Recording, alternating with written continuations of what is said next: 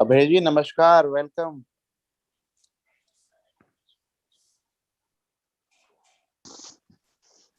हाँ सर, नमस्कार। So, ladies and gentlemen, please pay attention. In the chat box, I have pasted the live streaming of YouTube link. Okay. Yes.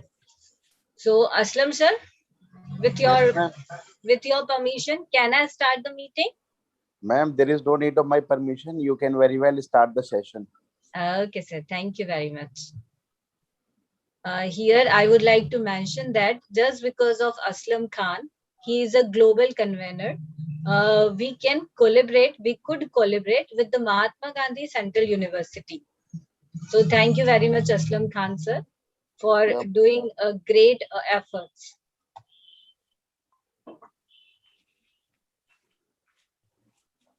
And yes, here is Dr. B.K. Binni. Yes, ma'am. Yes, ma'am. Good morning. Yes, I am just checking Miss B.K. Binni's mic and video. Yes. So, ma'am.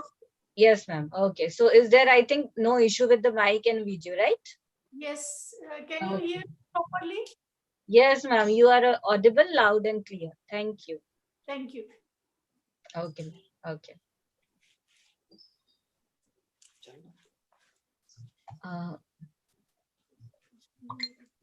Mr. Raza? Yes, ma'am. Yes, sir. Yeah, that's very good. Your background screen is looking awesome. Thank you. Thank you. Yes. Okay, sir. Okay. So, sir, could you please tell me that our moderator have joined us? Yes, ma'am. Carly ma'am ready. Carly ma'am ready. Carolyn ma'am ready? Okay, sir. Okay. Okay. So we can start with the Carolyn ma'am, right? Yes, ma'am. Yes. Okay. So Carolyn ma'am, please go ahead, ma'am. Yeah, good morning, dignitaries, guest speakers, honorable guest speakers, and all the eminent leaders who joined this conference. Today, we are going to address the Global Peace and Justice. Global Peace and Sustainable Development Summit 2021. I welcome all the eminent speakers here. The theme of the conference is Sustainable Development, Goal 16, Peace, Justice, and Strong Institutions. Dr. Supriya Pathak, ma'am, Director, Foreign Affairs, Witty Gossip Association. I would like to start the welcome address by appreciating the commitment and dedication of ma'am, Supriya ma'am, who has taken a lot of pains to conduct these virtual conferences. Almost 15 days, ma'am conducted this conference very effectively and efficiently, without any hindrance, without any obstacles. We appreciate ma'am's dedication, especially for inviting eminent guest speakers, leaders, global leaders all over the world to address peace, justice, and sustainable development. The Sustainable Development Goals are a collection of 17 interlinked global goals designed to be a blueprint to achieve better and more sustainable future for all. So this Sustainable Development Goals were set in 2015 by the United Nations General Assembly and are intended to be achieved by the year 2030.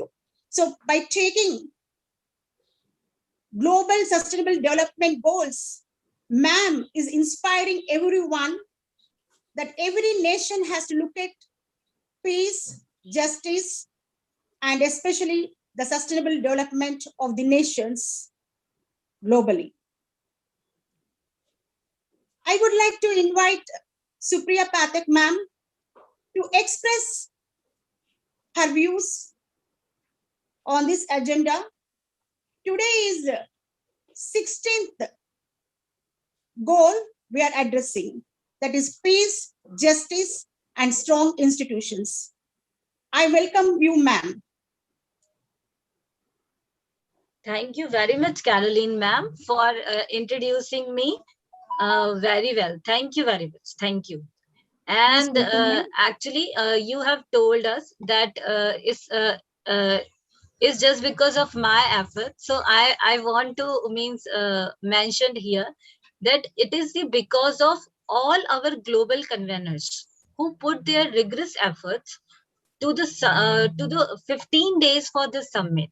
And actually, I am very proud. I am feeling very proud feeling because just because of our global conveners, we have concluded all the 15 days in a very well manner. So thank you very much, all our global conveners. And I am very much delighted that we have a global collaborations with around 25 national and international organizations. So today I welcome all our eminent speakers from the Mahatma Gandhi Central University and around the globe who have joined us to address the issue of Sustainable Development Goal 16, peace and justice. So according to the website of the Wikipedia, and according to the website of United Nations, the Sustainable Development Goal 16 is all about the peace and justice. And this is one of the 17 Sustainable Development Goals established by the United Nations in 2015. The official wording is promote peaceful and inclusive societies for sustainable development, provide access to justice for all, and build effective, accountable, and inclusive institutions at all levels. This goal has 12 targets to be achieved by 2030. Progress towards the targets will be measured by 23 indicators.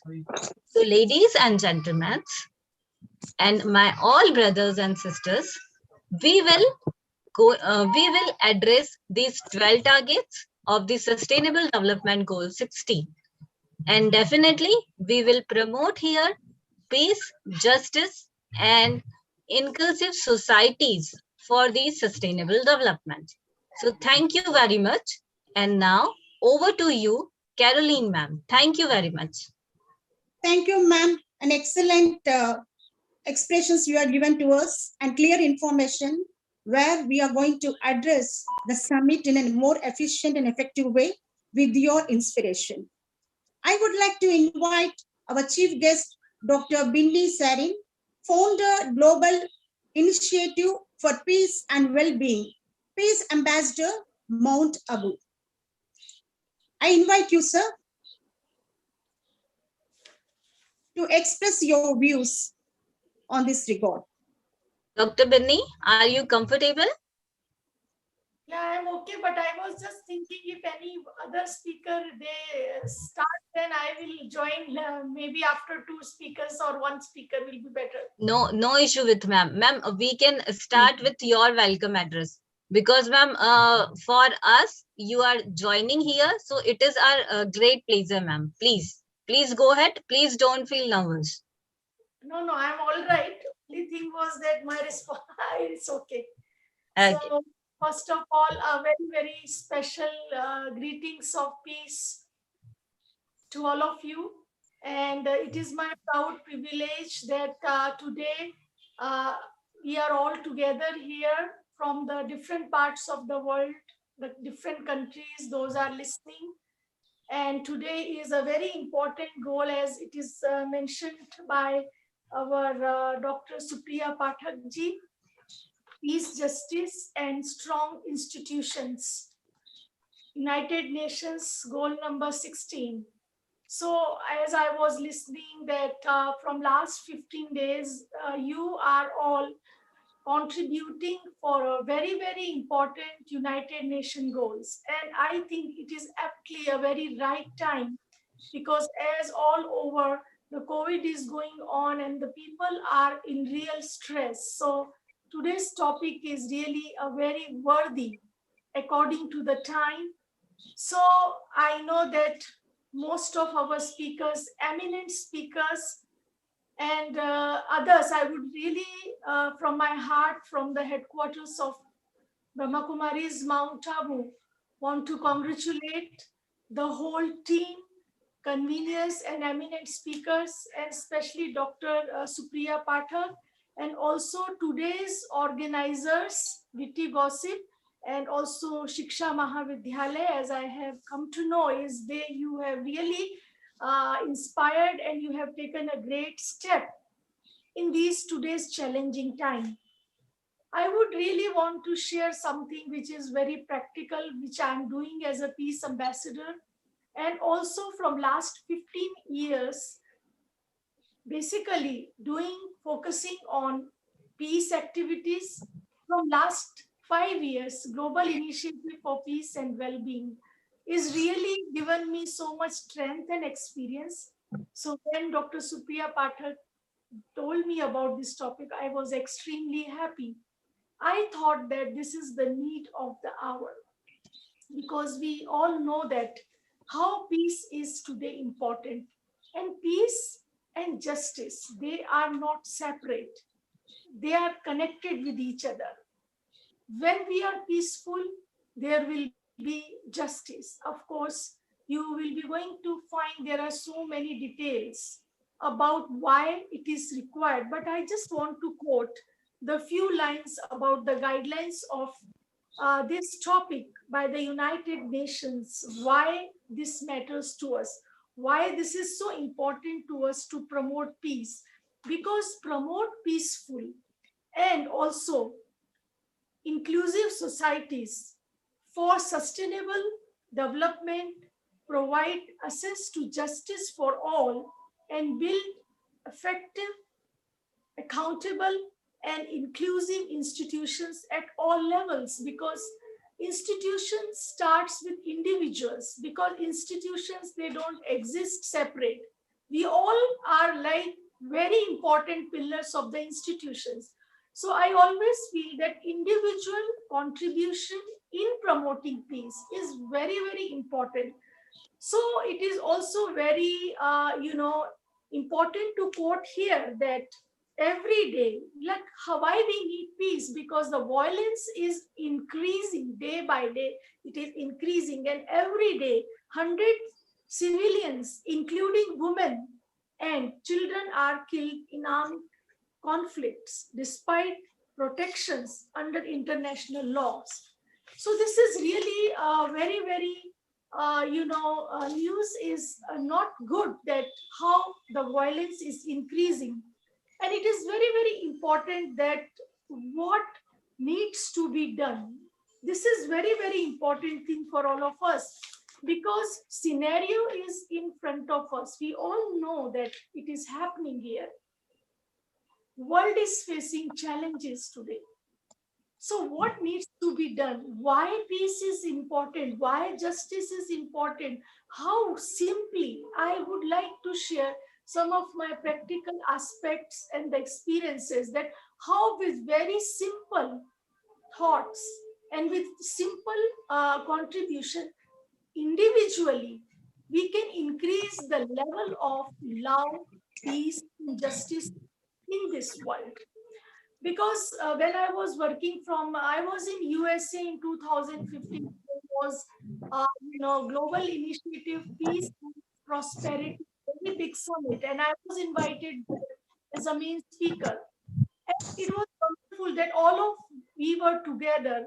We have a mission. And this was a wonderful mission, how to increase the level of peace, justice, and also love and prosperity on this earth. So how it can be possible? It is very, very important that we should build peace, not walls. We should build bridges of peace. So one of the important thing is that a very simple thing is, because as a world we are together, and our single contribution makes a lot of changes in day-to-day world. So why peace and how peace is possible? For that, it is very, very important that we should understand that from where I should begin the peace, because during our activities of peace from last few years, I'm working on peace projects, on many, many peace events and the seminars and workshops we organize.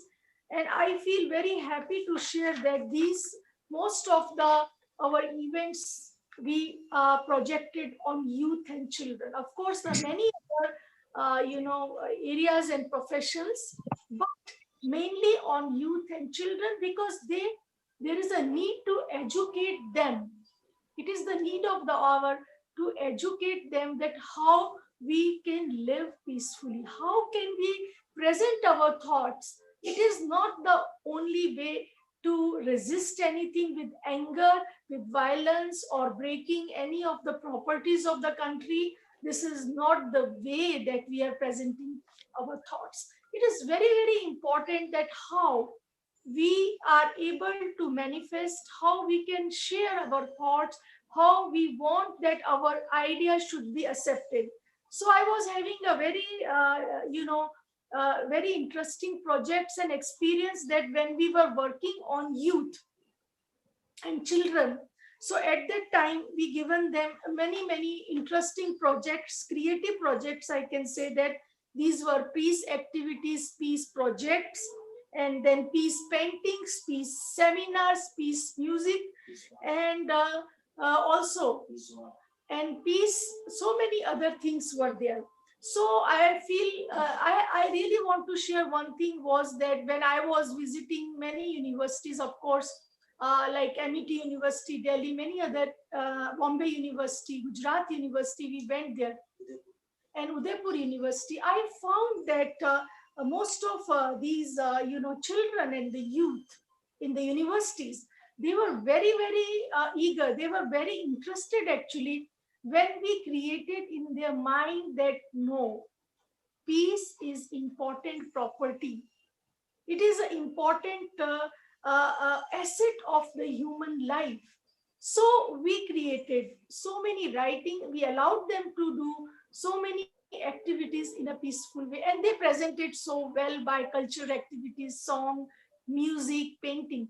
And so other important thing was very, very interesting, in that when we collected thousand peace pledges from them, not only from them, youth and children, from the different society, what they were there, because there were so many peace pledge points important. But one of the important thing which everybody liked, that I should begin my day peaceful. I should accept peace. I should create peaceful thoughts, because this is a simple thing, how I can donate peace. So beautiful ideas came, because absence of war is not peace. Actually, so much different kind of violences are going on. If we speak bad words, if we hurt others, if we don't respect others, it is also a violence of a subtle kind. So we came out with so many good solutions. The one thing was very important that came as a collective idea, that peace begins with the self and leads to the world peace.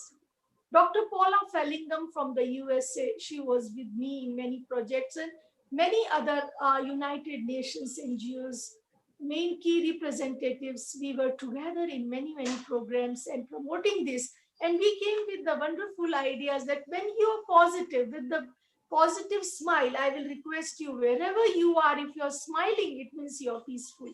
It doesn't need so much big definitions, but simple: accepting, respecting, donating, listening, hearing as an individual. Sometimes people think, oh, as an individual, what I can do if I'm in institution. Yeah, of course, institutions are through us. We are the one who are creating institution. So that is why it is very, very important. And I feel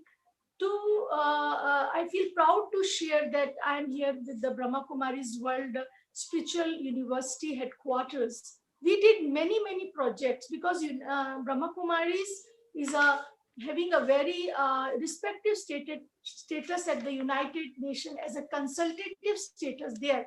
And we are with many, many projects of UNO.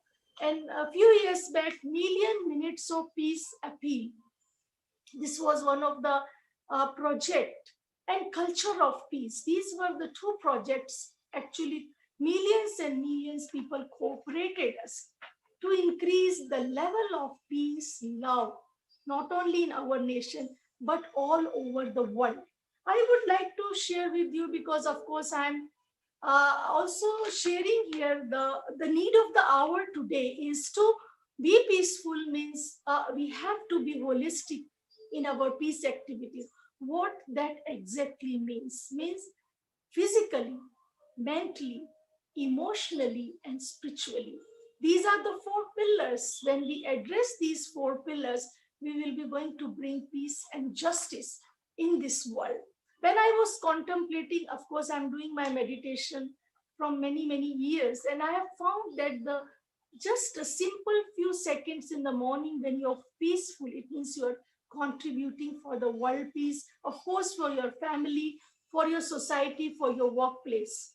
So the word peace, it has a wonderful meaning, which I would like to share with you before concluding this, is when we say that, okay, if we are violating our peace by anger, by war, by hatred, by so many other different means. And when injustice is happening, because when somebody is not listening to us, we feel it is an injustice of our responsibilities or whatever things are given to us. But let's today, I request you that let's start peace in a wonderful way. There is a very super simple thoughts, super simple steps I would like to share with itself in the word peace. Peace means what? P. P means pure and peaceful thoughts. Where we should start peace. It's very important. Actions come later. But first of all, peace in the mind is very, very important. If we will be going to have peace in the mind, automatically our thoughts will generate the peace in our world. So that is why the next word is E. E means empowered words. Empowered words are what they are exactly. They are kind words, they are loving words. It is enriching words, it is loveful word. Then we are coming to A. A means acceptance. And appreciation is a very, very important thing if we really want to protect peace. Because if you listen and appreciate each and every one of us, we are wonderful and we have a wonderful qualities within us. C means choose. Now, thoughts, then it comes in our words when we use the kind word, loving word for others. And then automatically when we accept, then we are coming into an action, thoughts, words, and action, the promotion of peace. C means choose and change. It is very important we should choose right words, peaceful words, and change. If we feel, oh, this is something wrong, let's say sorry. Let's say it is not right. What's wrong in that? It means we are peaceful. And then it comes when automatically, there are two E's in the word peace. It has a wonderful meaning. Once we follow thoughts, words, and action, powerful. So automatically, the last is E means what? It means we will be energetic. We will be going to have abundance of energy. That is what the need of the hour.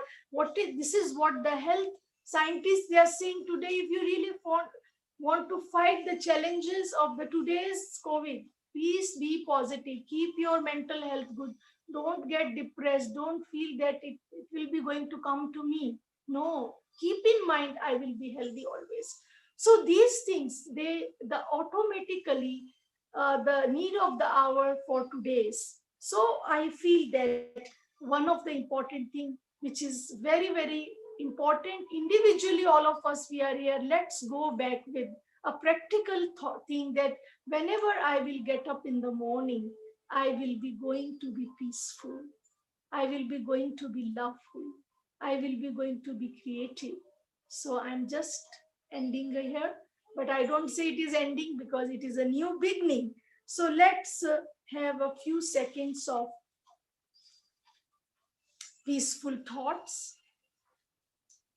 With few sentences, I request you really make today day a peaceful and just. Relax. Give yourself a pause for peace.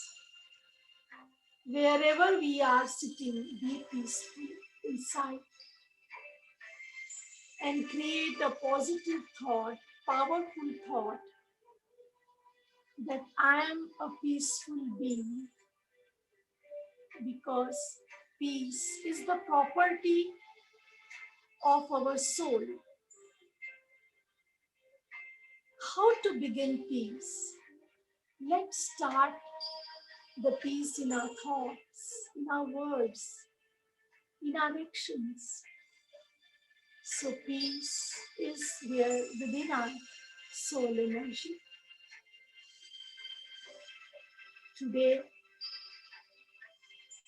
let's spread the vibrations of peace to our nation and entire world who is facing the challenges of violence, hatred, fear, and injustice. Let's today give the few drops of peace. Donate peace. Just visualize in this beautiful peace meditation that I choose to be peaceful soul. I love peace. I like peace. I create peace.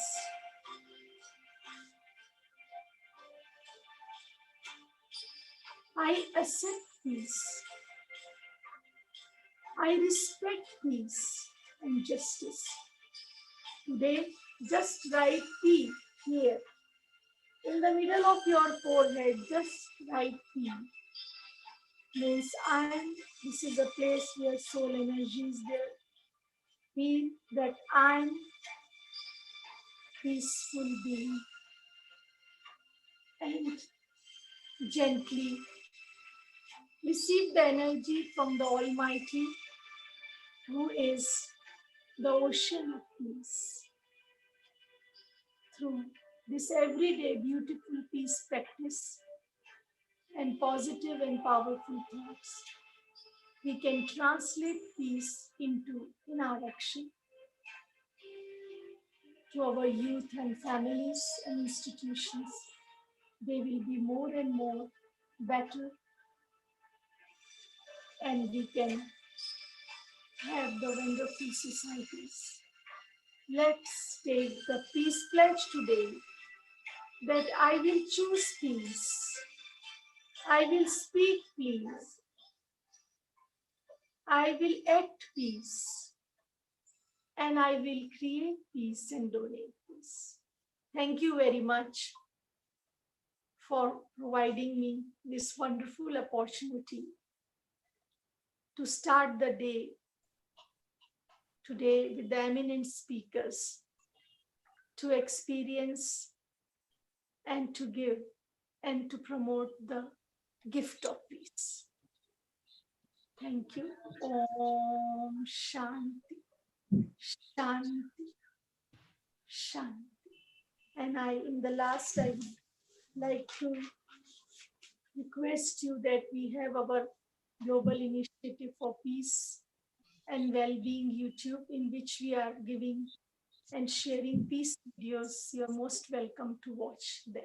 Thank you very much, Dr. Supriya Pathak and whole team, giving me this special opportunity to experience and to share with you. Thank you. Thank you very much, ma'am, for joining us. Now, I would like to say a few words, ma'am. sure. Please go ahead. Thank you very much, ma'am. From the bottom of my heart, I would like to convey my thanks. Really, ma'am, Binny, ma'am, you have created a great vibration, positive vibration, and you have inspired everyone to think positive and to develop positive attitude so that we are going to eradicate the violence, conflicts, and differences. Yes, ma'am, your speech is an excellent speech, ma'am. It has touched everyone's heart who are present here. And it's a great day for us. We heard your speech. It has really created a positive vibration. Definitely, we take your words to our heart and we implement. I appreciate your great service, ma'am, that you moved to different universities and you have inculcated in the minds of young students through various activities, and you help them to generate various ideas for establishing peace. As young generation or the future for us to build up a great nation, a peaceful world where we can lead a peaceful life. Thank you very much, ma'am. Thank you very much. Yes, thank you very much, Caroline, for reviewing Dr. Binny's speech, excellent speech in a very well manner. So thank you, Caroline. Now, actually, there is a little bit change. I would like to call Miss Rana Khatri, CHR Rana Khatri Tandon ma'am, because actually she has some commitment and she texted me. Yeah, good morning. With a lot of apologies to all the dignitaries who were before me. I have a meeting at 10:30 and unfortunately I will need to go. So I'll quickly present what I wanted to. Thank you very much, Dr. B.K. Binny. I think it was a very, very inspiring start. And thank you, Shiksha Mahavidyalaya Tagore. Thank you, Supriya Pathak ma'am. Thank you, Raj Gopalan sir. And wonderful Caroline ma'am for taking the whole thing beautifully. With all of you and due respects, we have actually got here today. So I am Mrs. Rana Khatri Tandon, the founder of Right to Rise and RKT Foundation from Mumbai, India. I work into areas of gender sensitivity, prevention of sexual harassment, prevention of any kind of abuse to children. And working in that, I have realized that there are various aspects that we need to work when we use these big terms like education, peace, harmony, sustainability, because it all starts somewhere from home, going outwards towards our society. Okay. And as I'm saying that, be with me. I'm just going to be sharing my PPT and we will be quickly going through that. I just thought I will be talking first, but then when you have something on screen, it becomes so much easier to go ahead and visualize. So I'm just going to share. I'm sure I have the rights to share the screen. Yes, I have. Okay. So that's a little bit about me. Apologies for that little music because that's something that my boy was wanting to play around with. as I finished my PPT yesterday. So he said, Mama, can we have this on? I said, yes, we can, because let's get them also to understand what we are building today. So that's me, Mrs. Rana Khatri Tandon. I am a double degree PhD in IT, VLSI chip design engineering, and also LLM, that is into the areas of law. With the topic today, peace, reconciliation, working towards sustainable goals and development. Before we move to the PPT, I would like to ask you one question. Do we actually know what these terms mean on a broader sense? We talk about peace, but there are different issues that we are talking to foster peace and inclusiveness in societies. One, like Dr. B.K. Binny said, we need to be free from fear, free from violence. There has to be sustainable development only when we remove conflicts, terrorism, not only war, but also something that is threatening our own inner self. There is a war even inside us, there is a war also in the societies, and there is a war in terms of social economic successes that we see today. Every place, every country will have different goals to be met, but the entire resolution has to be over a society encompassing all the solutions which we see as complications today. So they can start with poverty, they can start with hunger, they can start with education, because if you're not educated, then you don't know how to move ahead. And with keeping the 5 P's of sustainability goals, we know that our planet today are comprising of people, prosperity, uh, prosperity, the planet where we have all the people around us, we have peace, and we have partnership. Without being here together, without being a total partnership into strengthening the global solidarity, and also understanding the vulnerability of small issues that occur in each of our countries, can we participate together? Can we be vulnerable? Can we speak about issues that we see hampering our peace today? So without a delay, and as I said, I'm going to be sharing a PPT. Thank you so much, Rajagopalan sir, for the warm invite. So yes, so with the global sustainability that we see growing today, peace is all about bringing togetherness, bringing bonding, bringing reconciliation with the different aspects that we see hampering our diversity, and also going ahead and developing a dialogue. A new window for dialogue and development is what I'm going to bring in today. I appeal to each one of you today. We are from different countries, right? We have different analogies, we have different knowledge expertise. We have the various 5 dignitaries that I had seen yesterday, that who are the people speaking.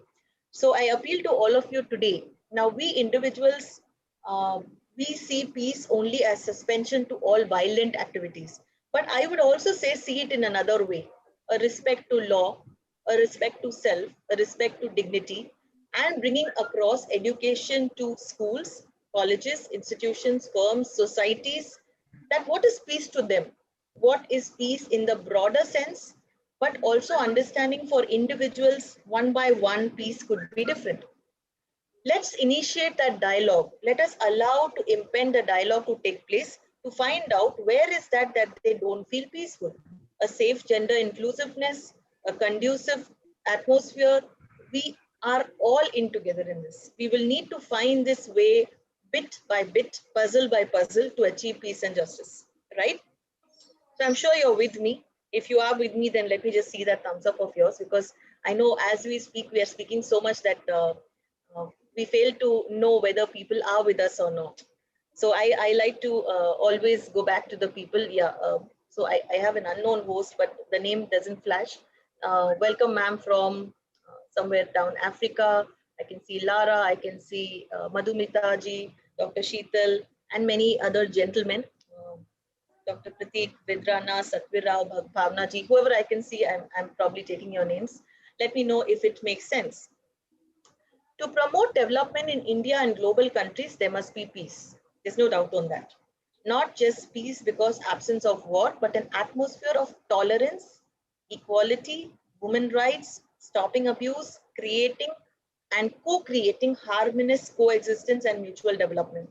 Now, what I mean is, We might be talking big things. United Nations has set us goals. But unless we don't work on the root level and the ground level of understanding, today we are in pandemic. Of course, there is another war. There's a war of fighting with COVID. There's a war of fighting the existence. There's a war of fighting the tolerance and building this, being there for people, hearing out for people, like Bini ma'am said. We are here now to at least make a call and find out, are you okay? The first question you should be talking to your societies, to your people around is, do you coexist? Are you there with me? Are you happy? Are you safe? And then going ahead and finding out what is that we need to work on a global level. Yes, since I always speak about justice, equality, and rights, I come back to my source. That's it is illegal if we have any kind of abuse, any kind of discrimination. If we are working in organizations, since I'm an organizational specialist, I work more with companies and with growth, India and abroad, working more. So now when we are talking about law in every place is very different. We are not saying break the law. We are not saying follow it to the T, but at least somewhere bridge it that you are not causing inequality or no peace in the setup. There has to be productivity, there has to be teamwork, there has to be sustenance together, and for that, the morale of the people should be high. I'm sure if you're sitting here and if I don't address you, or if I don't look at you, or if I don't make you feel welcomed, or if I'm not going to make you feel inclusive, you'll not want to hear me. And why will the company person or the person in a big country, whether he's working on a trust, whether he's working in a foundation, whether he's working in an organization, listen to you, even if you want to give him peace, or even if he wants peace? But you need to work first on the company's image, and that works with the morale of the people, rising it up by up. Yes, there are some statistics here. The average cost of sexual harassment lawsuits goes from $55 to US $150. In Indian rupees, if I talk harassment over the entire globe is basically a major issue. After poverty and hunger, then comes harassment. And now we don't only have women getting abused, we have men getting abused as well. So yes, we have crossed one more line of achievement, that we are also having men getting abused, and so with the other genders. So that's not going to give us more peace, that's only going to hamper our peace. Next, thinking more about peace. Peace building requires a readiness to change. Are we ready to change? Not really. We are forced to change. And we have been forced to change, and we are changing. We are evolving from demonetization, going ahead and evolving in stage 1 of pandemic, stage 2 now on pandemic, going and getting ourselves in a safe zone. We are forced to change, but we are changing. So let's accept that we are ready to change. That's good. That's one stage up. The operations, the mandates of existing political, security, development establishments. Now, these are also occurring, because as much as we are changing, as much as our setups are changing, even the government is changing. Even they are forced to change. And even our safety and security systems are changing. Even our establishments, our companies are changing, because now we are working from home. Even though we don't have those setups, those technology devices, they have been sent. They've been sent to your people. There has been a bridge of how they can work across, and still companies are progressing. That's good. Most importantly, it requires the ability to make a difference on the ground in prevailing conflicts, and the conditions for retain and returning to a sustainable peace. What does Albert Einstein say? Think for a moment, guys. Peace cannot be kept by force. It can only be achieved by understanding. Right? Is that not very profound? When the power of love comes in, it overcomes the love of the world. When the power of love overcomes the love of power, the world will know what is peace. Nothing can be got by power. But when we have understood that power is not working on us and there's no other way, but if you want to exist, then you have to love each other. Then you start loving each other. I'll give you an example. I don't know about the other countries, but I'm assuming it happens the same. In India, when we struck the first pandemic, I'm sure all of us were very aloof in the country everywhere. But the minute the pandemic struck, we all got together and we did everything what Mr. Modi wanted us to do. But we were together. So that shows the power of being one. That shows the power of bringing in peace. That shows the power that, more than force, love works. Okay. So peace cannot be kept on force. We know that, but we are ready for it very much. Now, peace, reconciliation, and sustainable development go hand in hand. Sustainable development by meeting the needs of the current generation without jeopardizing the ability of future generations to meet their own needs. Now, we have different generations with us today. Think about it. We have our forefathers, we have you, me, and all of us, and we have our children. We have our youth, okay? So I have my boys as well. I'm sure you have your family. We have all different needs. We think differently. Our lifestyles are different. We can't be forced to power when we want to meet with peace. So reconciliation also has to be developing as a relationship. And there's only a two-way system. You cannot have a one-way system. So that can be only talked about by a dialogue, not violence. So the desired destination is peace, desired destination is sustainability, desired destination is harmony. But we need to work on it in a different way. The methodology will be very different. So what can be peace? It could be a good conflict resolution. It could be stopping violence. It could be ending war. It could be working on the pandemic and whatever structural violence that's happening now. It could be abuse. It could be speaking about issues. It could be social economic issues, state of affairs that are happening across the country where we see each other as allies. Okay. It also ignores the issues of cultural violence. Oh yes. Somebody comes from another country, you're not accepting him. You see him like, oh my God, he's somebody lower to me. There's a different culture border. We start seeing each other as, I am better than him or I'm higher than him. And I don't see the reason for that other than having ego. There's nobody better than anybody. If you are, then prove it, rather than making it an ego issue or an ego affair or cultural violence. Okay, that's why we have cross-cultural sensitivity programs. We are building ecological systems together because we are not here to show who's right, who's wrong, who's bigger, who's not bigger. We're here to work on the problem. Let's not become people-oriented. Let's become problem-solution-oriented.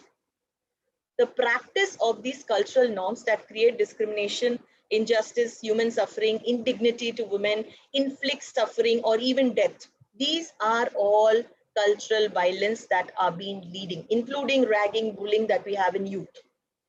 And the most important thing that we've seen is causing pain to widows. This is very much occurring in many countries, maybe not too much in India, but yes, over different countries, I have seen them growing really high, that you can take advantage of somebody who's out there. Let me tell you, that's not going to bring you peace, for sure. Okay, because almost 94% of your population is women, whether you like it or not. Okay, so your maximum percentage, if being hampered, is not going to get you peace. Yes, another form of looking at peace is stopping guns, nuclear bombs, social structures, reducing poverty, death, suffering. So other than your structural violence, you also have direct violence, you also have indirect violence that we need to work on. Secondly, what is peace to also interdependence on this? There's a theory that was developed by John Dollard. Okay, it's called frustration aggression theory.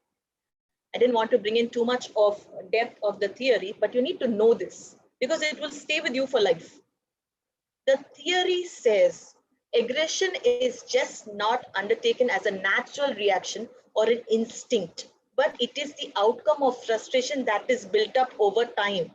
When the legitimate desires of an individual is denied, either directly or consequentially, the society is structured such a way that the feeling of disappointment comes in. The feeling of frustration is grabbing, and that might lead eventually into express of anger, frustration, violence, and also affect the entire society directly or indirectly. So the frustration aggression theory is like, this is not happening overnight. You might be doing something wrong to a person and it might not happen now, but over a period of time, this aggression is going to build up. And it's going to cause more fear. It's going to cause more frustration. It's going to cause more anger. And you can use all the other synonym words which are related to that. But what it sets in is disappointment, a loss of self-esteem, a loss of understanding that, I can do much higher for the society. And that's there in our youth. We don't allow them to grow. We just feel that they can only follow what's been told to them. They're not going to do that for sure. Why should they do that just because you're saying? Okay, so you need to work on how you can lift them with better understanding, with telling them how this structural violence should be stopped at the level 1. Research has shown that those who are chronically oppressed, you press them and press them and press them. Don't do this, don't do that, don't do that. Just do what I'm saying. Why? Why should they just do what you say? Just because you're parents, just because you're educators, just because you're peace builders, just because you're sustainability experts? They could be better than you. At least hear them out, listen to them, be resilient to them. For logical reasons, you need to be logically bringing up those solutions. And that will stop your direct or indirect violence and lead to a peace and a sustainable solution. Okay, a lot more to write, but coming back to various other aspects like poverty, unemployment, oil spillages, man and his son complaining that you don't listen to each other and then going to the police, daughter crying that maybe the in-laws or somebody else has immoralized them, hunger, frustration, capable of pushing people down, abuse, pornography. So we know about these terms. I'm not going to go too much into depth for you to feel pressurized with knowledge. But there is also concepts of negative and positive peace. Johann Galtung was the person who spoke about these two concepts. Negative peace is when peace is in existence, including the absence of direct violence, like war, violence, conflicts, abuse, harassment. Positive peace is when the peace in existence, in addition to the negative peace, also includes the absence of structural violence. So you are peaceful, but then there are people who are coming in and around you who are creating that negative peace in. So it doesn't have domestic violence, it doesn't have any structural violence, but there is some kind of mental violence which is happening. And that's going to stop everything that's going to happen around you, because peace is peace, whether it's positive or negative. Let's take the best part of it. Structural violence is the violence that does not hurt or kill. Through fist, through gun, through bombs, it is just enormous suffering. Repression, political bang down, economic and exploiting people, social order directly or indirectly causing human suffering and death. Structural violence also includes racial violence, family violence, direct violence, hate, crimes, terrorism, genocide, and war. A deep understanding of peace is important, friends. That's why it's crucial for us to stop these conflicts, whether internally or outside. Violence against ecosystem. Oh my God, that has no ending. Our nature. We keep talking about so much peace. Are we giving peace out, or are we just taking peace and giving all the possible negatives to our culture? Our nature. I'm so happy that in pandemic, at least we are indoors, so we don't have pollution. I'm so happy that we are able to get the sunlight early in the morning. I'm so happy that we can breathe fresh air. At least in a city like Mumbai, it's very difficult to get any of this. But every morning now, we make it a point to eat a lot of vitamin D, which is so much better. And whether we like it or not, both my boys are made to sit as well outside in the balcony, taking those vitamin Ds for 20 minutes. Otherwise, they don't get any of their likable stuff. Cultural ecosystems, environmental degradation. We know that this is the most important thing for us to grow healthy. The disasters that we are creating in the world, continuously unchecked. Yes, let me go for a drive with full speed and with a lot of pollution. Let me not get my devices checked. Let me not get my car checked. Let me not do my my tests of the car, tests of the devices, tests of everything that's around me. Let me bring in all the cardinal diseases. Let me bring in all the industrialization, development. Oh, I just want money, money, money, growth, growth, growth of my companies, but I don't want to wash away all those stuff. Devastating diseases, islands, coastal cities, sea, water, all what we see around us. It's estimated that the sea level rise of 30 centimeters, about 1 to 2 million will be affected soon. It is alarming. It is very alarming. Now, maybe we are not really bothered about it. But if we are looking at being global peace leaders, we are looking at thinking of bringing in sustainability, peace, reconciliation, and growth to a higher level, all this violence needs to stop. The violence against ecosystem, the greatest to our future generations, threat against paying attention to each person, listening to them, having a dialogue, atmosphere of bringing more peace within each other, collectively working towards plastic, paper, water, any other things that we work with in state to save our future. Okay, we know it all. We don't need to bring that there. More about peace. Yes, we know about war and other things, no more. But I'm just going to bring up the entire crux. The 6 elements of peace: absence of war, working on justice and development, respect, tolerance, integrity, and rights of people, harmony and balance within an ecosystem and ecosphere, tranquility and inner peace, spiritual peace, gender inclusiveness, that one is all and equal, avoid abuse, harassment of all kinds, internally, externally, peace as a whole, making whole and being a complete person. Let us allow the impending dialogue that has been taking place to build a conducive atmosphere. We are maybe 30 people, 40 people today here, and we are spreading life. We are all in this together, but do we think this is important? Are we finding a way to achieve peace and justice? It is indeed a rare opportunity for bringing development through dialogue and reconciliation. But I say all problems lie in communication. All problems. If we don't have a dialogue, if we are not looking at reconciliation, there is no need to reciprocate that. Without that, even today, our prime ministers, presidents, and other leaders cannot coordinate together and bring this together. If we want to build a resilient place, we need to work on that together. Dialogue is essential. Sustainability through education, technology, communication, and embracing growth of global bodies. Again, bringing up a lot more.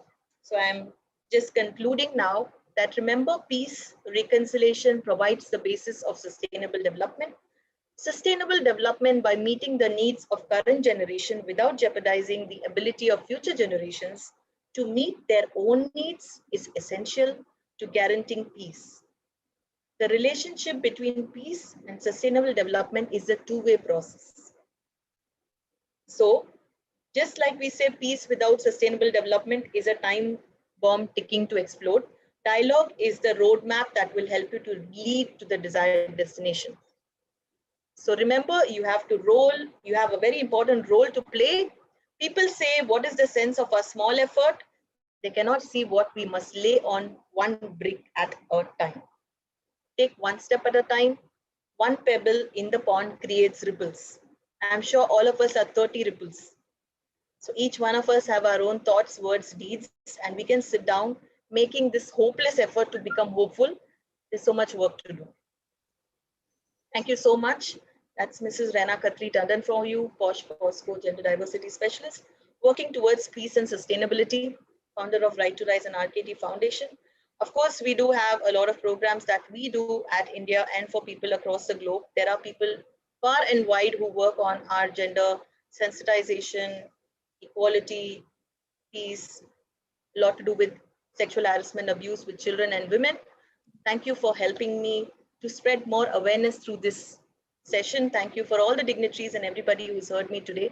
Let's come together and create this safe workspaces and dignified societies, create more peace and inclusiveness, bring in more sustainability, Thank you so much for listening to me.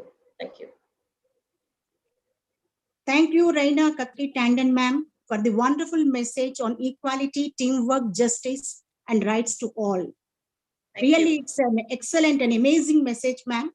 And you're working a great service to the society on different challenges and boosting the energy to the youngsters and the various people.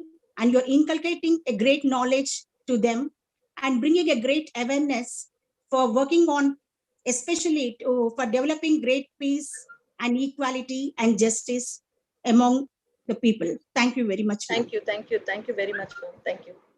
Thank you very much, ma'am. Rana ma'am, thank you very much for joining us. And Caroline ma'am, thank you. Thank you very much for reviewing his presentation, her presentation beautifully. Thank you. Thank you, ma'am. Actually, there is another little bit change. Do we have Professor Rajiv Kumar? Yes, ma'am. He has joined. Okay. So, sir, can I invite him? Yes, Sure. yes. I'm ready. Okay. Yes, yeah. Here is the Professor Rajiv Kumar.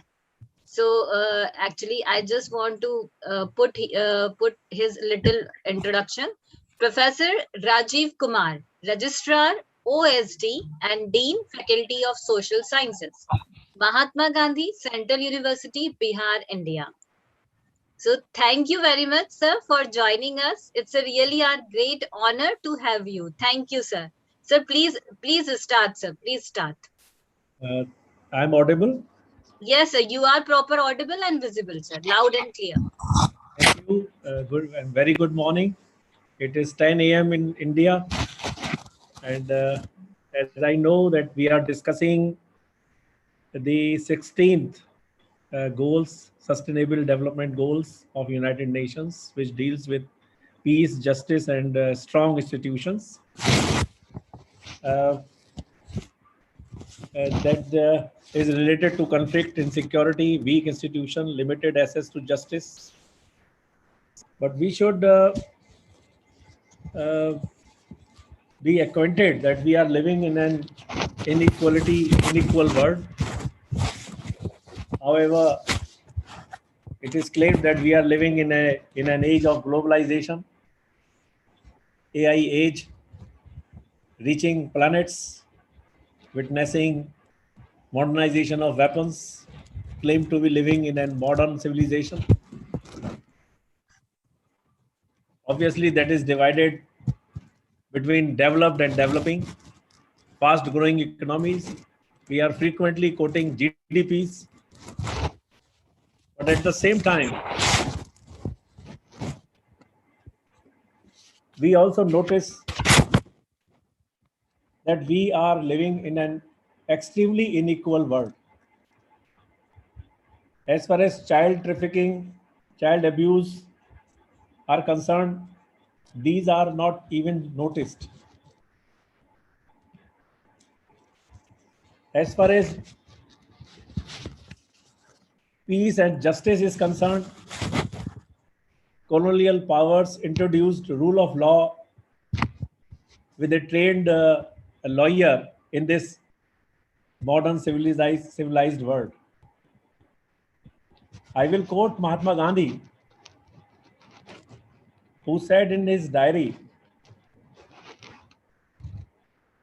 long ago, before independence, he said, while any civilized people would dissuade two persons in conflict, the lawyers tries to exacerbate conflict for an earning. The colonial powers introduced rule of law and present judicial system where trained lawyers are not interested in justice. While in India, we have traditionally panchayat system when 5 people, elderly people were selected consensusly and they were used to decide the conflict matters. So we have a modern civilized, so-called modern civilized world. We have a judicial system where lawyer take fees, higher fees, and one cannot afford it. Today's in judicial and police system, both are losers. And these systems could not see any reforms since decades. So, economies of the developing countries, as far as India and other developing countries are concerned, grew up on a diet of anti-American slogans or overhyped communism. In the 21st century, capitalism and market economy in developing countries encourage people to think big and pursue dreams. But it requires education, training, entrepreneurship. The demographic dividend in India is such that youth comes easy. 65% population of India is under 35. The challenge is to groom them into leadership. Today, socio-economic environment in developing countries, including India, only money is preferred. It has transformed the nature of Indian families. The market economy has made individuals and products artificial. Nobody speaks truth. Nobody wants to listen truth. The market economy is creating illusions. People are happy in living in such elusive world. Live today, forget tomorrow. And micro families ideals gave us more worries and fleeing of insecurity. Hobbes' state of nature seems prevailing underneath. Our identities and values are challenged. The rampant poverty, financial commitments, old age worries, inflation, corruption, sky high real estate prices, black money, increasing gap between poor and rich. Money has made mass population confused and defensive. Recently, Oxfam report published that in India, there are 25% population who only earns 3,000 rupees per month. And during COVID lockdown, the Indian billionaires increased 35% of their income. So India heavily spends on poverty reducing programs like other nations. But the realities of 21st century, as far as realities of 21st centuries are concerned, the grassroots realities are different. In market economy, youth is not keen to knowledge or education. They are behind shortcut money gains. People are cashing their votes with money. The spirit of entrepreneurship, knowledge or education is absent. People are keen to follow rule on papers, the credibility, humanity, truthfulness, patriotism are losing their utility in today's so-called globalization and modern civilization. The market economy is not successful to build talent pipeline. The social insight and cultural considerations will expose these loopholes. So as far as these sustainable goals which we are talking about, peace, justice and strong institutions are concerned, we have to keep in mind the growing inequalities where the rich states are keen to exploit earth resources. There are 25% states who are capable to extract 75% of earth resources. Whether it is South China Sea, whether it's Arctic Ocean, Central Asian region, Indian Ocean, all developed states are very ambitious to exploit those earth resources for their own gain. And as far as inequality is concerned, if I have a very good dinner and my neighbor could not his hunger, so I don't think I will be able to live in peace. We have to take care about the other states who are left behind in this so-called development race. At least I'm not saying that equality is possible, but as far as equality is guidelines for international order, for governance, governance of international order. So at least we have to support these states which are left behind, so that they can reach at a point when their population can live in dignified life. Otherwise, we cannot expect peace in international order. So this is my submission. And in the last, I will request to research scholars and to academicians to think about the new development model, an international model, an international order, who should be sympathetic, who should be more human. And these models who are introduced by colonial powers, uh, uh, we have seen their fruits. So we have to explore new international order,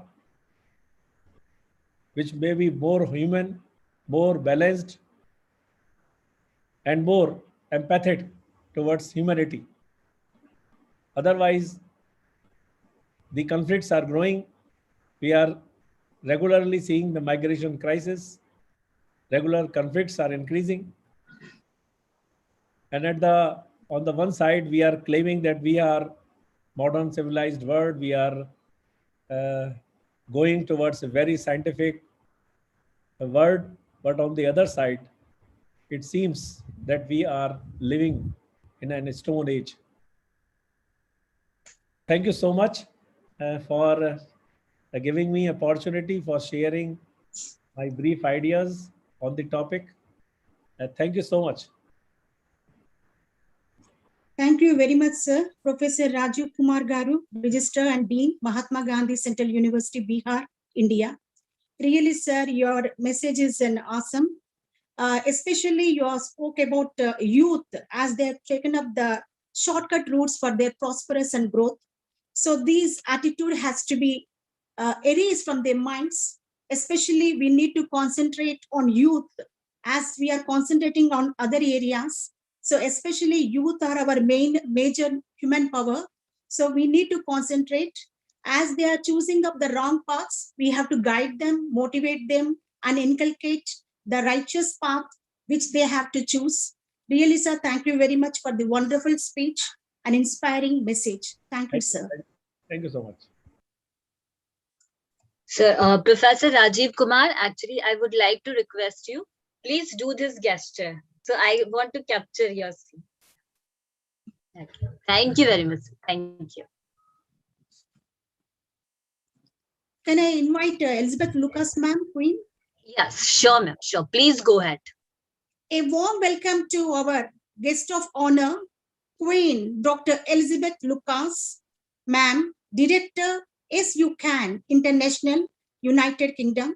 Ma'am, kindly express your valuable views on the present agenda. Thank you, ma'am. Good morning. Good morning. Greetings from United Kingdom. It's already 6 o'clock now, and I'm so glad to be here. And I just want to express my gratitude to all the organizers of this event. And as we all know, that peace is paramount. Very, very important. If we really want to move forward as individuals and also move forward and develop as a country.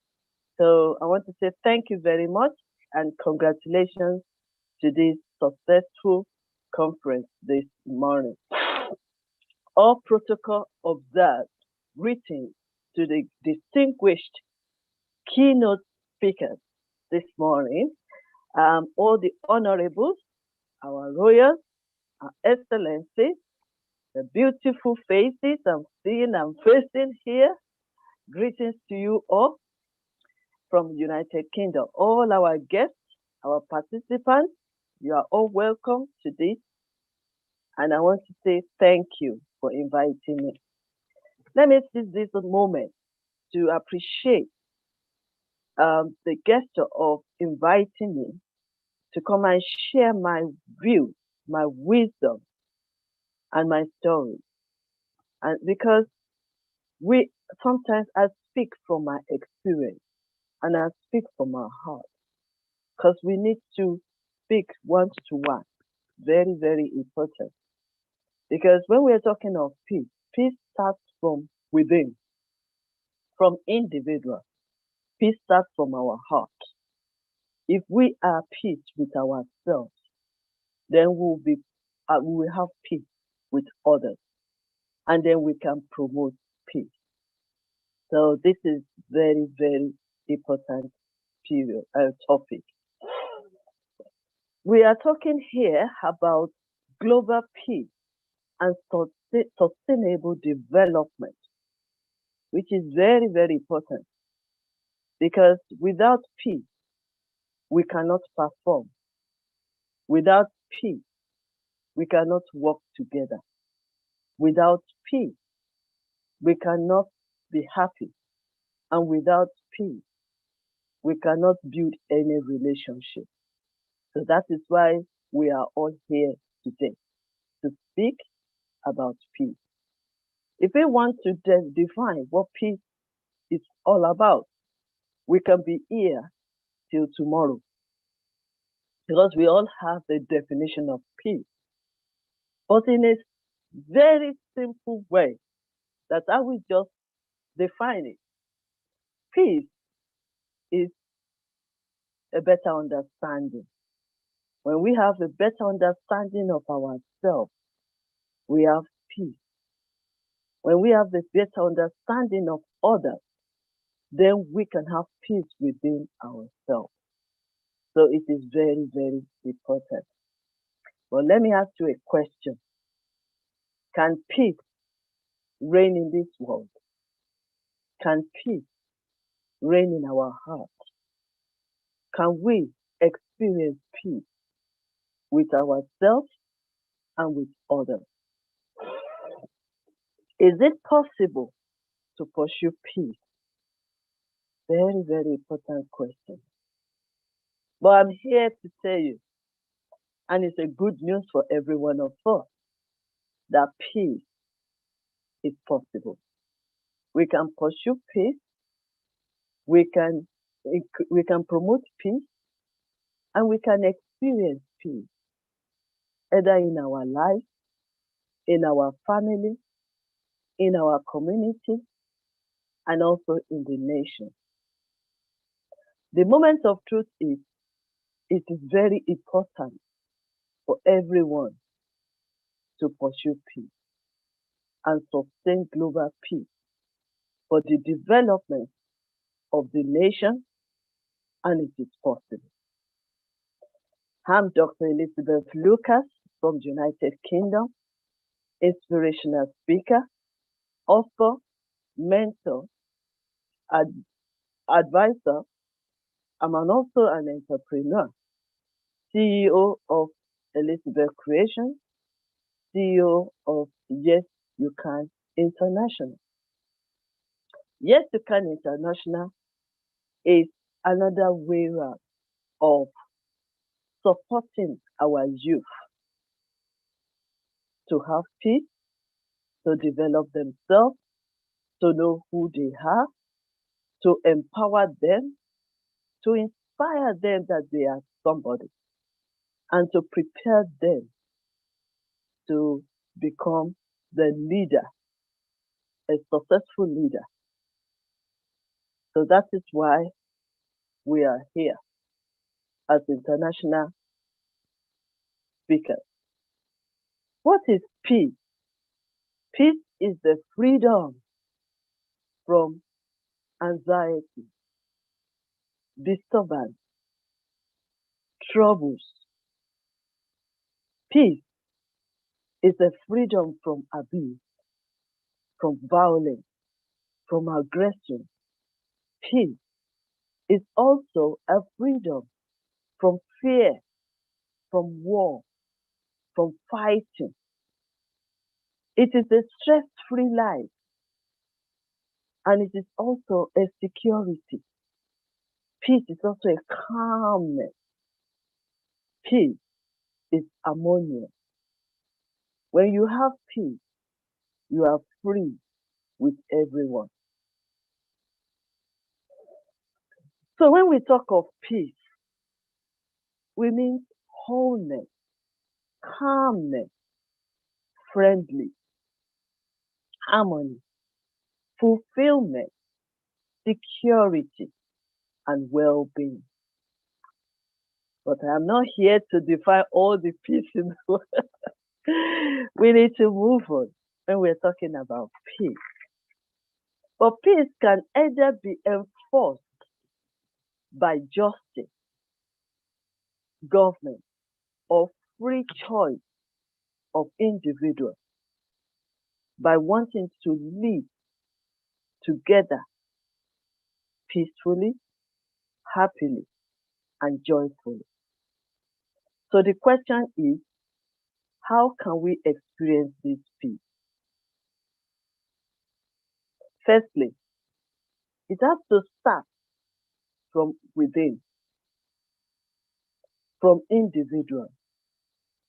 To experience inner peace and to enjoy life, you can believe with me that if you have peace in you, and when you go out there, you radiate, because what is inside of you will radiate outside.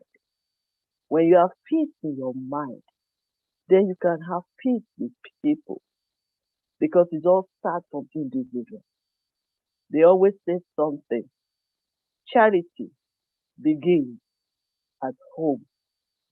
So if you have peace in your life, you have peace in your family, then you have peace in your community, then you have peace in your society. It's so easy that when we all come together, we look beyond what we see. We see the positive out of negative, and we turn the situation around. And that is exactly what happens everywhere, all over the world. So it starts from individuals. Let me quite quickly share with you how to express the inner peace. If we are up to 50 or 100 here, if we walk in within ourselves, if we have our self-care, those 50 can make a difference in our society and in this world. So peace, number one, we need to know ourselves. You can believe with me, especially these young ones, they are lost in this world because they don't know themselves. They don't know who they are. They don't know their purpose in this world. They just see and they want to become. So many of our young ones, they've seen some people flashing money. They see some people putting on expensive designer clothes. And they see some people being there, the influential, and they want to be like that. But one thing they've forgotten, that they are unique, they are special, they have what it takes to overcome, to lead, to be empowered. But we supposed to enlighten them. And that is what my duty and my group, the Shiksha International, does. Try to help them, so for them to identify who they are. They will feel better when they know that they are somebody special. They feel empowered when they know that they can do better than what they are doing. They feel owned, like ownership, when they know they are not in this world just like that. There's a purpose for every one of them. We're talking about men, we're talking about women, we're talking about older ones that we're still discovering ourselves because it's not too late. And we're talking about the young ones as well. And when we know ourselves, then it's easy for us to do things in a better way. So we need to know who we are. They need to know who they are. It's very important. They also need to know their purpose. Some people, they are doing what is not meant to be done. I will take myself for example.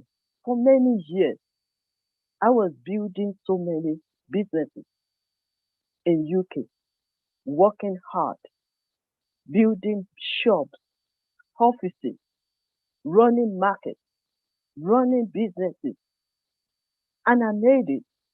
I had the money, I had everything I would need, and in property I had it. Until one day I was struck down with stroke, and you can't do anything. It was in that hospital bed.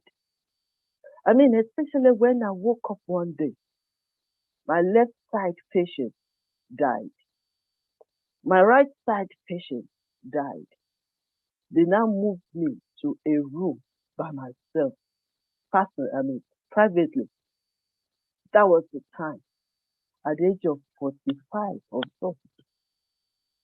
And a question just dropped in my spirit that says, are you really doing your purpose? Are you doing exactly what you need to do? Mind you, before then, I was making money, but I was depressed. I was making money. Then I had mental issues. I was making money. I was in and out of hospital. That's not a fulfillment. That's not my purpose. It was then on that sick bed, I decided to start a journey of knowing who I am and my purpose on earth. It's very important that these young ones know who they are. We women know who we are. That was the time I woke up. That was the time I started my journey. Searching deeply, knowing who I am. So it's very important if we really want to make a change in this world, if we want to live happily and live peacefully. So it's very important. You cannot change the world, but you can change yourself.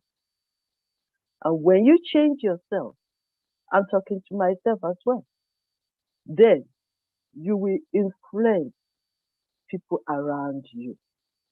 So yourself also need us to start from individual.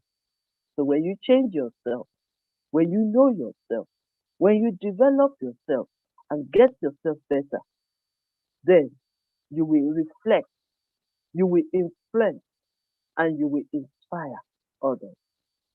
You need to be true to yourself. So many people are somebody else. You need to be honest with yourself and be true to yourself. I always say to people, we are not perfect. No one is perfect. No relationship is perfect. No family is perfect. There is no perfection.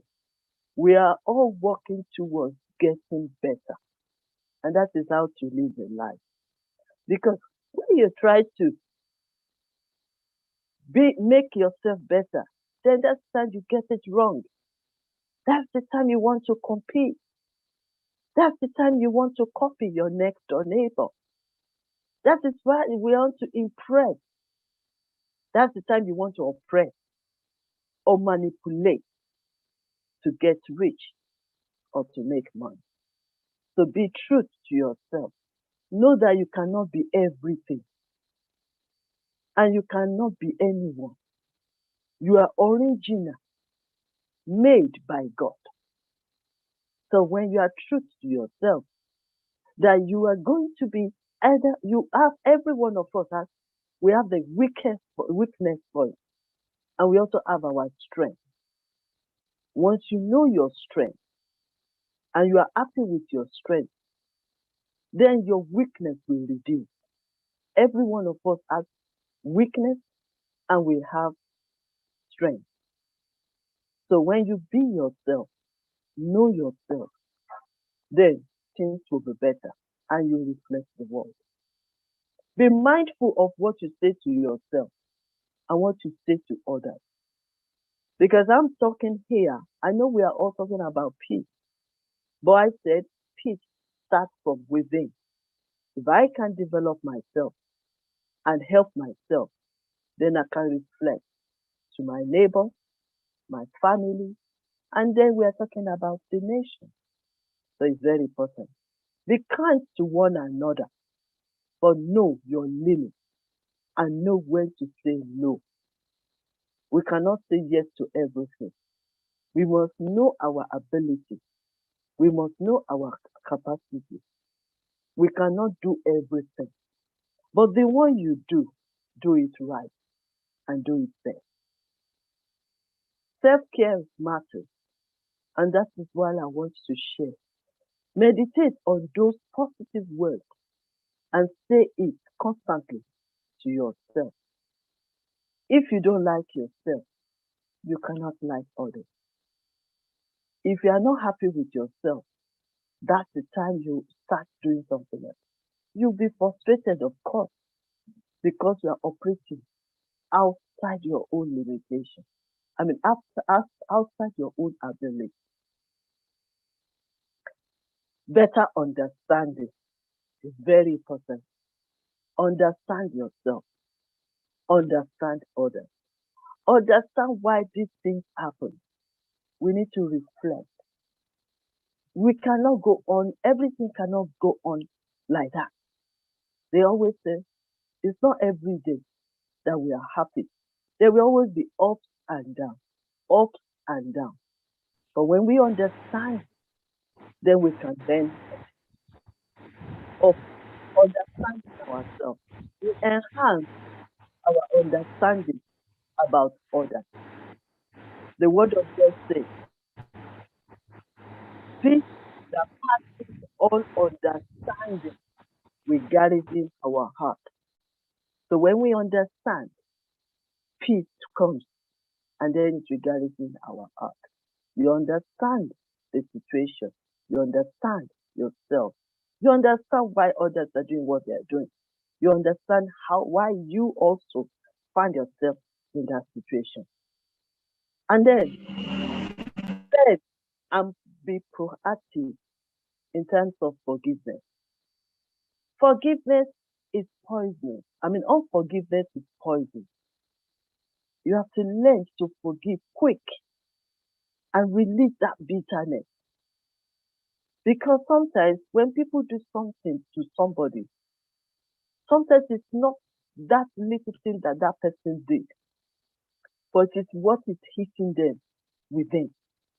So if you can learn to quickly forgive yourself and forgive others, you will have peace of mind. Love is the greatest. Love your God, irrespective of any religion. Love your God with all of your heart, with all of your soul, and with all of your mind. Why? Because God, the universe, created every one of us. And He's the only one that can give us the ability to know ourselves and also to love others. Love is the greatest. With love, we do everything. With love, we associate ourselves. With love, we have a better relationship. Love is the result of peace. We can only unite and have peace when we have love and when we love one another. Very, very important. It improves relationship. And I believe relationship is the key word to peace in our life and with others. So when we have the love, when we love our God, when we love ourselves, then it's easy to love others. You cannot give others what you don't have. So if you have love and you love yourself, then it's easy to love others because it comes from within. Be grateful for the heart. Be grateful. Thankful will make your tank to be full. Just as the word of God says again, count your blessings, name them one by one, and it will surprise you what the Lord has done. Yes, we are anxious to have the whole world, but what you have, be grateful. Yes, we want to do this, want to do that, but you can believe with me that we are all achieving every day. Success is not one day, it is ongoing. Fulfillment is ongoing. So if we can appreciate what we have and who we are and what we are doing and what we have achieved, then we can move on. I cannot cover all this today, but we quickly run through the little about the other side, which I said peace is also run by justice. Let us see also what government or the justice level. We need to eradicate violence, abuse, corruption, mismanagement,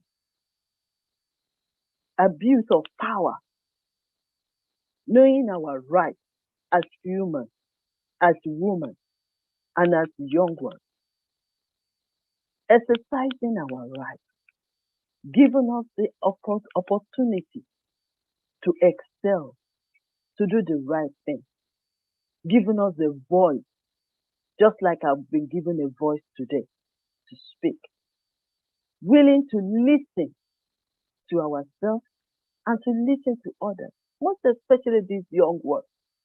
We need to be there for them so that they can express themselves. Because the more they express themselves, the more we'll be able to support them. It is what you know or who you know that you can make it to support them. If you don't know them, you can't help them. But if we are ready to empower them, to listen to them, to inspire them, irrespective of what situation they find themselves now, or any faces they are facing, we should be there for our youth. Security is very paramount. A better environment and a better condition.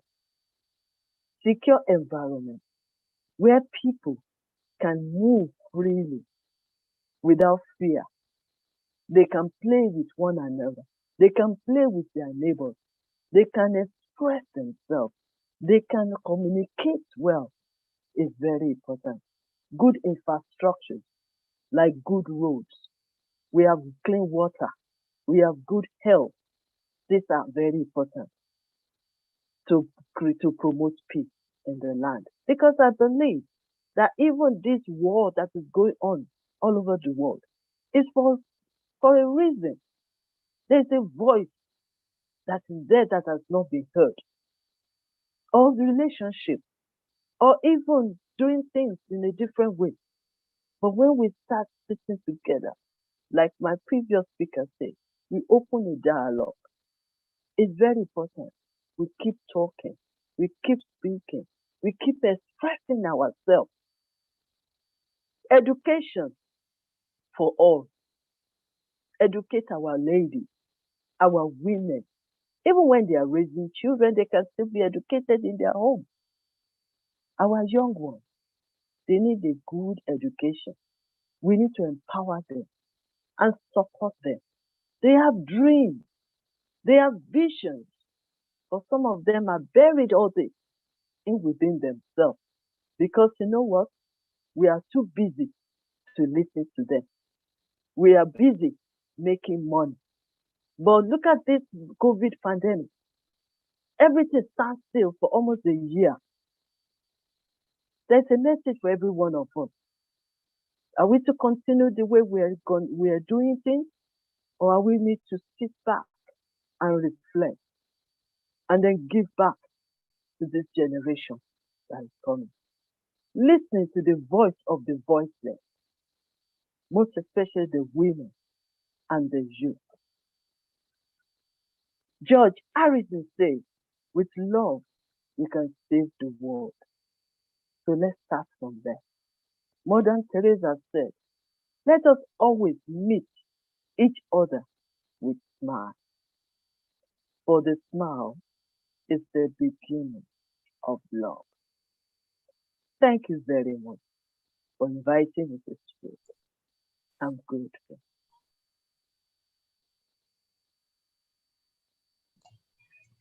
Dear Elizabeth, please do this again. Okay. Yeah. Thank you. Thank you. Yeah, Caroline ma'am, please continue. You want me to continue? Yeah, Caroline ma'am, please continue. Your mic. Sorry. Yeah, yes, ma'am. I didn't say. Thank you, ma'am. My special thanks to Her Excellency Queen Elizabeth Lucas, ma'am, from United Kingdom. It's an awesome message, ma'am. Peace is a calmness, wholeness, harmony, well-being. So you are given us excellent synonyms of peace. We understood it, ma'am. In the central theme of your message is peace should be within the one individual. It is an inner peace. Then peace will be prevailed in community, society, and then entire nations. One should be happy. Then one should understand the importance of happiness. It has to be inherited.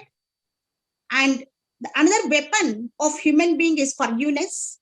So we should adopt forgiveness, and we should respect laws which is framed by the government. We need to respect government and laws. So definitely peace will be prevailed.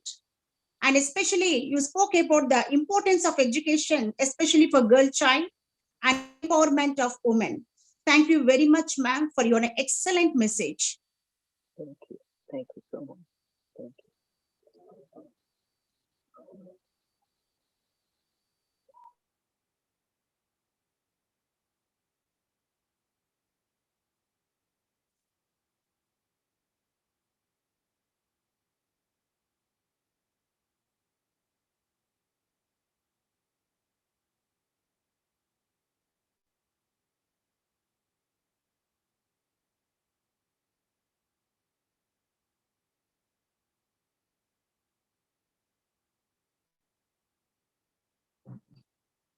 Ma'am, can I invite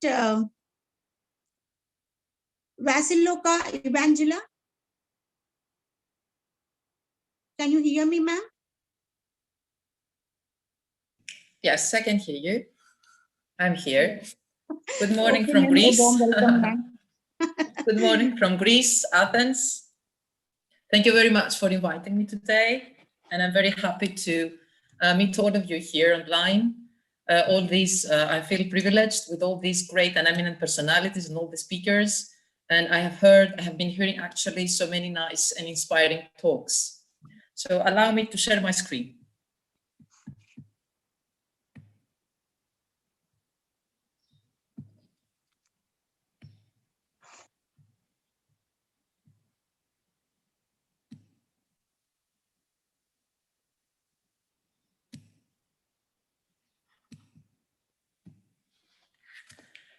I would like to start with a question.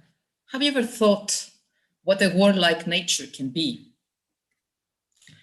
The history of man so far has revealed that two basic concepts dominate the world, that we like dominating the other, and we like the attitude of winning and losing exegesis.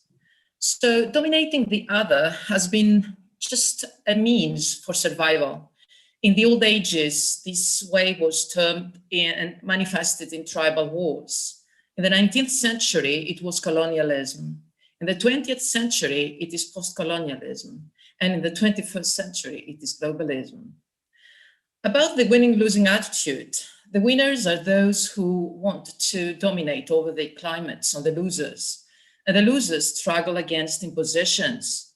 But then history has shown that the winners may become the losers, and vice versa, the losers may become the winners. So we need to reflect and ask ourselves, what are the consequences on humanity? And I guess that you all agree with me that they are destructive. Early developments in peace education were shaped by the notion of peace as the absence of war. And not only the absence of war, but generally the threat of nuclear war among the superpowers, the great countries, leading to an education of disarmament. Generally speaking, the abolition of both nuclear and conventional weapons. But even if we claim that there is no war, does this suffice to say that we can establish peace? Is nuclear education and just the information about the catastrophic effects of war enough for us to establish peace? Well, the answer would be that if the social institutions, and especially higher institutions, do not forgive and do not encourage injustice and discrimination and violation of human rights, there can be no peace. Another question that we might ask is hatred and violence the new norm in nowadays? Because we have witnessed so many devastating conflicts, and they have destroyed all the human values all over the globe. We have witnessed national and international wars, terrorism, revolutions, several other political, economic, social, and cultural and environmental issues, major sources of pain that can cause a devaluation of the human life. So we need to talk about strategies, and we need to talk about how these destructive repercussions can be restored. So what is our conclusion? Is the world actually falling apart? Let's have a look in the ACLED data, the latest data from January 18th and February 2020. What do we see? We see the states at war and the states that they have armed violence.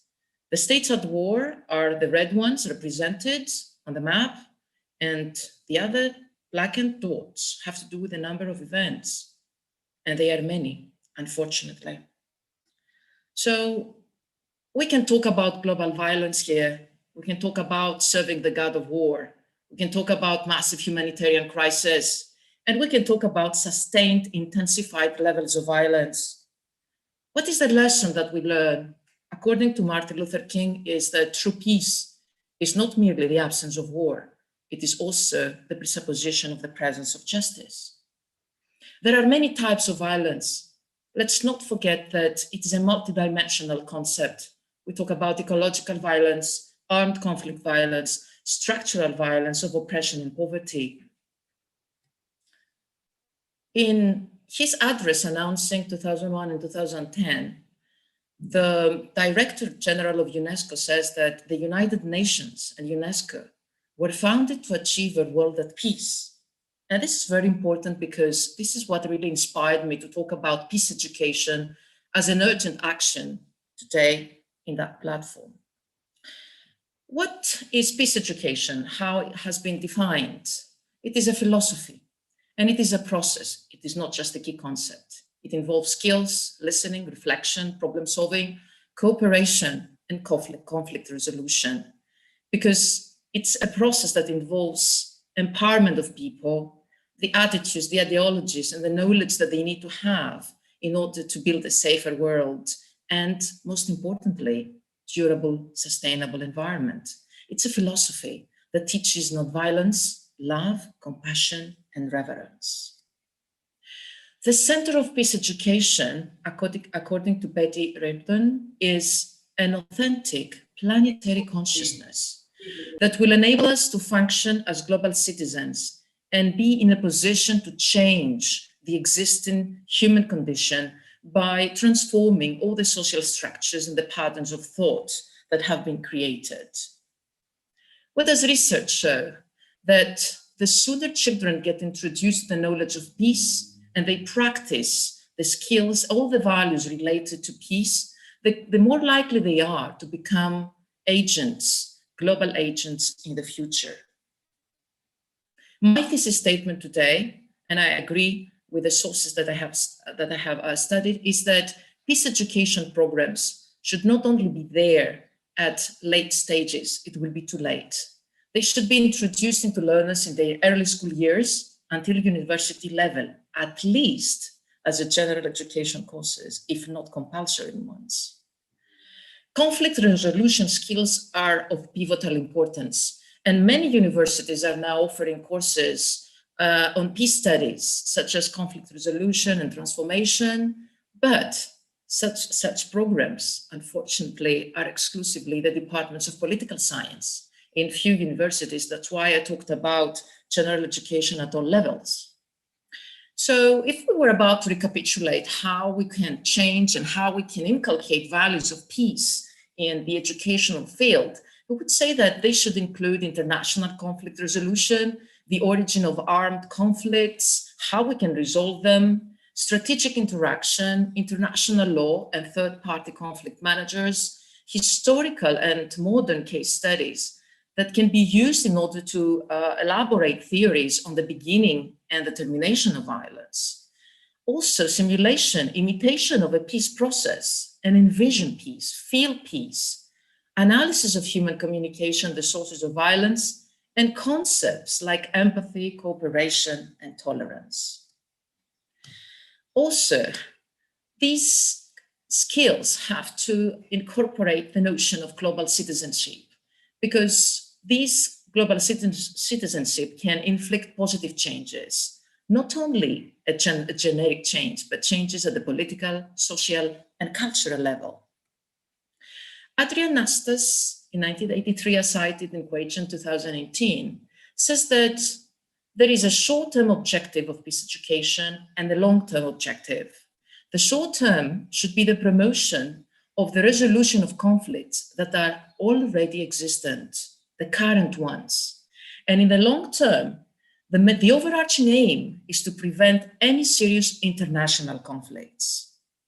So the role of the education, to have an overview here of in the conflict landscape, is that education can promote peace.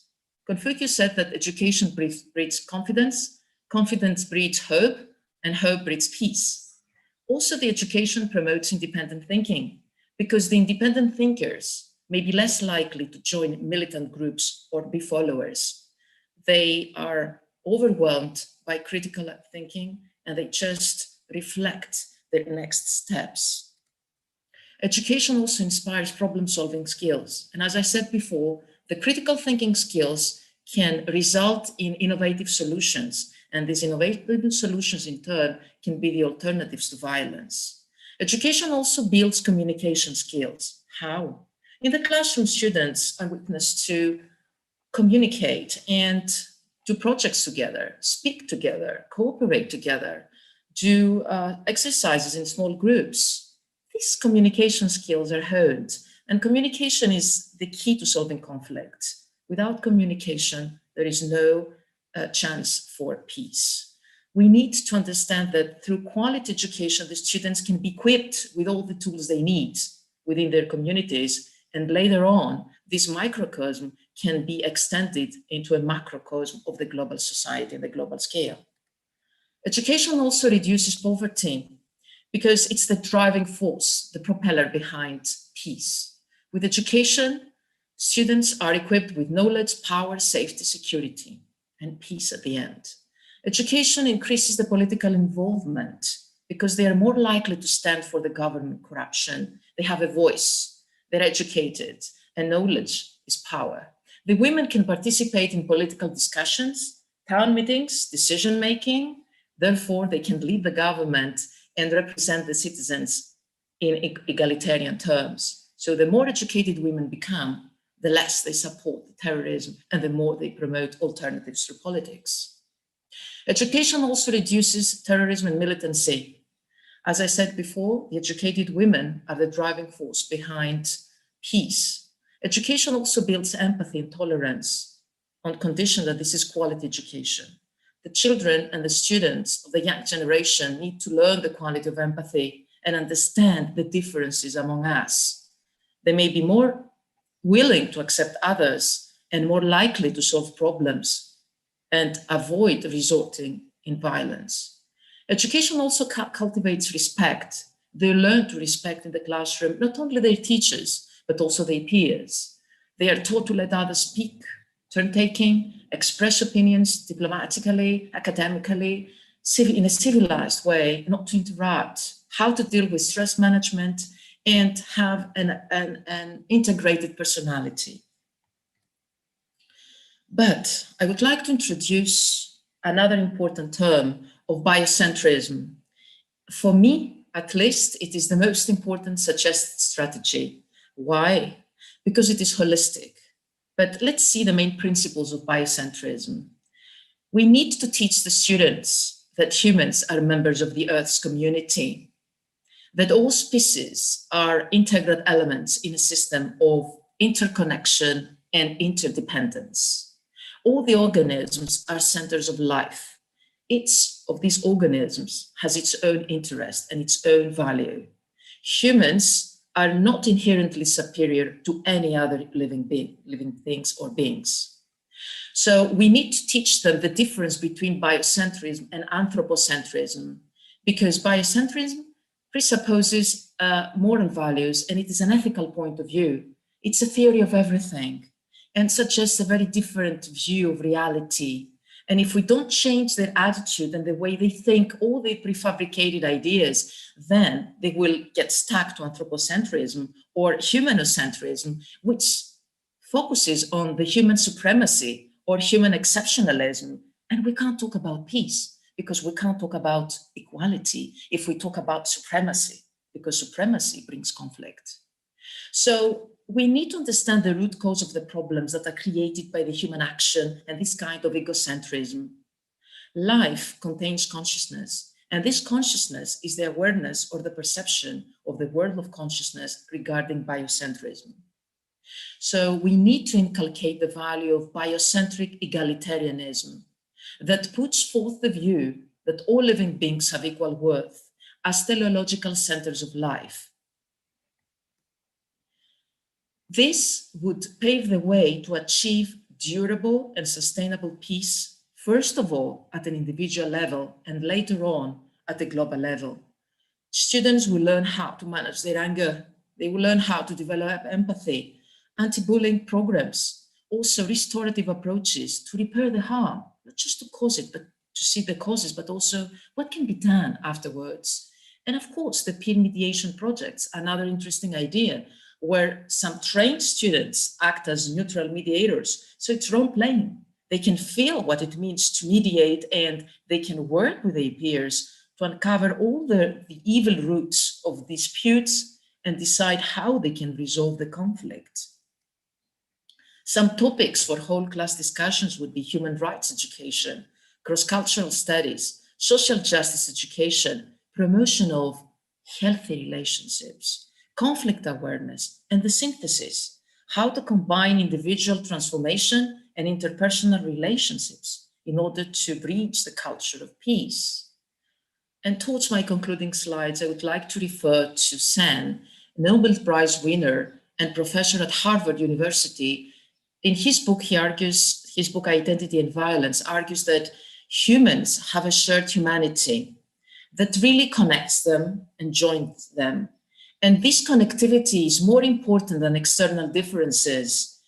Let's forget about the plural identities in the world. Let's forget the factors of different cultures and different religions and different classes and community and genders and skin color, whatever that it means, the multitude that exists in our world, and just believe in the possibility of a peaceful world, that humans, if they make reasonable and educated choices, and they overlook their egoistic economic and political interests, they can achieve peace.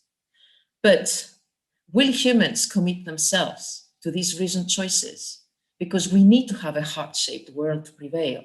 This is the main question and food for thought that is my message today for educators all over the world to answer. Thank you very much for listening to me.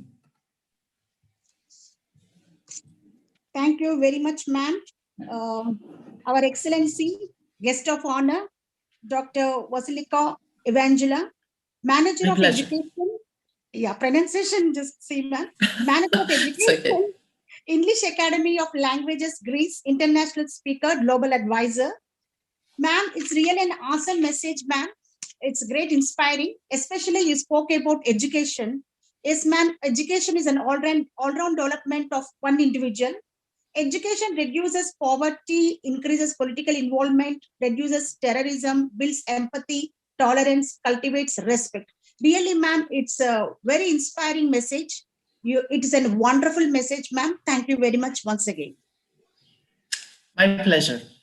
Yeah, dear Evangela, please do this. Once again. All right. Yeah.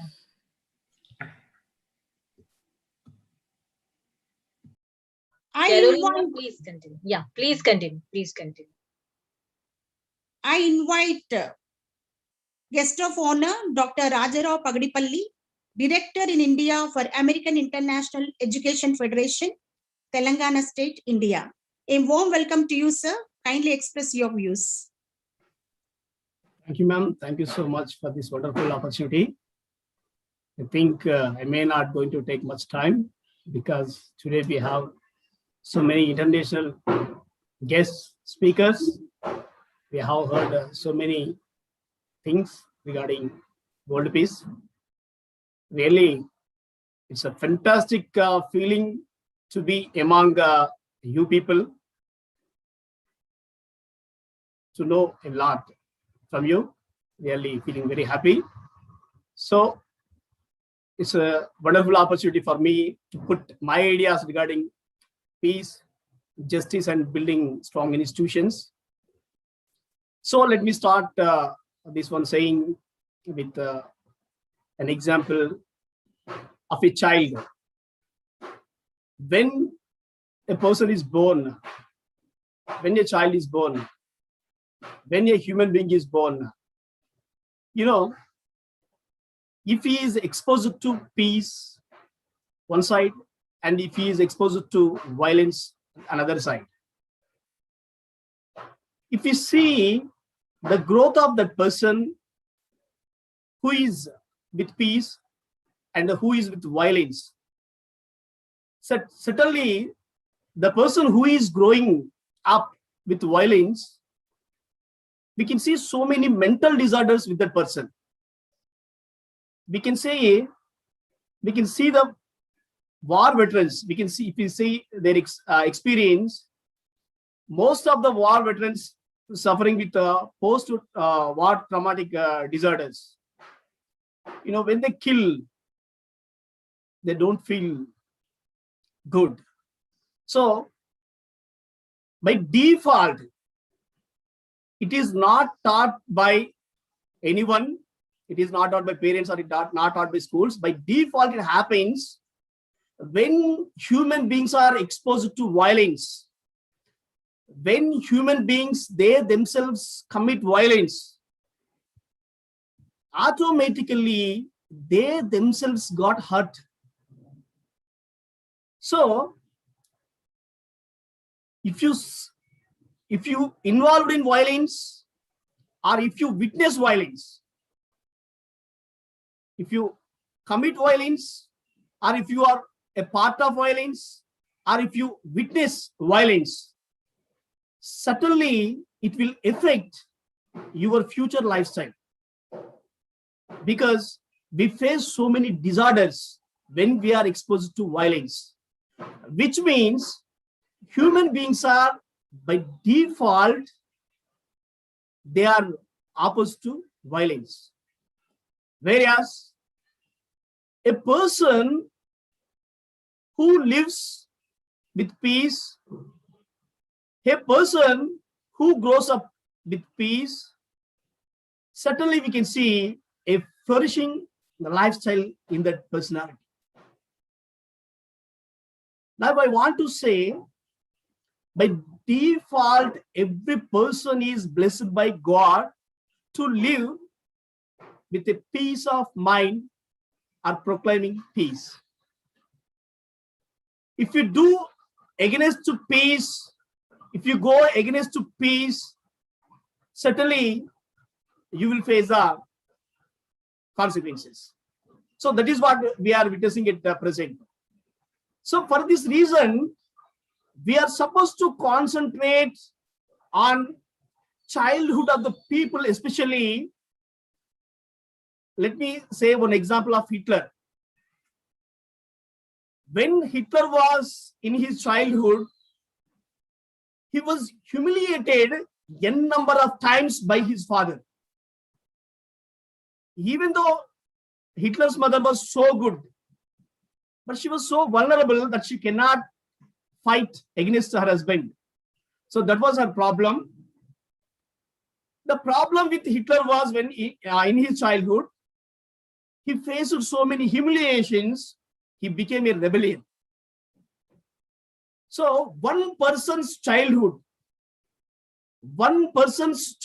disturbances, one person's childhood humiliations, one person's childhood violence, it has paved a way for Second World War. If we might have had a beautiful childhood like us, the scenario of the world would be entirely different, because we can see millions of Jews were killed, millions of common people were killed during the Second World War. So it might have prevented. So one thing I have to mention here, by birth, by default, we human beings are born with peace, because a person who promotes peace, his life will be blissful. A person who involves in violence, who commits violence, or who is part of violence, we can see so many mental disorders in his life. We can see the best example with the life of Hitler. He has got so many humiliations in his childhood. So he paved the way for Second World War. So the governments, the nations, United Nations, all international organizations must focus on the child rights, because they are the future. They are destined for many wonderful things. But you know what is happening in the present scenario? We can see terrorists are making children a part in their violence. So children are becoming child labor, children are becoming uneducated, children are going far away from their empowerment. We can see so many children are far from their education. So in this scenario, we cannot expect a beautiful world in coming days. It must be addressed first, because if you see the 16th goal of United Nations, peace, justice, and establishing strong institutions, they have included children's rights in it. So these child rights must be protected. This is we call nipping the bud. So this is the one thing we have to address. And the second thing is, propaganda should be prevented. Propaganda must be prevented, because before violence, before any disaster, we can see propaganda. It may be the weapon of Hitler, or it may be the weapon of the Rwanda. We see when people were killed in Rwanda, when genocide happened in Rwanda, or when Jews genocide happened in Germany, the first thing that happened there was a propaganda. Today we have information, a corrupted information which is polluting the minds of people.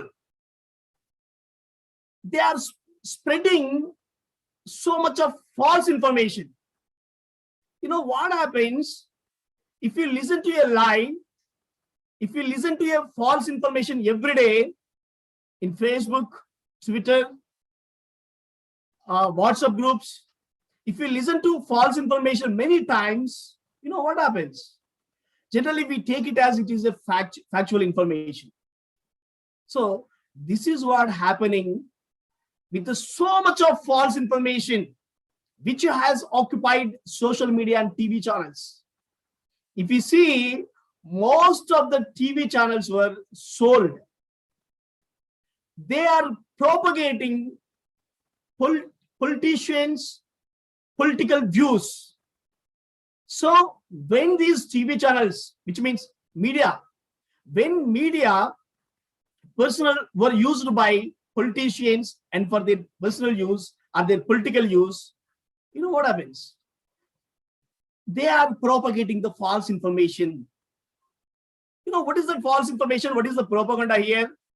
The propaganda may be against caste, propaganda against creed, propaganda against religion, propaganda against minority, propaganda against a certain ethnic race, propaganda against some people, some group of people, some sects.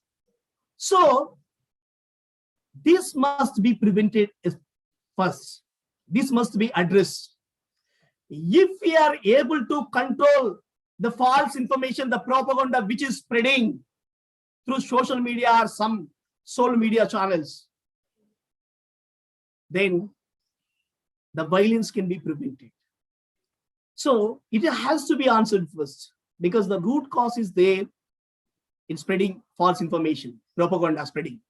So governments, international organizations must focus on this propaganda aspect so that we can prevent upcoming disasters or upcoming violence. And the next one is pandemic.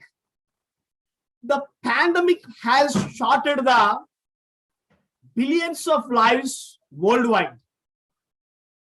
Already there is so much of impact, still it's going.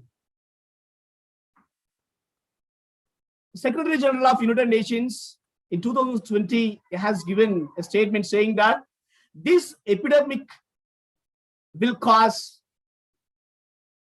disturb world peace.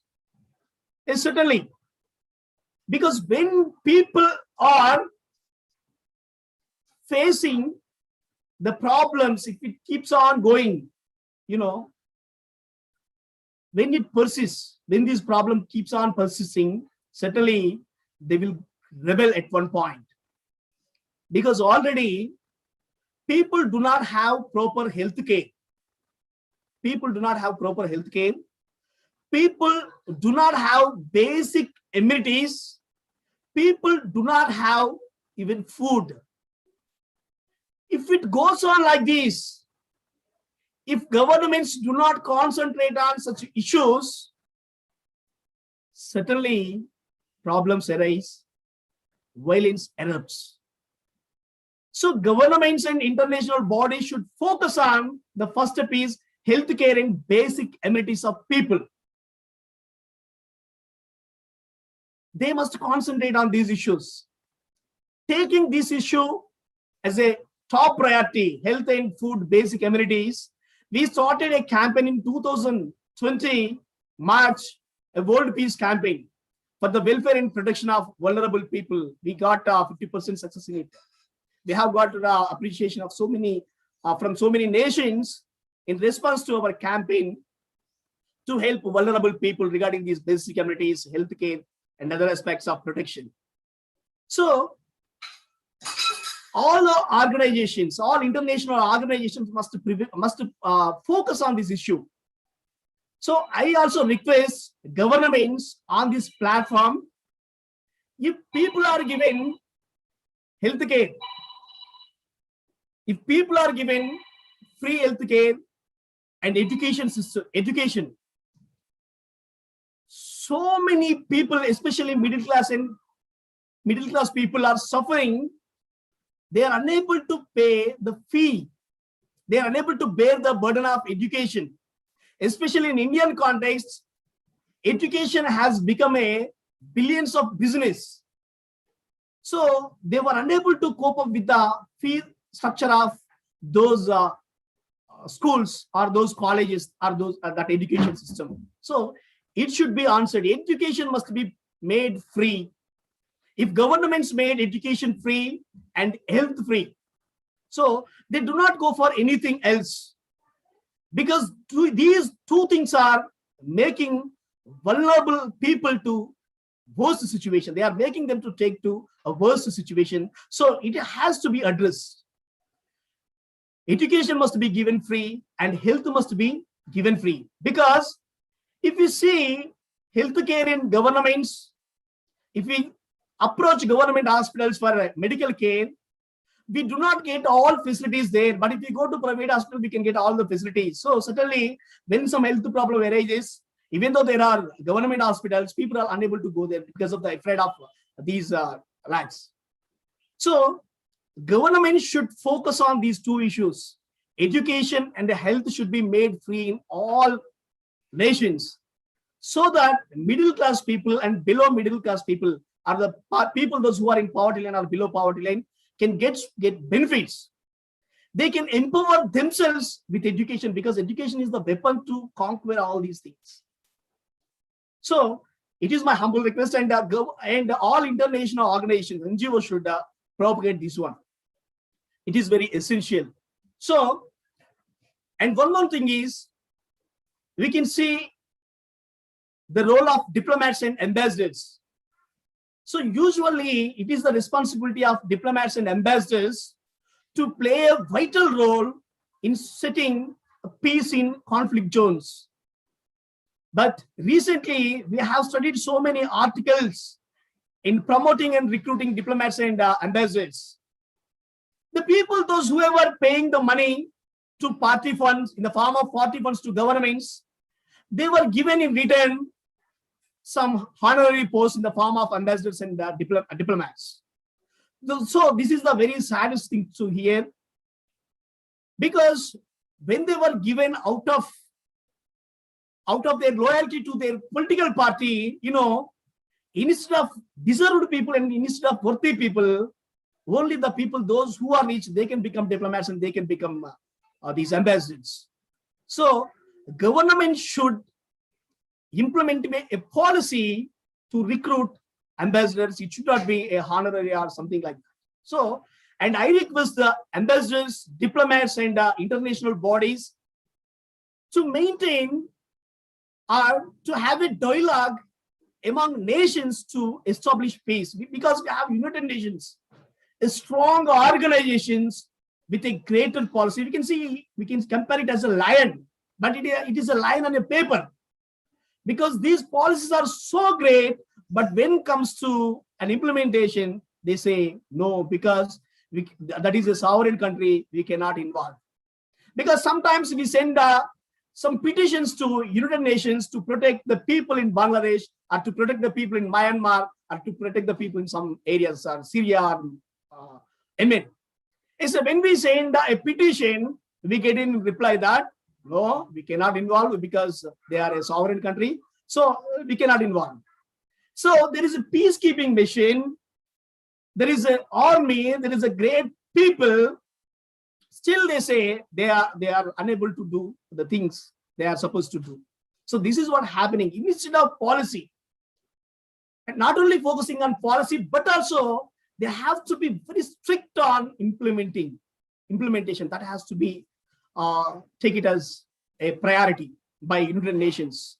So when United Nations can involve where there is a conflict among nations or between nations, so because we are seeing in the present scenario so many people, common people, who are getting killed. One thing I want to say, terrorism is danger and counter-terrorism also a danger, because on the name of counter-terrorism, who are being killed, common people who are being killed at so many places. The label is counter-terrorism, but the people, those who are affected by, are common people. So terrorism is killing people, and counter-terrorism also attacking people. So these things must be taken seriously by United Nations, so that people can live in peace, harmony, and justice. So in my view, in conclusion, establishing peace is protecting the rights of people. Human rights must be protected. Children's rights might be protected. Women should be given equal priority. At the same time, irrespective of caste, creed, religion, race, ethnic group, sect, irrespective of all these, all people should live equally, happily, and prosperly. Thank you. Thank you so much. Thank you very much, sir. It's a wonderful message. You have specially stressed about bringing up children in healthy environment. So it is really very important. Otherwise, there will be a great disaster.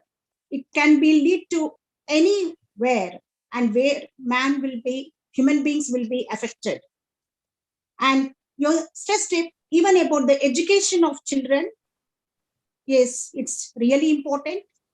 Education brings a great development and transformation, which they can think about peace. Otherwise, there will be a destruction. And you also said about propaganda. Yes, sir. We are seeing every day, this is affecting a lot on people's mind, especially. So impact is high. And you stressed about pandemic as it has shattered the lives of people. So it is a responsibility of the government to take care of people and their requirement. Yes, sir, it's important. Education, health should be free, because especially India and other nations which are below poverty line, this is going to help them a lot. And you said, yes, the government frame up so many policies, but implementation will be rare. Yes, we all have to request the government and other organizations, whoever framing up the policies for the betterment of human life, they have to implement it very perfectly. Then only we can see peace, happiness, and prosperous. Thank you very much, sir.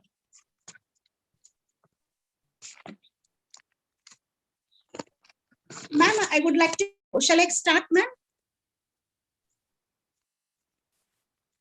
Yes, Please yes. go to the next one. It's me. Can I? Sure, ma'am. Sure. Please go ahead. Please go ahead. Yes, ma'am. Thank you. Thank you very much. Okay. Great to chief guest of honor, eminent global leaders, honorable speakers. My gratitude to Dr. Supriya Pathak, ma'am, Witty Gossip Association, and other organizers who are collaborated with this association. And it's a great honor to be here as a speaker, presenting my speech. Yes, many speakers spoke about world peace. What is a world peace?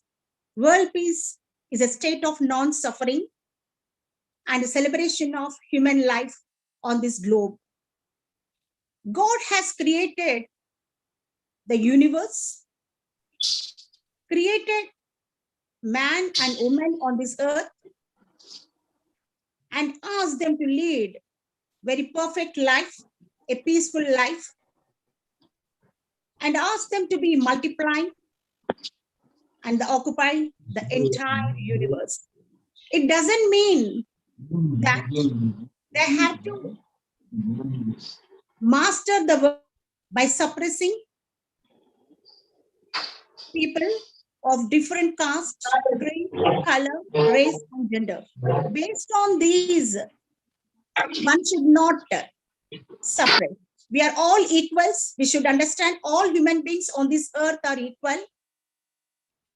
And if we do not develop such kind of attitude, equality, justice in our mind, definitely it is going to create a disaster and slowly lead the human being to a catastrophe. And there are many examples. The prehistory says there are many wars declared. And we know very well the good example of Hiroshima and Nagasaki. Many years passed. Even simple sapling was not developed. There are many disastrous effects on the lives of the people. They were not happy. By knowing the great impact of war, many suffered, many lost their lives, families, a great unhappiness. All this noticed by all the eminent leaders, people, still no one is thinking about the peace and harmony. They're increasing their arms, their weapons. They want to show their power. We are a great nation. We have this many arms, this many weapons. They want other country. They're all equals. They forget that. And then that is going to lead a great violence and strife. We should understand the overall unity only is going to help us to develop peace on a large scale. One individual cannot develop a peace. So every individual think about peace and be united, then only peace can be prevailed on this earth. As Mahatma Gandhi said, that each one has to find his peace from within, and peace to be real must be unaffected by outside circumstances. Peace should be within and should not be affected by outside circumstances. Yes, this is very important. We have to have our peace in our mind, and outside circumstances should not affect us. But how long? How long? There are many conflicts erased which affects our lives. Outside circumstances invade into our minds and create unhappiness, a great confusion, a great disaster. So this has to be addressed. Indeed, a civilian resister offers resistance only when peace becomes impossible. How the war declares on this earth? Because of inequality, injustice. In India especially, the landlordship, they suppress their employees, they oppress them. That has led to Naxalism. The Naxals, they came up to bring peace, equality among the oppressed people, and they too took the weapons into their hands. That has created a great disaster. So every area, whenever we think about the conflicts, definitely some kind of unrest will be developed. This has to be addressed. In recent decades, if we observe the Islamic world, more particularly Middle East, Asian countries, various sects of the Muslim people have indulged in battles. The word Islam means peace. The same community, a kind of variation has been developed that led to battles.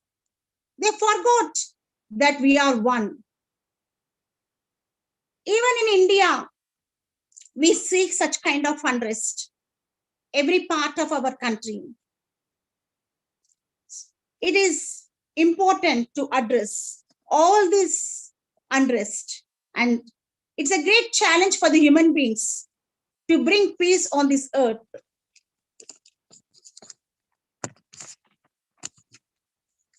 War effects, if you observe, that many people lose their belongings, their families, their lives, and they survive, and they have to choose to survive between living in fear and suffering, which is surrounded by violence, or they have to leave the place, the native place, and move to other countries, and they have to remain as refugees. There is no education for their kids, no proper food for them. So these are the results of conflicts, wars, differences. This has to be addressed.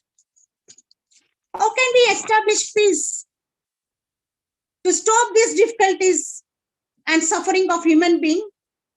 It is important to achieve world peace. If we could learn to accept and most importantly, respect that we live in a world of unique individuals whom can't be labeled into categories, or should we try to brand each other as wrong or right, intelligent or ignorant. We doesn't have right to comment that you are low, I'm high, you are superior, you are inferior. All these differences bring a great conflicts that is leading to the suffering of human being on this earth. This kind of oppression is noticed every part of the world. This has to be addressed. So it is very important to address all these challenges and bring a great peace. We should bring a great abandon on terrorism, wars. We have to think only about Vasudhaiva Kutumbam, that means a global family. We are all one. God has blessed us with same knowledge, and nature also bestowed all kind of blessings on us. But only we human beings, who called as more intelligent, brainy, think that you are high, I am low, and that is leading to a great unrest. So it is very important that we are all one in the eyes of God, and there is no differences between any human being. If we have such kind of attitude and bring a great global peace on this earth, definitely we are going to bring happiness and smile on the faces of the oppressed people. Thank you very much. I thank the organizers for giving me this opportunity. Thank you. Thank you, Caroline ma'am. Your words, actually, the global family, the Vasudev Kutumbakam, and the universal brotherhood.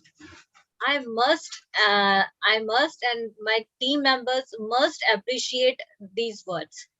Actually, these words are much appreciated by all of us to maintain the peace and justice and to follow the goals of the sustainable development 17. So thank you very much, ma'am, for enlightening us with these beautiful words. I believe, yes, I believe we have to maintain the rules and we have to follow the peace path, and we have to support all the sustainable development goals. Thank you very much, ma'am. Thank you very much. Thank you, ma'am. Dear ma'am, please do this. I want to capture you. Thank you, ma'am.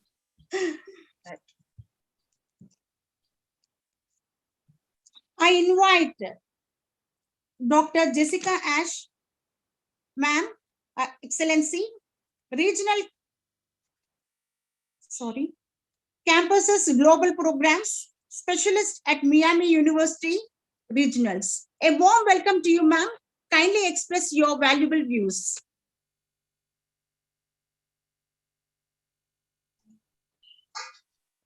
A warm welcome, Jessica, ma'am. Dr. Raja, are you there? Actually, Jessica, ma'am, sent us a video message because she is facing some kind of technical issues. So, Raza sir, are you there? Actually, Raza sir has that video. Yes, ma'am. I think there is a problem with the Raza sir. Can I invite other eminent guest, ma'am? Yes, yes, ma'am. Yes, please go ahead. Yes, ma'am. Thank you. Ma'am, yes, ma'am. Yeah. Actually, there is an important announcement for us. We have a guest speaker from Dubai, and actually, she is just for available only few minutes. So, ma'am, with your permission, ma'am, I want to invite her, ma'am. Yes, ma'am. Please, ma'am. Okay. Okay, ma'am. Thank you very much. So, Madhumita, yes, are you there, yes. Madhumita? Oh, wow. Here is your wonderful and energetic Please. Hi. Thank I you. first do this. First do this.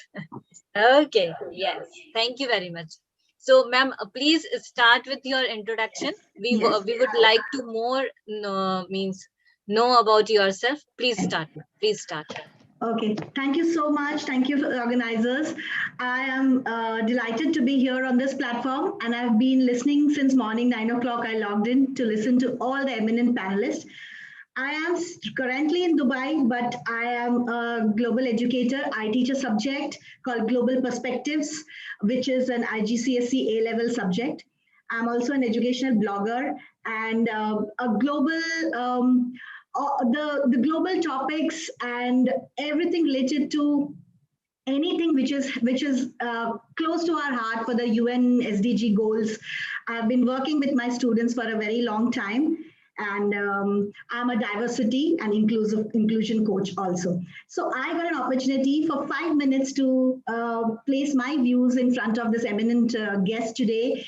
Because as a teacher of global perspective, which is a subject which teaches us the skills like collaboration, cooperation, empathy, and all the values which our previous speakers spoke about. So this subject is something which is very close to my heart and which is a very good subject for people to teach the topic of peace, conflict, and strong institution.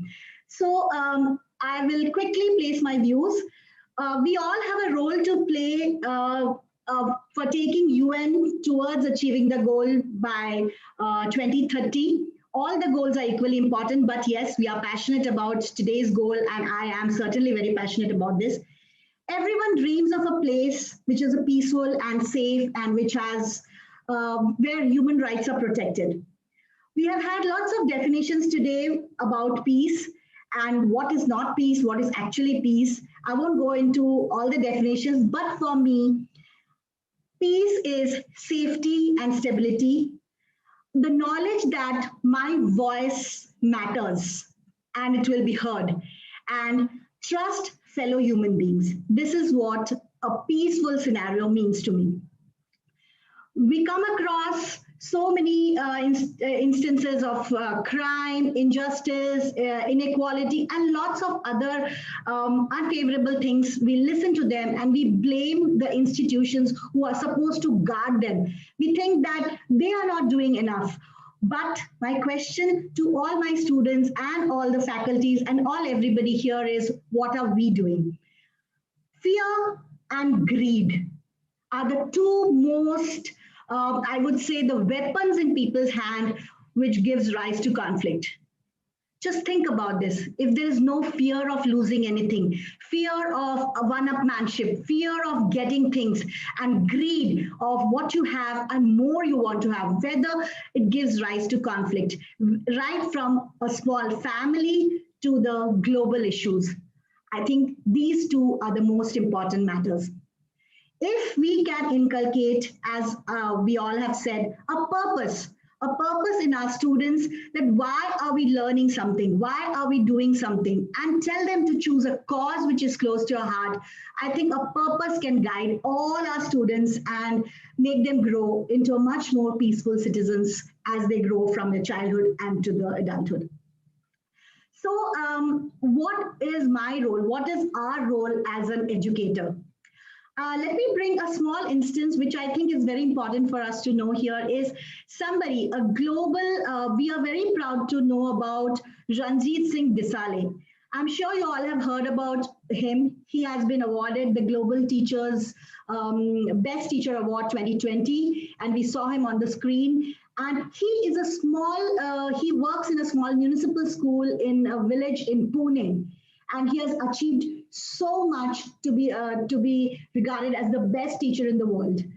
His module, his way of working is amazing. If all of us can learn little bit from them, and I do tell my students to follow him, the way he teaches, the way he, and as a teacher, I also emulate him.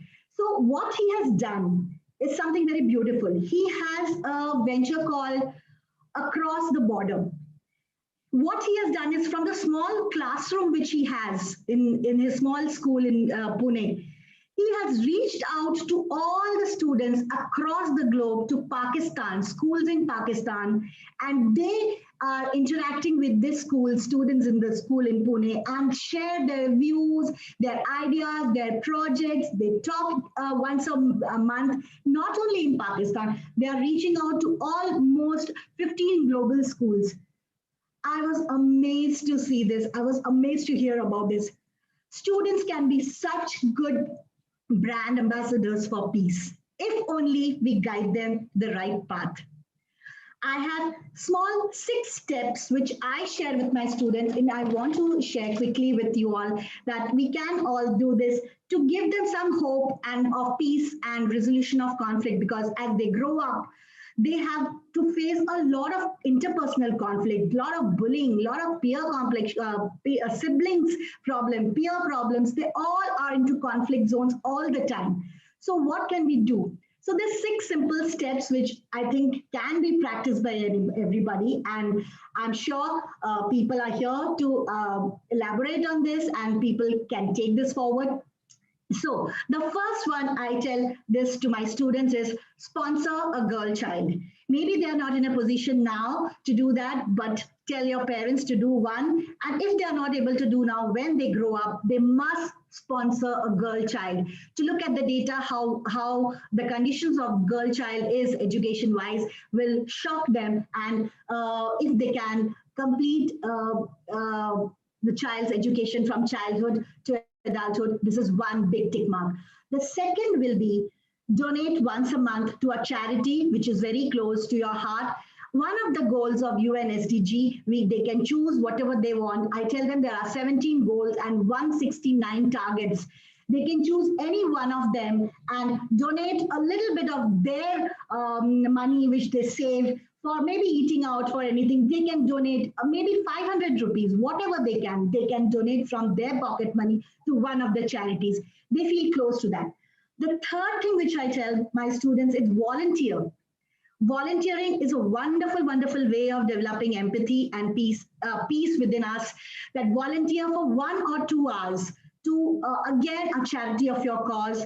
And it's not just going to be on paper about, okay, we have done some charity and it is on my CV that I've worked for so and so. It should be from the heart. So right from childhood, if we tell them to join a volunteer organization and help them in whatever way, 1 hour a week is more than sufficient. My fourth one is always to have, right from the beginning, to have a sense of press for equal rights for everybody. Right of, maybe it's an economic inequality, maybe it's a racial inequality, maybe it's a gender inequality. We have to address it right from our childhood. We give them options, we give them case studies where we tell them, without telling them that we are teaching about inequality, we tell them that, okay, this is a person who is a CEO of a company, and this can be, a post is open for a man and a woman, and these are the credentials, and whom do you think is going to be the CEO? We come to these discussions in the classroom because the subject allows us to do so. If people come to know that, yes, if the opportunity arises, everyone is equal, and that will become a second nature for them. So through any chapters we do, anything we do, it's such a wonderful thing to teach inequality, teach equality, and to do away with inequality in all spheres. And the last thing why I tell them is, share your injustice. If anything you see around, maybe it's in your home, maybe it's a child abuse, maybe it's a child violence, maybe you read about child trafficking somewhere, maybe not in your own home, maybe you have seen your neighbors, maybe anybody who is working for you, anywhere you see, just don't close your eyes and say that it's not my problem and brush it under the carpet. Bring it to us, bring it to the teachers, bring it to people who can solve this problem, and be open and be completely empathetic towards what they must be going through. It's a very simple thing.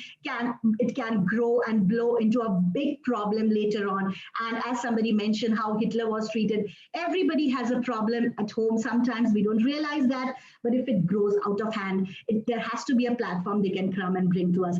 This is my 6 pointers for all of you, all of us to learn. I learn from them. And I will end with a simple saying that we always say that someone will do something for us, someone. So no one can do everything, but everyone can do something. Thank you. Thank you very much, ma'am. It's really a wonderful and awesome message. You're framed up such a rules, ma'am, to inculcate and implement effectively, especially sponsor a girl child.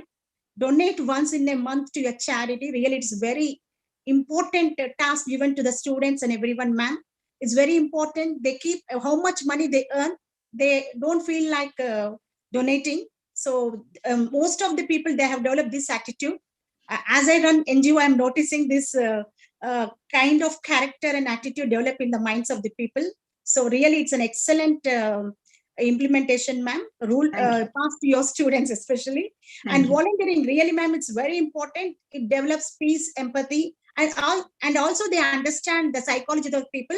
They become very strong by volunteering other people, and sense of equal rights, which is very, very important, ma'am.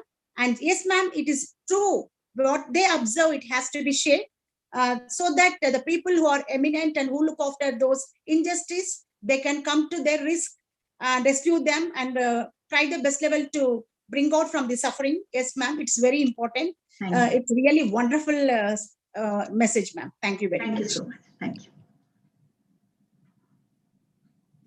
Ma'am, Rajarao sir is ready with the Jessica ma'am video? Yes, ma'am, actually, I have informed Raza sir, but actually, he is facing some technical issues. So, ma'am, please invite other speaker, ma'am. Yes, ma'am. Okay, A warm welcome to, yes, ma'am, thank you very much. A warm welcome to Dr. Cinder Dine L. Tabiola, Associate Dean, College of Arts and Sciences, Chairperson, Research Presentation, Jose Rizal Memorial State University, Dipolog Campus. A warm welcome to you, eminent speaker. Kindly express your valuable views and share us some important message and experience which you have faced. Thank you very much. A pleasant day to all of us.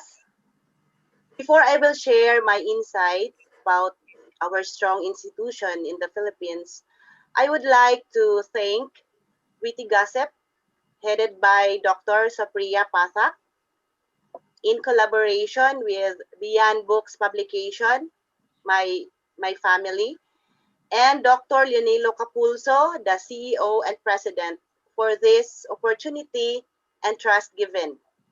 I am Cinder Dayan Tabiolo, the Associate Dean of the College of Arts and Sciences of Jose Rizal Memorial State University, Dipolog, Philippines.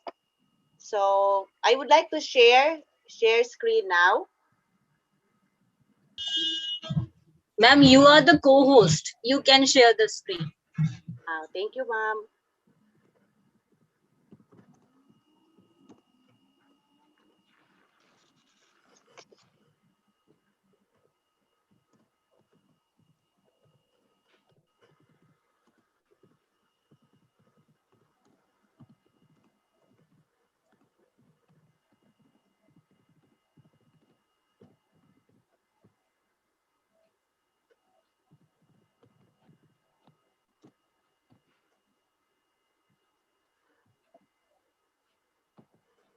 Is it visible, ma'am? Yes, please. Yes, it's visible. Yeah, please go ahead. Okay, thank you. Once again, the topic is on achieving transparency and participative leadership towards internalization.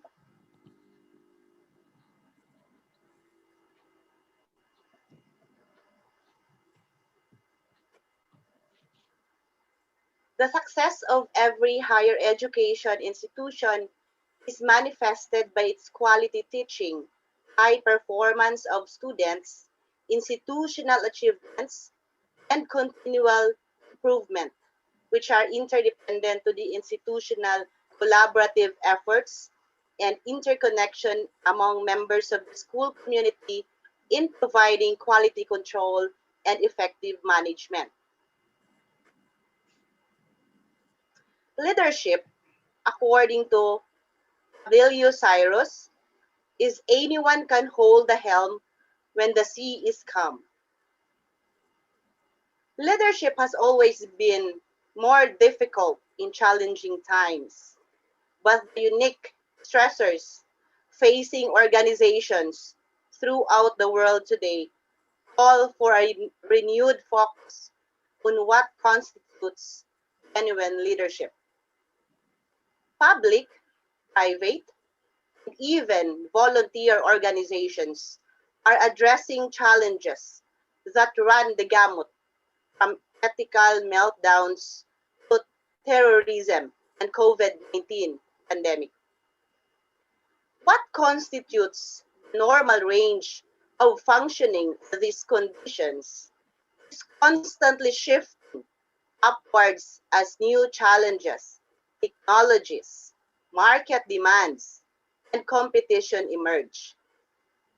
That such challenges have precipitated a renewed focus on restoring confidence, hope, and optimism.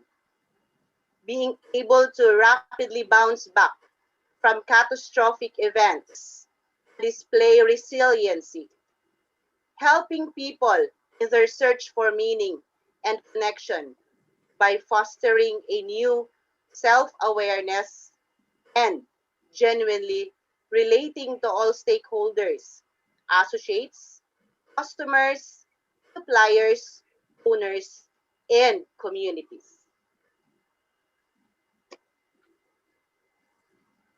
We need leaders who lead with purpose, values, and integrity.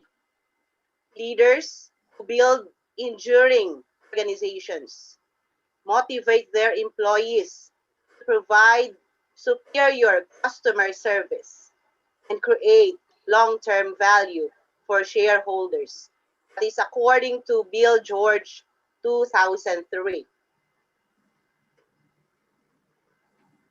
Now, what do we mean by participative leadership then? It is a style of leadership in which all members of the organization work together to make decisions. Participative leadership is also known as democratic leadership, as everyone is encouraged to participate. Participative leadership offers a host of benefits to an organization willing to use it, but involving employees in company decisions to raise their awareness, encourage their contributions, and raise their morale. Let me share to you the 5 key traits in a participative leadership. First, giving subordinates a share in decision making. Second, keeping subordinates informed of the true situation, whether it is good or bad, under all circumstances. Third, maintaining awareness of the state of the organization's morale with action taken to keep it as high as possible. Fourth, the leader must be approachable. Fifth, counseling, training, and development opportunities are offered to subordinates. In short, employees are involved much more heavily in the organizational activities than they would be in other leadership styles, with greater efforts taken to keep them informed and greater priority placed on their development. What are the benefits of participative leadership? It encourages collaboration, where employees in some organizations can feel stifled or unheard if their attempts to contribute based on their opinions or experience are ignored. In participative leadership, there is a forum for these ideas to be heard. Second, It opens up an organization. In an age where more scrutiny is placed on how businesses operate, this is especially important. Involving employees in decisions means more transparency. Third, it facilitates a free flow of ideas. Each employee has something to contribute. While all contributions may not be valuable or actionable, creating an environment in which they can be discussed invites others to contribute their ideas, and things can they be refined, evaluated, and built upon. Another is it decreases competition. So if employees know that their ideas will be evaluated by a group and possibly incorporated into company practice, there is less concern about original ownership of an idea. Fifth, it improves morale. If people know that they will be heard, they are more likely to contribute and to feel like their contribution is valued. This is a fundamental requisite for a happy, motivated workforce. And lastly, it improves retention. So all of the factors above combine to create a workplace where people feel valued, feel less pressure to stand out, and feel a part of their organization. People are less tempted to leave a workplace with such qualities. When does participative leadership work best? So when your team are sufficiently informed about and invested in the inner workings of the organization, its wider goals. Responsibility to keep informed falls on both parties, and employees must express a willingness and ability to learn, but the information must be made readily available.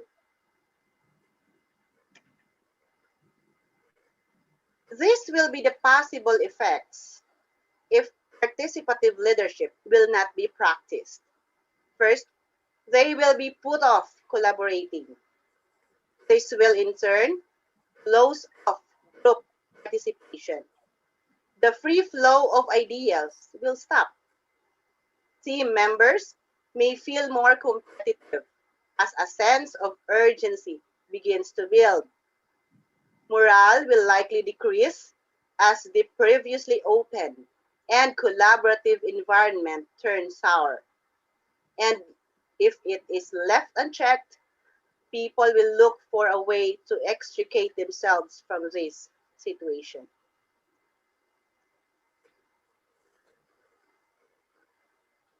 So in the Philippines, Jose Rizal Memorial State University, where I am connected, is the premier state university in Zamboanga del Norte.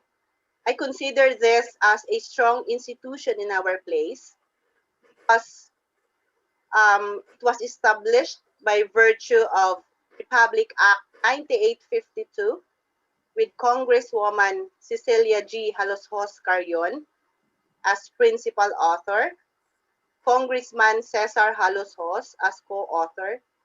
It was approved by President Doria Macapagal Arroyo on December 15, 2009. It was formerly Jose Rizal Memorial State College by virtue of Republic Act 8193, sponsored by Congressman Romeo G. Halosos of the 1st District of Zamboanga del Norte, which was approved last June 11, 1996 by the President of the Philippines, Fidel V. Ramos. And it was a consolidation of the Rizal Memorial Vocational School in Dapitan City, Zamboanga del Norte School of Arts and Trades in Dipolog City, and the Shocon National Vocational School in the municipality of Shocon. In 2002, Two higher education institutions or HEIs within Zamboanga del Norte, namely the Katipunan National Agricultural School in the municipality of Katipunan and the Zamboanga del Norte Agricultural College in the municipality of Tampilisan, were integrated into then ARMEC pursuant to CHED Memorandum Order number 27 series of 2000, comprising the fourth and fifth campuses respectively. I will be showing to you our university logo. So since our national hero is Dr. Jose Rizal, he is also embedded in the logo.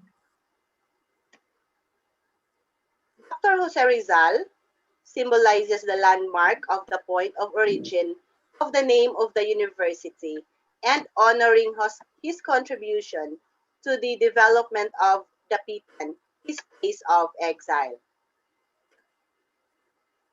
Color blue symbolizes color of the spirit, trustworthy, dependable, and committed leadership. And then we have also the color yellow, sparks creative thoughts, symbolizes a promise of positive future for the university. And we have the laurel leaves, it symbolizes victory and success along the university's endeavor. And we have the torch that stands for light that illuminates one's path guiding the university.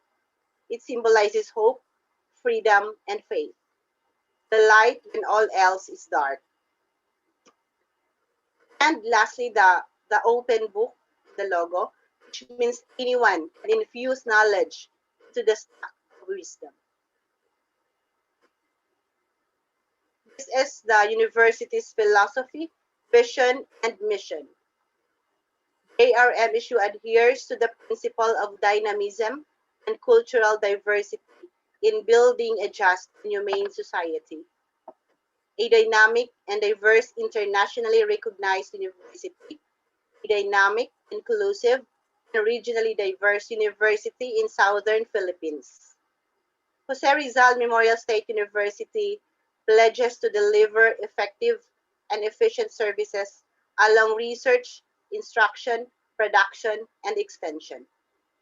It commits to provide advanced professional, technical, and technopreneurial training with the aim of producing highly competent, innovative, and self-renewed individuals.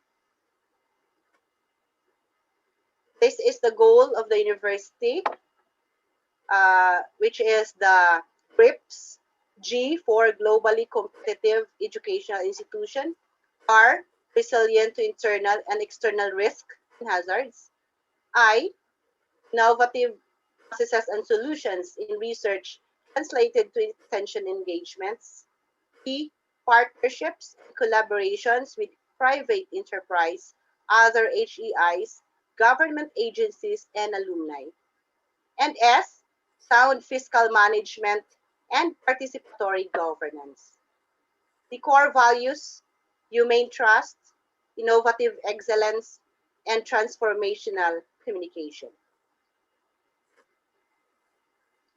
The JRMSU quality policy statement is a believer of holistic human development, excellence, and quality service, provides quality training and development to students, which are committed to provide adequate, suitable, and relevant resources and services, continuing quality management system for client and customer satisfaction through an efficient and effective quality system, which conforms to national and international statutory and regulatory requirements.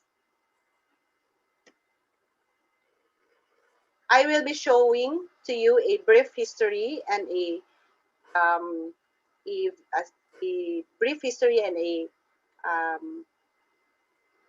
small, if I'm not mistaken, these are the achievements, no? Small achievements from, because we consider our institution from a smaller, a growing, and a strong institution as of this time. So let me show you this one.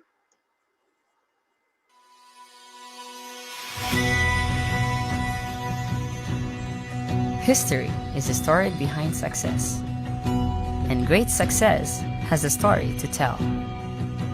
Let's take a look at the historical development of Jose Rizal Memorial State University. Jose Rizal Memorial State University was established by the virtue of Republic Act No. 9852 with Congresswoman Cecilia G. Halasos Carrion as a principal author, Congressman Cesar Halasos as co-author. It was approved by President Gloria Macapagal Arroyo on December 15, 2009. It was formerly the Jose Rizal Memorial State College by the virtue of Republic Act No. 8193, sponsored by Congressman Romeo G. Halasos of the 1st District of Zamboanga del Norte, and was approved on June 11, 1996 by the President of the Republic, Fidel V. Ramos. It was a consolidation of the Rizal Memorial National Vocational School in the Pitan City, the Zamboanga del Norte School of Arts and Trades in Dipolog City, and a Siocon Vocational School in the municipality of Siocon. The first president was Dr. Felipe O. Ligan, who was appointed in 1997. On June 7, 2002, through SHED Special Order No. 35 S-2000, Dr. Henry A. Sohor was appointed as the OIC President of the Jose Rizal Memorial State College in concurrent capacity as President of Central Visayas Polytechnic College in Dumaguete City, now Negros Oriental State University. In a span of 2 years and 8 months, the Board of Trustees deemed it best for the college to have its permanent teacher. Thus, on March 1, 2005, Dr. Edgar S. Balbuena assumed office as second president of JRMSC, pursuant to a BOT Resolution No. 04, Series of 2005, headed by Father Rolando V. Rosa. With the appointment of Dr. Balbuena, the college charted a new course. With his extraordinary leadership, it took only 4 years and 9 months for the college to be elevated to the status of a university. Indeed, the growth of the university means a continuing and growing commitment for academic excellence and quality, research and productivity, community involvement, and partnership for national development and global competitiveness. Evidently, he emerged as a dynamo, leading the people of Zamboanga del Norte and adjacent provinces towards improved quality life. In tireless advocacy in education and enhancing the quality and integrity of the institution, 17 programs of the university were submitted for accreditation by the Accrediting Agency of Chartered Colleges and Universities in the Philippines, also known as AACOP. And based on the numbers of programs awarded accreditation status at different levels, the university was declared as one of the top-performing state universities and colleges in the country. Its quality management system was also assessed by the Anglo-Japanese-American registrars and consequently registered against the requirement of BSEN, International Standardization Organization, also known as ISO 9001-2000. Its technical vocational programs were also issued a competency certificate, Level 2, by the Technical Education and Skills Development Authority, also known as TESDA. The university, with its dynamic and highly qualified faculty and staff, who continuously endeavor for professional development and advancement, has produced thousands of graduates. It also boasts of its remarkable performance ratings in various board licensure examinations given by the Professional Regulations Commission, also known as PRC, which are beyond the national percentage of passing. Apart from his feat, the university has also produced board top notches. Today, Jose Rizal Memorial State University is an emerging quality higher institution, not only in local, national, but international arena managed by the newly elected president, Dr. Dailinda Luz R. Lapot. She was officially appointed as the JRMSU System President on March 12, 2018 at the Pitan City Cultural Sports Center, the Pitan City, Philippines. Meet this challenge head-on and unwaveringly, as I have stated earlier, I will not take no for an answer. Jose Rizal Memorial State University envisions a dynamic and diverse, internationally recognized university and is committed to its mission to deliver effective and efficient services. We have come a long way, and it doesn't stop here. Looking back at these milestones proves that we withstand the test of time. Together, onwards to a better future. This is Arjun Nerf. Until next time, folks.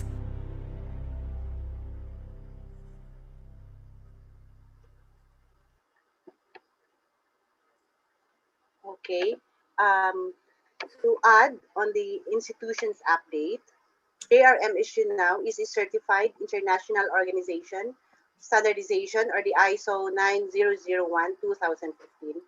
Studies show that ISO certified companies experience increased productivity and improved financial performance compared to uncertified companies.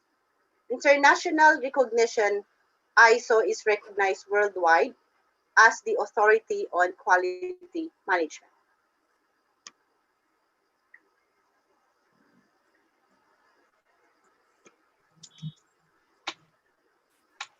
And lastly, this is the latest updates.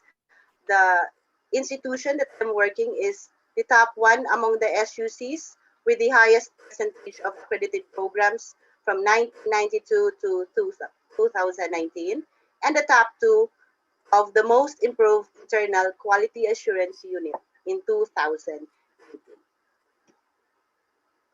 Let me end my sharing of our JRMSU as considered as a strong and growing institution in the Philippines by Warren Bennis. Leadership is the capacity to translate vision into reality.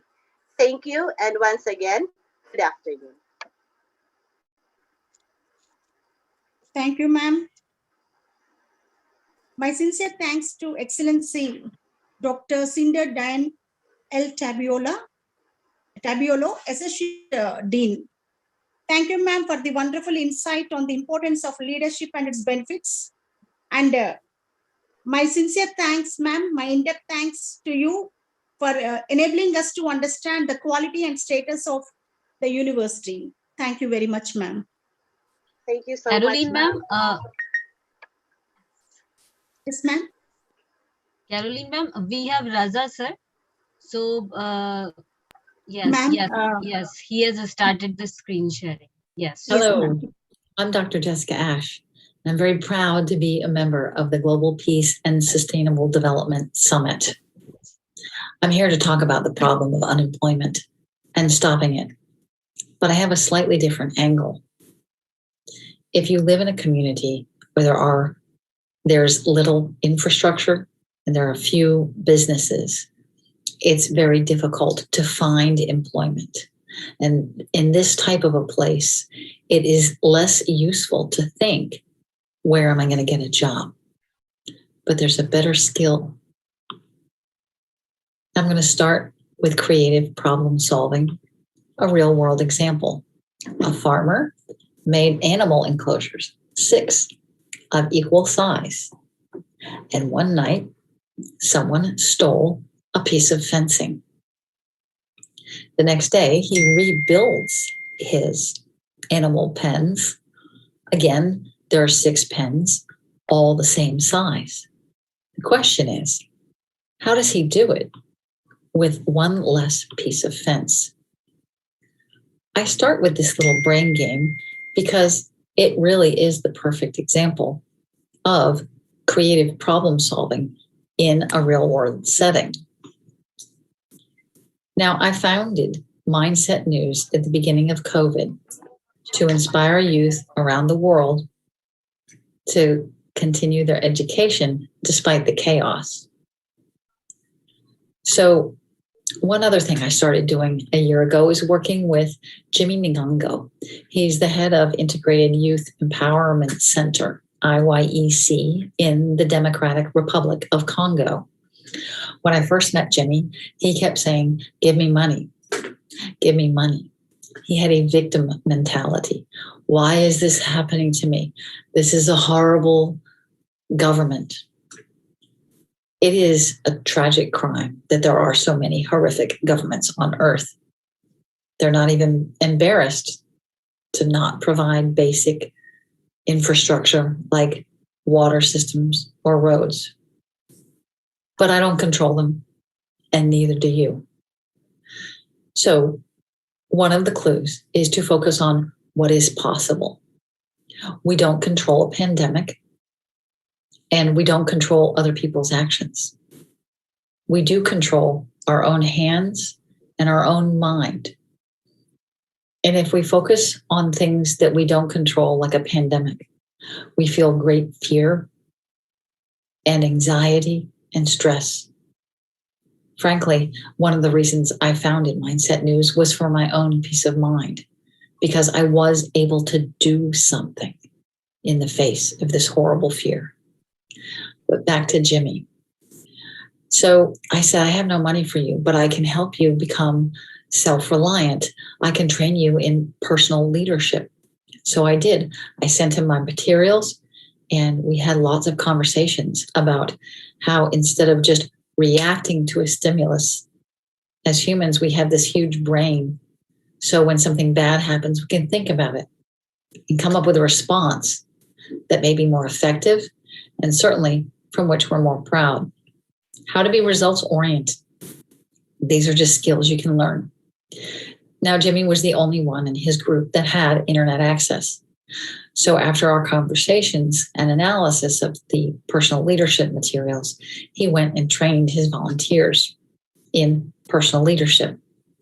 And then a few months later, he asked me to be a mentor for some rape victims.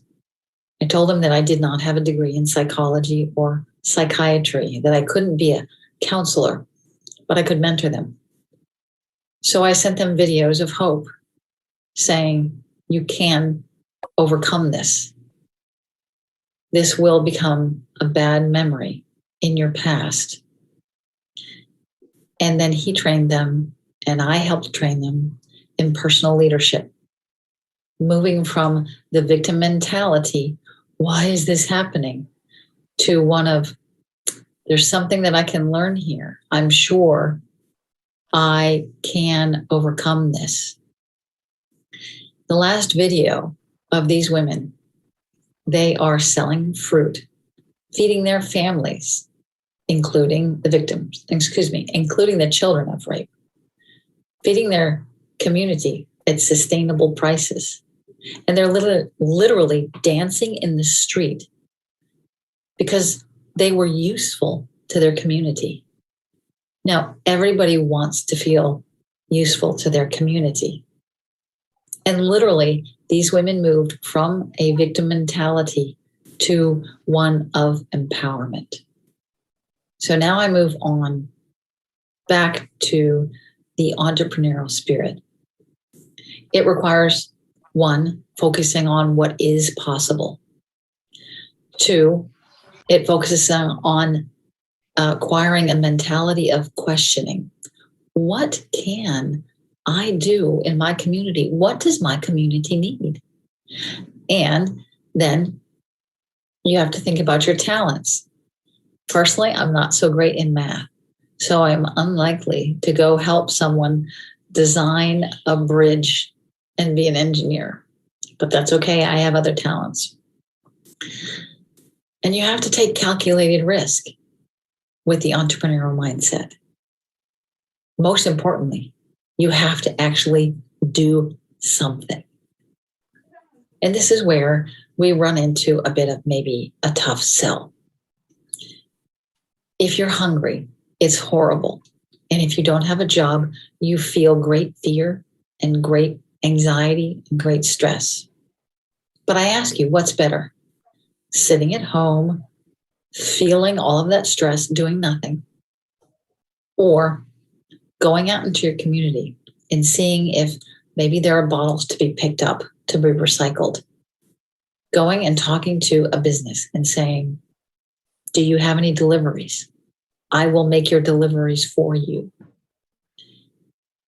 If you do something like this, you're going to tell me, oh, I can't because I'm hungry. Well, I'm going to go back to what's better, sitting around doing nothing or going out there. One, you're networking.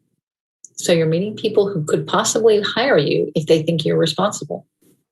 Two, you are actually doing something that makes you build more skill sets. And this is really how the world works. If you create something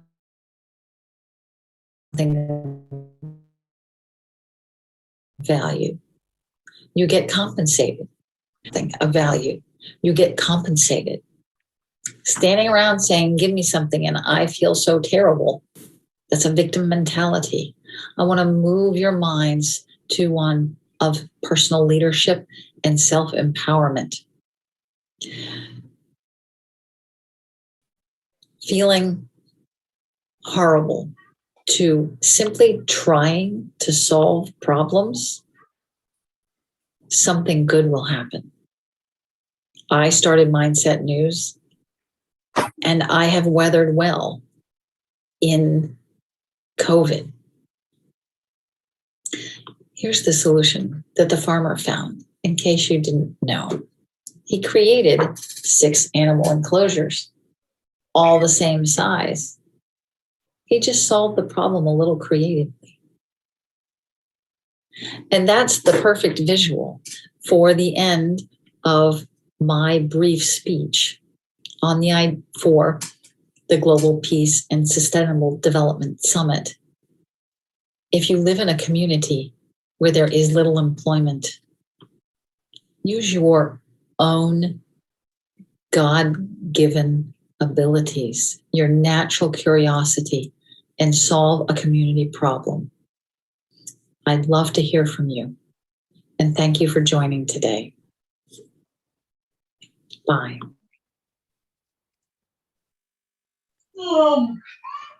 Thank you very much, ma'am. My heartfelt thanks to Excellency Dr. Jessica Ash for the eminent message on self-employment, sustainable development. Ma'am is from Regional Campuses Global Programs, Specialist at Miami University Regionals. Thank you, ma'am. It's a wonderful message. I invite guest of honor, the eminent speaker, M.A. Teresita G. Kalakis, DPA, School Focal Person for Partnership, Dr. Pablito V. Mendoza, Senior High School. Kindly express your views, ma'am. Hello, everyone. Good afternoon. Am I audible now? Yes, ma'am. All right. To the organizer of this conference on Sustainable Development Goal, Witty Gossip Association, headed by Dr. Supriya Pata, to our President and CEO of Beyond Books Publication from the Philippines, Dr. Leonilo B. Capulso, collaborators, speakers, and participants, good day. It's an honor and a privilege for me to talk in this prestigious gathering of brilliant movers of the society all over the world. Precisely, this is a great avenue for an ordinary individual like me to share my thoughts regarding SDG 2030.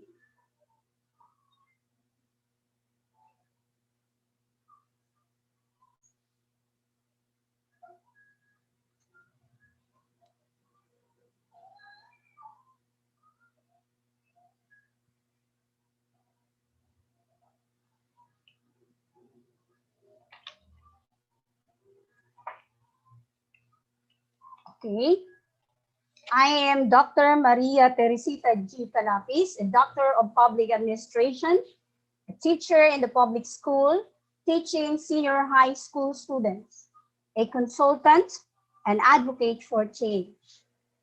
As a teacher, I always remind my students to always continue to develop oneself and be prepared with the toughest battle of life and become resilient individuals equipped with necessary knowledge, which will be useful for them to face the different odds of life. My reminders to my students also include developing and building good values, which will be the foreground when they set their directions of life.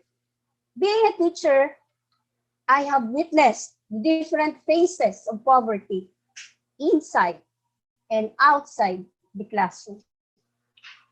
Unfortunate children who needs to work for a meager amount before going to school. And situations like students skipping meal, which resulted them to become sickly and malnourished one.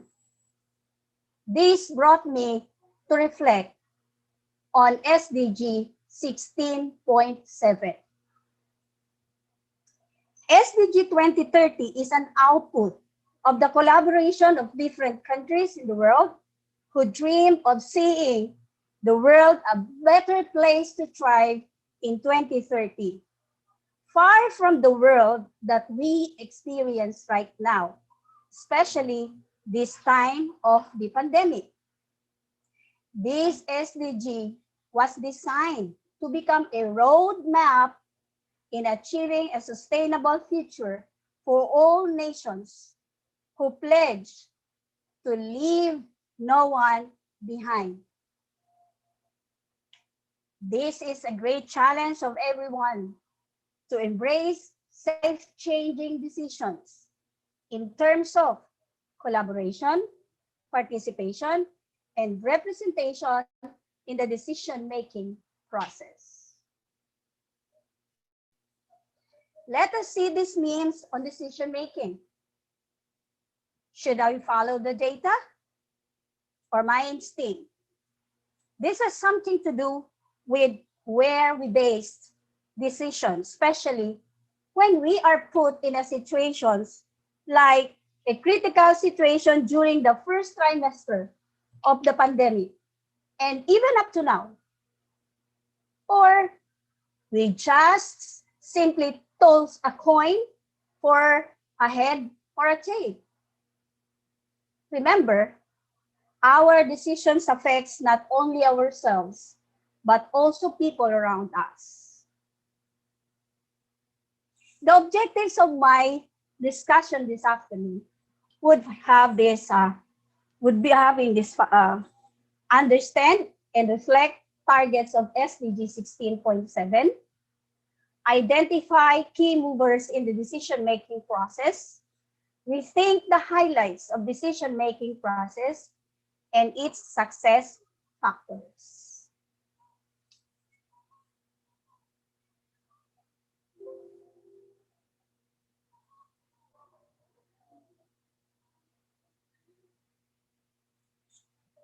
Okay. This means all individuals in the society must have a fair share of the action.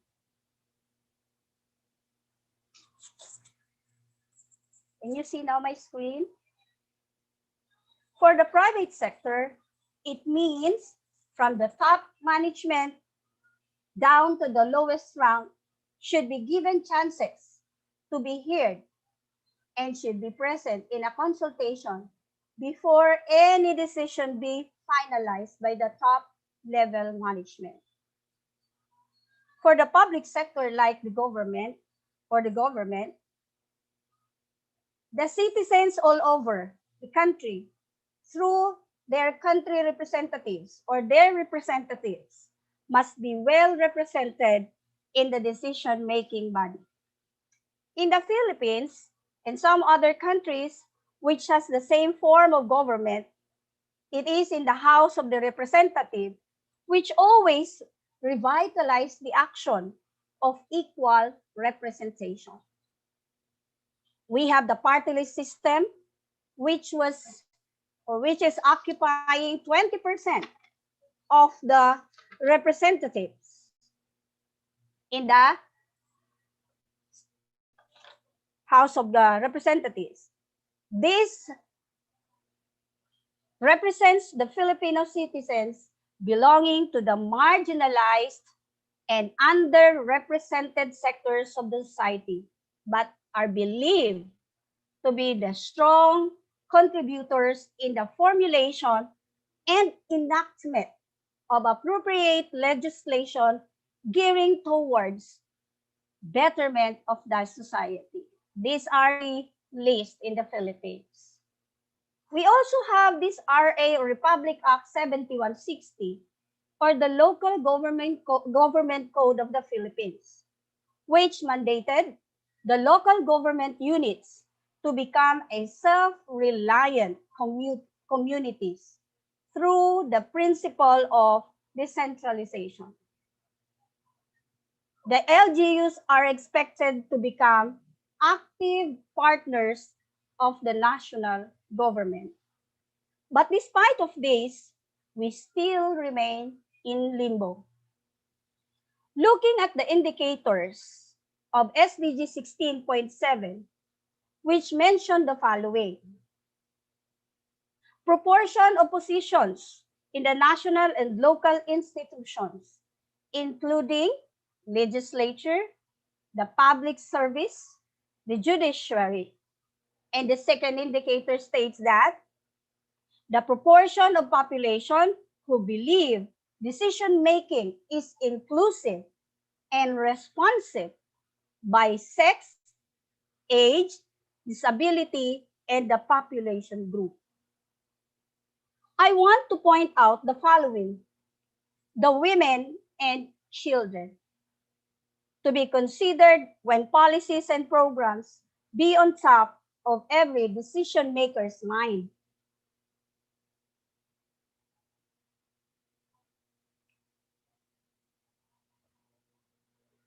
Until now, only 22 countries with women who seated as head of the state, still remaining 119 countries that never had a women leader.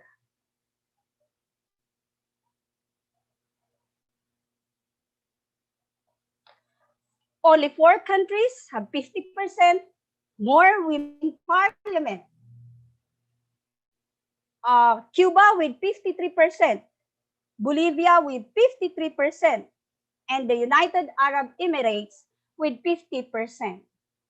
Data from the 133 countries shows that women constitute only 36% of elected in local deliberative bodies.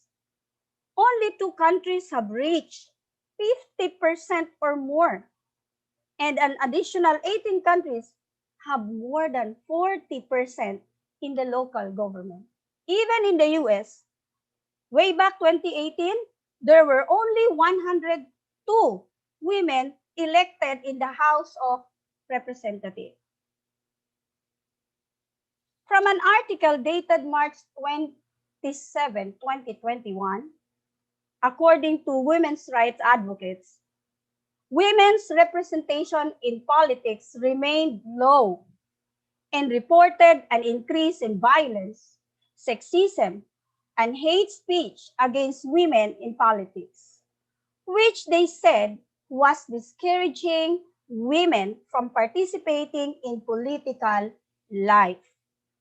A large population of a proportion of women candidates have resigned from their electoral races because of violence, including physical violence, as well as technologically facilitated harassment.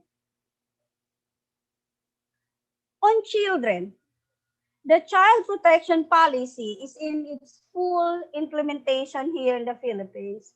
However, there are still flaws because there are still massive child sex trafficking and children involved in child pornography. This STR report will show us that cases related to child pornography reach up to 37,844 from January 1 of 2019 up to June 30, 2020. which shows a very significant increase from the last reported cases, which is only 2,611, way back 2015 to 2018. The STR submitted in the first semester of 2020 already exceeded the STRs in 2019. And this has something to do with the collaboration and cooperation of AMLC, or the Anti-Money Laundering Act in the Philippines, together with the covered persons and the law enforcement agency, who work hard and who work together to really look at the situations of children, especially those who are involved in this kind of activities. They do some raising campaigns on awareness. Okay. Now, because of these prevalent issues, the goal of this nation to build sustainable life for everyone is challenged to be more aggressive in terms of implementation, policy making, and program design. And who shall be the main actors for this? Of course, we have the legislative body, the judiciary, our executive body, and the people themselves should maximize their role in the decision-making process. For women, considering them as important key player, they must be empowered in terms of trainings, mentoring, and capacity building. According to Democracy Fact Sheet, trainings and capacity building are the main method supporting women in politics. They also believe that through trainings, women can focus on developing their self-esteem, public speaking, self-assertion, political campaigns, and advocacy fundraising. Remember, great success is only become possible when men and women share an equal opportunity in all the provisions of the world, be in health, education, economy, and in the government seats. On children, intensification on the campaigns, on awareness, on the protection of the children from any form of violence and harassment. Because I am a teacher, the school plays a very important role of educating children on how they will protect themselves. It is where connecting our lessons across the curriculum areas so that they will be given everyday insights regarding how they will live their life as children.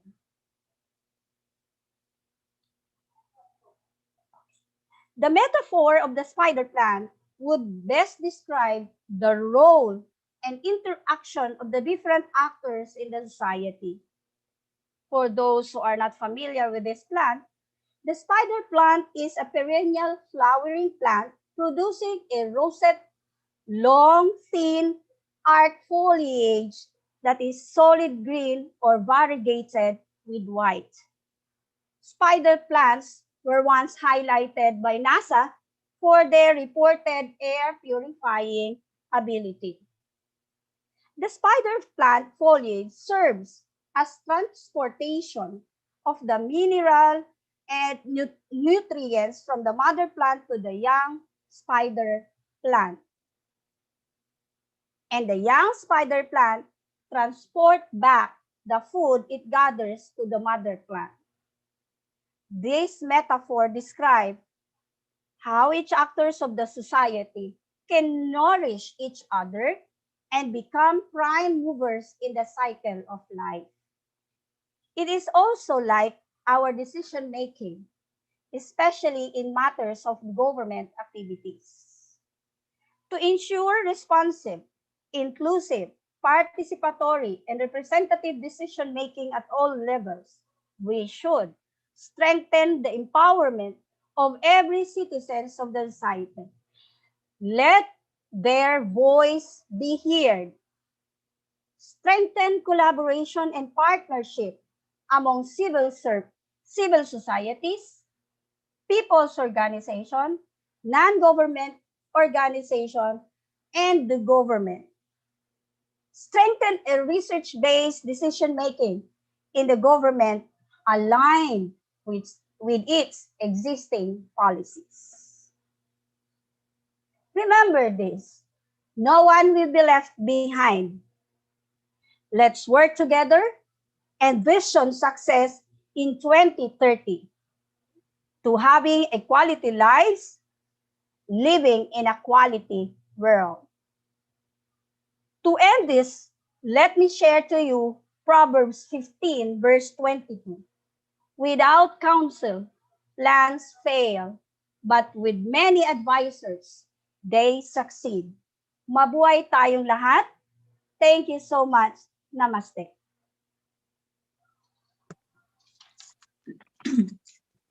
My sincere thanks to M.A. Teresita G. Calapis, DPA. Ma'am, thank you, ma'am. It's an excellent and awesome message. As a teacher, you're doing an awesome job educating students and bringing awareness on Sustainable Development Goal 16.7. Yes, ma'am, it's right. School is the right place for the students, for the children. It's a learning place and understanding, and we can bring a great awareness so that the students are the future citizens. So really, ma'am, it's an amazing job you're doing, ma'am. A great salute to you, ma'am. Thank you very much. Thank you, Carolina, for a wonderful moderating. Thank you very much. And thank you, madam, from the land of Philippines for joining us. Thank you very much, ma'am. Yes. Okay. Yes. Ma'am, actually, there is a little bit change. Okay, we have a Dr. Jugal Kishore. Dr. Jugal Kishore, are you there? Dr. Jugal Kishore, can you hear me?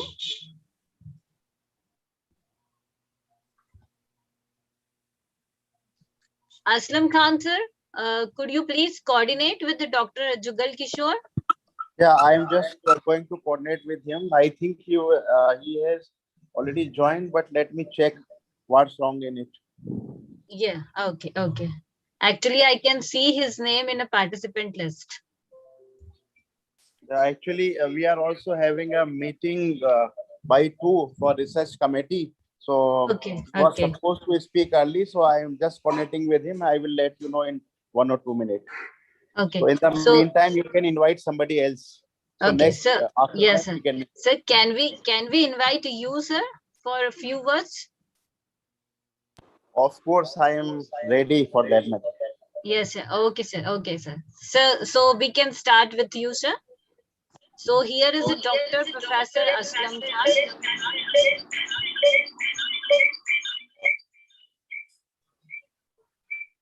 Here we have Dr. Professor Aslam Khan. Hello. Yes.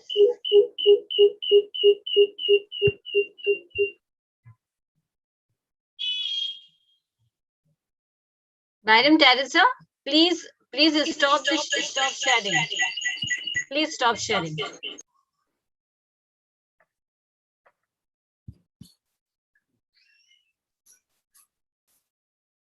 Hello. Yes, sir, you are audible. Madam Teresa, please stop sharing.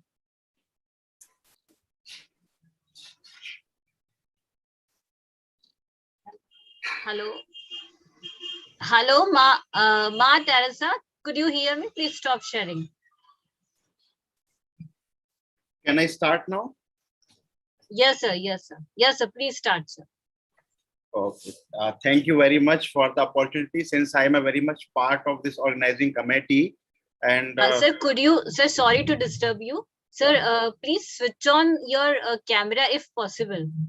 okay, okay, I am just opening my camera. Yes, sir.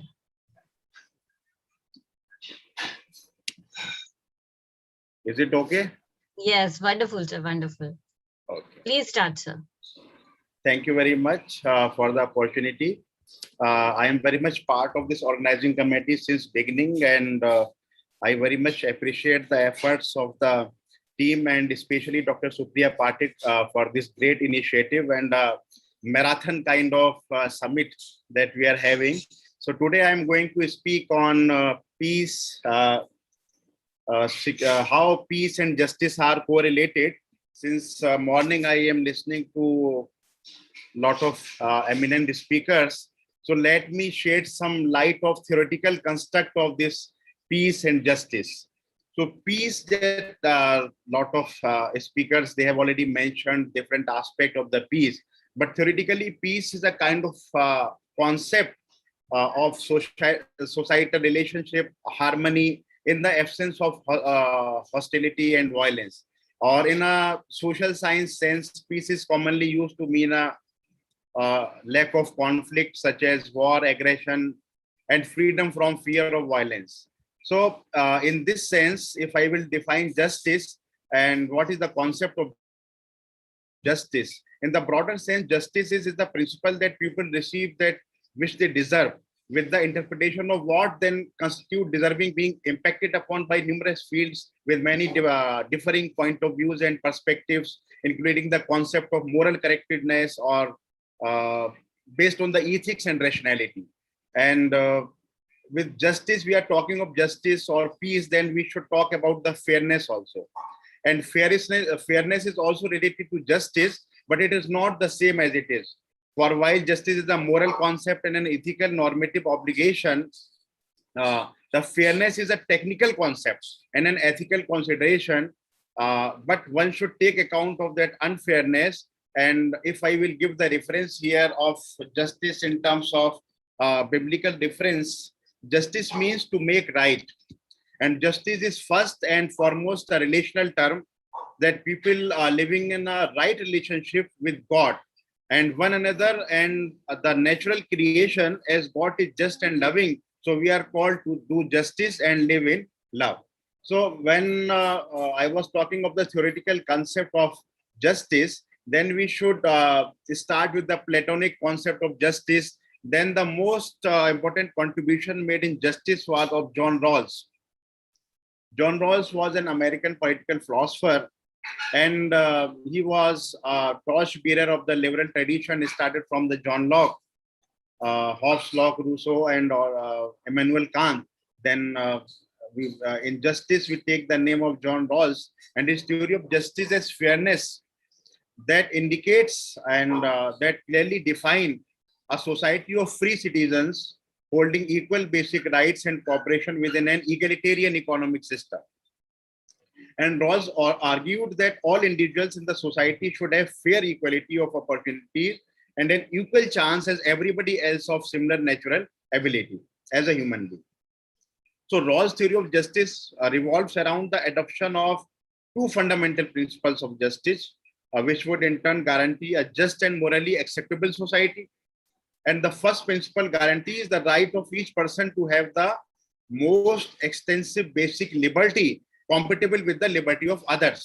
So the second principle that is stated that social and economic positions are to be everyone's advantage and should be open to all.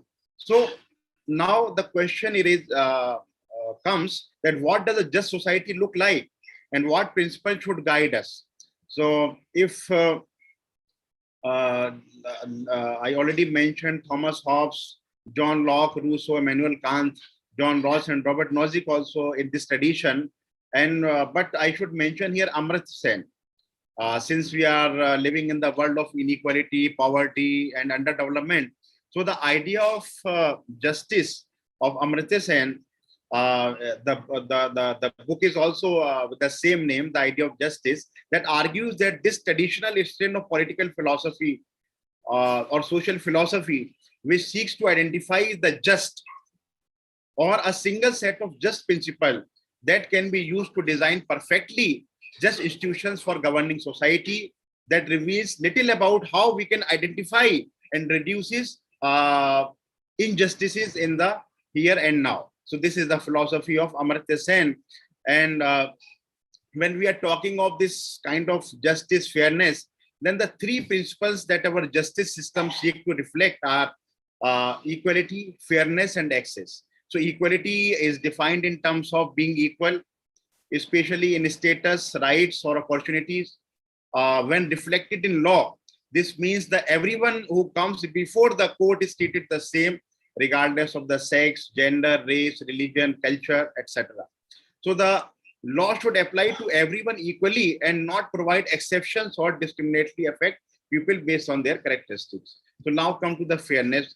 Fairness I already defined, but fairness is defined as an impartial and just treatment or behavior without favoritism or discrimination. So in the present world, we are witnessing this kind of the favoritism, discriminations, or inequality. Now, the fairness holds that if people are treated differently before the courts or before the different institutions in the society, such as receiving different sentences, it should be from the application of the law and legal principles, and different treatment should not stem from personal characteristics to the or the attributes. So now the things come to the access.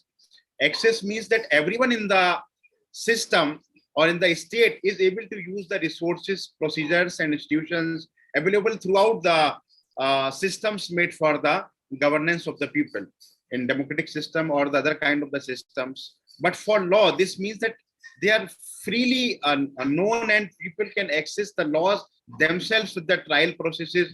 This means people affected by the legal system can access help and advice related to their cases and situations. So when I must mention here the natural right of John Locke, it was very much important. So he talked about some fundamental natural rights, and he said the right of life, liberty, and property are the most important rights. And Locke believed that the most basic human law of nature is the preservation of mankind. To serve the purpose, he reasons individuals have both a right and a duty to preserve their own lives. So when we are talking of these fundamental natural rights, or when we are talking of peace, or when we are talking of justice, so this comes in a equitable, fair society, because since there is a debate on the creation of the state, in the system of state management, the principle of equality, the principle of justice were paramount, right from the Greek political philosophy to the modern time. Then when we are talking of the social contracts were for the well-being of the human beings or the people living under those social contracts. And still the debates of the democracy that we are witnessing, that it is a government of the people, by the people, for the people. So the people are the base of these particular systems or the system of governance. Since in the Platonic idea of justice, that we also see that the kind of the distribution or the kind of the education system in the Plato's ideal state, we see that we can easily conclude that the education is paramount, the equality, the fairness, or justice is paramount for an equal society, for a just society. So in the present world of inequality, or the present world full of violence, full of war, we are seeing that there is a discourse of hegemony, and some powers, they are having influence over others, because this power and influence, they are making a such kind of the chaos in the beautiful human environment. And we have seen different aggressions, we have seen different wars. When the world was bipolar, then when the world became unipolar. I am not going to have the details of those because it will take too much time for that matter. The remaining speakers will have a lot of time for deliberation.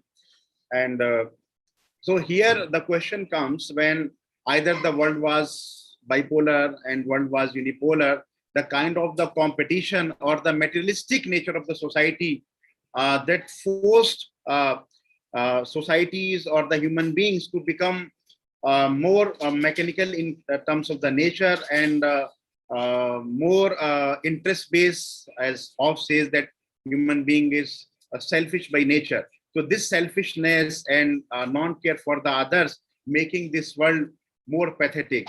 And a lot of lectures, lot of conventions, lot of theoretical discourses, and lot of moral educations. I hope that in whole world we are having this kind of the institutions. Those are teaching those kind of the value system or the morality. But the most important finding of mine in the present problem with the peace is that morality and ethics are being ignored by the states, by the governments, or by the individuals.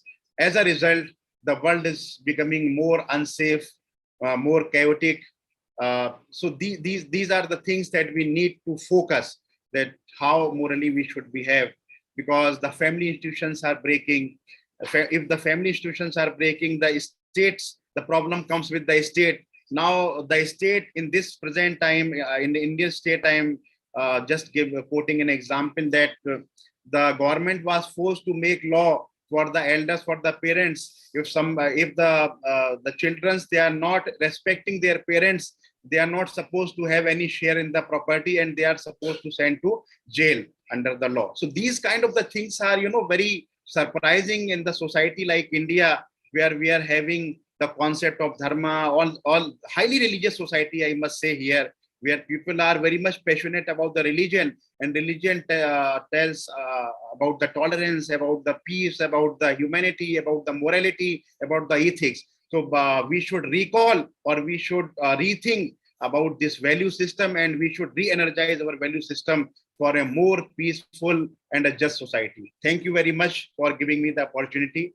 Thank you very much. And I will also request in the audience, if somebody who want to ask any question or any observation, they are free to do. Thank you very much. Sir, good morning, sir. Dr. Aslam Khan, sir. Sir, this is Dr. Vijay Kumar Sharma from Mahatma Gandhi Central University. Just I have a query from you that just you are revealing about the peace, harmony, and justice and all that. But what is happening in the current scenario, like nationally, internationally, because we are talking traditionally as a religious format, we are talking many ways that peace is peace for harmony. All religious tell that we can maintain the peace, we can maintain the harmony, we can there's a religious equality and all that. But presently, because we know that we are the academicians, we are the intellectuals, we are the humankinds. Why the world is going very differently when we are coming to our personalized things happens. Just a disturbance is going on. Again, the heavy fighting among ourselves, lack of fighting among the humankind.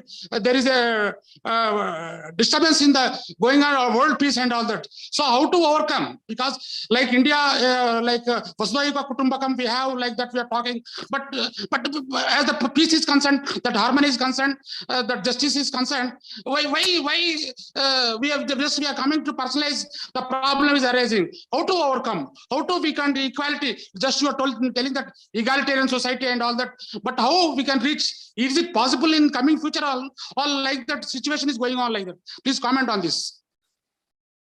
Oh, I very much mentioned that despite we are highly religious society, we are having a strong value system. In all religions, they preach about the peace, about humanity. All are subject to God, and God, because it doesn't matter that somebody is living in America, somebody is living in Israel, somebody living in Pakistan, Argentina, Philippines, or India. God, in the creation of God, we are same. And some value system like peace, tolerance, humanity, because humanity means what? Humanity means a value, a kind of ethical system that we are having. And since we are talking of this third world, especially of the South Asian context, the society is highly religious. And despite that, so many violences we are seeing, and so many corrupt practices we are seeing. The thing is that since we have adopted, the cultural overlapping is there. and we have adopted some different systems over us that has dominated to our cultural discourse. So this cultural discourse, that we need to understand our roots, that what is the value of the life, why we are being called human beings. If we are going to understand those particular basic concept of humanity, then definitely peace is going to prevail in near future. And nationally and internationally, then you are talking that because individual is making contribution to the society, to the nation, and to the international level.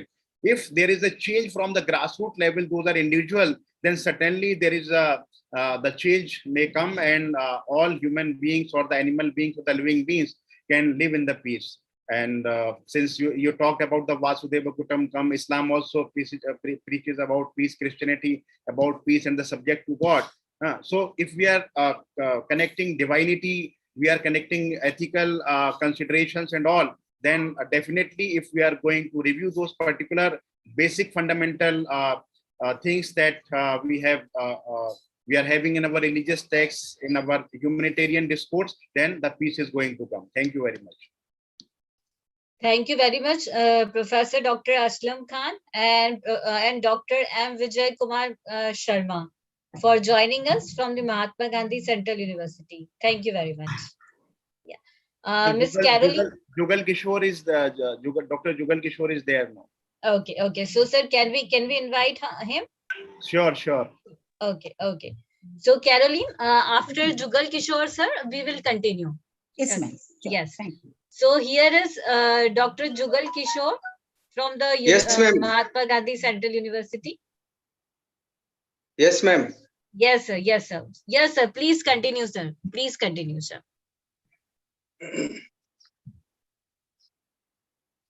Westwick language in Hindi and English, both you? Sir, in English, only in English, sir, because we have a foreign audience, sir. Oh, I am only for ready in Hindi medium. So I am briefly in Hindi and English, both languages. Okay. Are comfortable you? Dr. Jugal Kishore ji, I will translate in 1 or 2 minutes the gist of your lecture. If you are not very much comfortable in English, you can continue with the permission of Dr. Supriya. I can help him. Okay. Sure, sir. So you are working as a translator. Okay, sir. Okay, sir. वैश्विक शांति एवं सतत विकास सम्मेलन जो 2021 का जो organisation हुआ है, इसमें टैगोर शिक्षा महाविद्यालय और इंटरनेशनल लेवल पर जो अनेक संस्थाओं के द्वारा आयोजित हो रहा है, उसको सबसे पहले मैं बहुत बहुत बधाई, कांग्रेचुलेशन देता हूं, उनको शुभकामनाएं देता हूं कि उन्होंने इतना बढ़िया सुंदर टॉपिक के ऊपर ये पीस और जो 4 गोल्स के ऊपर आयोजन किया है। इसमें जो मेरा आज टॉपिक रहेगा वो पीस एजुकेशन की अगर अपन बात करें तो मैं सबसे पहले तो मेरे फ्रेंड डॉक्टर असलम खान और डॉक्टर सुप्रिया पाठक मैडम को थैंक्स दूंगा, क्योंकि मेरा 4 अप्रैल को टॉक होना था, उसके बाद मैं आउट ऑफ स्टेशन हूँ, लेकिन फिर भी जो ऑर्गेनाइजिंग कमेटी के मेंबर्स थे उनको वो मैं बहुत बहुत थैंक्स देता हूँ। पीस एजुकेशन की अगर अपन बात करें तो विश्व समाज के अंदर जो सोसाइटी है उसमें जो मूल समस्या है वो पर्सनल रूप से एक इंडिविजुअल व्यक्ति की समस्या है। प्रॉब्लम्स जो आ रही है आज हमारे सामने वो बहुत बड़ी प्रॉब्लम आ रही है, और उसमें सबसे बड़ी बात आ रही है कि विश्व के अंदर, हम वर्ल्ड के अंदर पीस को कैसे डेवलप करें, पीस को कैसे स्थापित करें। जब व्यक्ति के मन में शांति नहीं है तो पीस आएगा कहां से? पीस जो एजुकेशन की बात करें तो ये बिल्कुल ही संभव नहीं है जब तक हमारा मन और भाषा के बीच में समन्वय नहीं हो, कोऑर्डिनेशन नहीं हो। हमारा जब कोऑर्डिनेशन होगा तभी हम किसी भी पीसफुल एनवायरनमेंट की बात कर सकते हैं। जो शिक्षा है वो हमें क्या करती है? एजुकेशन हमें पीस की ट्रेनिंग देती है, और इसके लिए पीस की ट्रेनिंग देने के लिए गांधी से पूछा गया था कि आपका जो शिक्षा है, एजुकेशन है, उसका ऑब्जेक्टिव क्या है, तो गांधी ने एक बहुत बढ़िया बात कही थी कि मेरे जो एजुकेशन का ऑब्जेक्टिव है वो कैरेक्टर बिल्डिंग, चरित्र निर्माण करना। तो आज जो इस ग्लोबलाइजेशन के अंदर जो सबसे बड़ी प्रॉब्लम्स हमारे सामने आ रही है एजुकेशन के अंदर, वो सबसे बड़ी आ रही है पीसफुल एनवायरनमेंट की और उसके साथ पीस एजुकेशन की। तो हम जब बात करते हैं आज शिक्षा की जो मेथोडोलॉजी है, जो हमारी शिक्षा की जो पद्धति है, वो हमें इंटरनल पर्सनालिटी डेवलपमेंट नहीं होगा तब तक हम आंतरिक विकास नहीं होगा, तब तक हम लोग क्या है कि हम पीसफुल एजुकेशन को एक्सेप्ट नहीं कर सकते हैं। क्यों? क्योंकि हमारे सामने अनेक इच्छाएं हैं, स्वार्थ है। तो ऐसी स्थिति के अंदर विज्ञान और तकनीक, साइंस एंड टेक्नोलॉजी दिन ब दिन आपको डेवलपमेंट हो रही है, लेकिन उसमें जो शिक्षा का, जो एजुकेशन का जो ऑब्जेक्टिव है, वो मूल रूप से है अपने बिहेवियरिज्म को चेंज करना, इंटरनल बिहेवियरिज्म को चेंज करना। और इसके लिए जो है शिक्षा के 4 आयाम होते हैं: मस्तिष्क परिवर्तन, दृष्टिकोण, हमारा विजन परिवर्तन, जीवन शैली परिवर्तन, लाइफस्टाइल और सिस्टम यानी कि व्यवस्था परिवर्तन। ये 4 अपन अगर व्यवस्थाओं के अंदर बदलाव करेंगे तो निश्चित रूप से हम नॉन वायलेंस को लव करने लग जाएंगे, नॉन वायलेंस सोसाइटी की स्थापना होगी। तो जो शांति की शिक्षा है, पीसफुल एजुकेशन है, इसमें हमें मॉरलिटी को बहुत अधिक महत्व देना है और मूल्यों को स्थापना करना है, ताकि जो गिफ्ट ऑफ नेचर, जो प्रकृति का हमें उपहार मिला है, उसमें चेक एंड बैलेंस, संतुलन बना रहे।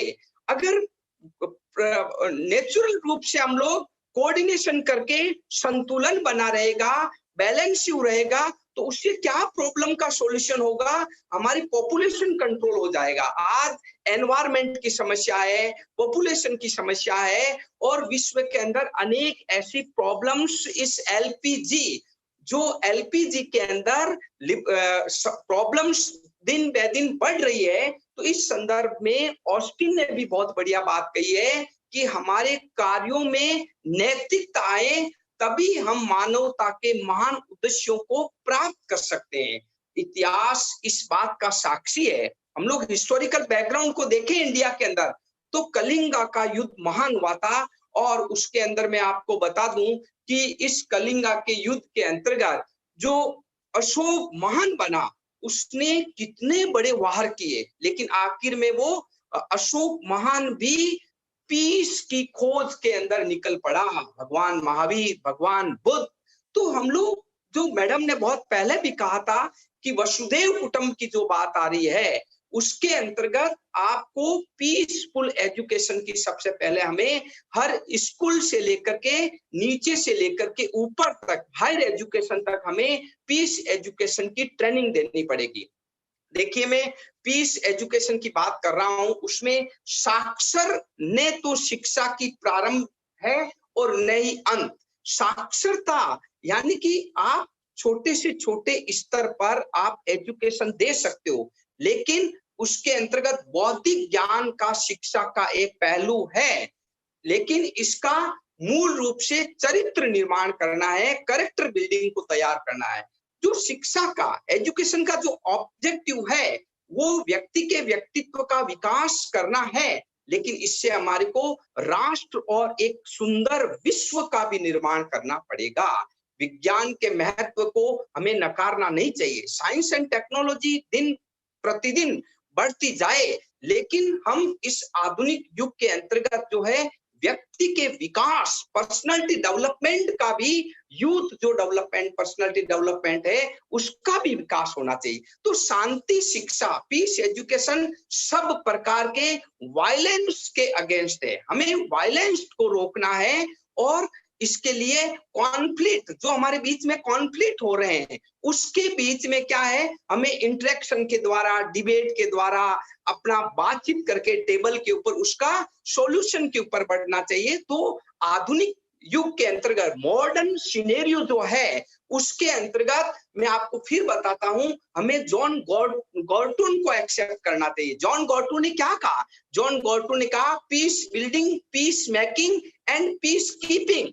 अगर हम इसको एक्सेप्ट कर लेंगे तो निश्चित रूप से हमारे जो पॉलिसी मेकर हैं, हमारे जो एजुकेशनल इंस्टीट्यूशन है, इसके अंतर्गत training in non violence and training in peace education जो हम लोग काम कर रहे हैं, उसका दिन ब दिन महत्व, इंपोर्टेंस बढ़ती जाएगी। Thank you. Thank you, Dr. Jugal ji. Let me translate for our foreign friends that Dr. Jugal's lecture was focused on the peace education, and he tried to focus how to situate peace by peace training. Like he gave the example of the Gandhian training, that the character building is the foremost important part in promoting peace, and he talked about the internal personality development, and he also mentioned some factors like desire, greed, and these are the factors that are problematic in terms of peace. And he talked about change in behavior. He gave the 4 kind of the parameters for that matter, like mental, perceptive, system. There should be change on that label, then non-violence will come. And non-violence he related with the morality and to establish a value system. And morality, he said, is not without humanity. And he gave the reference of the great war of Kalinga, and he make mention of how Ashoka becomes great Ashoka the Great. And because of he embraces peace, and he was very much influenced with the Buddhism, the concept of the peace, and he embraced the peace. And finally, he focused on the character building, personality, and he talked about how a beautiful world can come if we are going to give the peace training or the peace education that is totally against the violence. And he very much mentioned about negotiations, mediations, and all. And finally, he gave the reference of Johann Galtung's principles of peacemaking, peacekeeping, and peace building. If the world is going to embrace this kind of the peace values or the things given by those great philosophers, then definitely peace is going to come. So this was all about the Dr. Jugal Kishore's lecture. I hope you people now got it understand fully. Thank you very much. Thank you, Dr. Jugal Kishore. Thank you, Dr. Aslam Khan. And actually, I must say, Aslam Khan sir, you did it translating in a very well manner. Thank you very much, sir. Yes. So, Miss Caroline, please continue with the other speaker. Yes, ma'am. We request the honor of your presence, Sharon A. Wilbert, Master Teacher to SHS Coordinator, Lopez National Comprehensive HS. Ma'am, we are eager to listen to your words, ma'am. Kindly come forward and give us your valuable speech.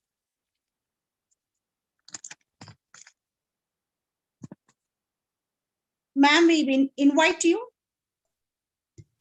Ma'am, could you please invite her again? Actually, I can see her name. Please invite her. Oh, 1 second, ma'am. To whom I should invite, ma'am? The next guest? No, the previous one, as you mentioned, right? Okay, fine. Yes. A warm welcome to Sharon A. Wilbert, ED, Master Teacher to SH Coordinator, Lopez National Comprehensive HS. Ma'am, we invite you and we are eager to hear to your words, ma'am, your valuable words. Kindly forward and give us your message. I think there is some issue because she is not responding. Yes, ma'am. Dr. Abhay Vikram Singh is also there. I think he was missing from our... Yeah, sir. Yes, sir. Yeah, we are inviting him, sir. After one speaker, we will... Okay, no issue. Yes. So, Miss Caroline, please invite other speaker. Yes, ma'am. A warm welcome to Sir Archie M. Dizon, MA ED MGT, High School Principal and Chairperson for Academic Affairs, Colegio Cho Domingo Educational Foundation, INC and Golden Sunbeams Christian School. Sir, we would like to hear to your message, sir. A warm welcome. Kindly deliver your valuable speech, sir. Hello po. Thank you. Good day, everyone. Namaste. Let me share. Yeah, again, please again do this gesture. Do this gesture. Yeah. Thank you very much. Okay. Yeah. Please continue. First, I would like to acknowledge Dr. Supriya for coming up with an activity like this, for coming up with a summit like this. Thank you, ma'am. I would also like to take this opportunity to say thank you to Dr. Leonilo Capulso, the CEO of Beyond Books Publication Philippines. By the way, I'm Sir Archie Dizon. I'm from the Philippines. I would like to share with you my screen.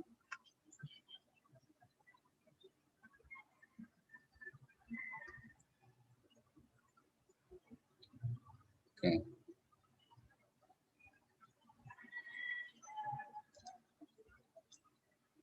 By the way, I'm a high school principal from Colegio Santo Domingo Educational Foundation, Inc., and at the same time, a chairperson of academic affairs in Golden Sunbeams Christian School. Today, I would like to share with you goal number 16, Peace, Justice, and Strong Institutions, with the subtopic, Promote the Rule of Law and Ensure Equal Access to Justice. Let me start.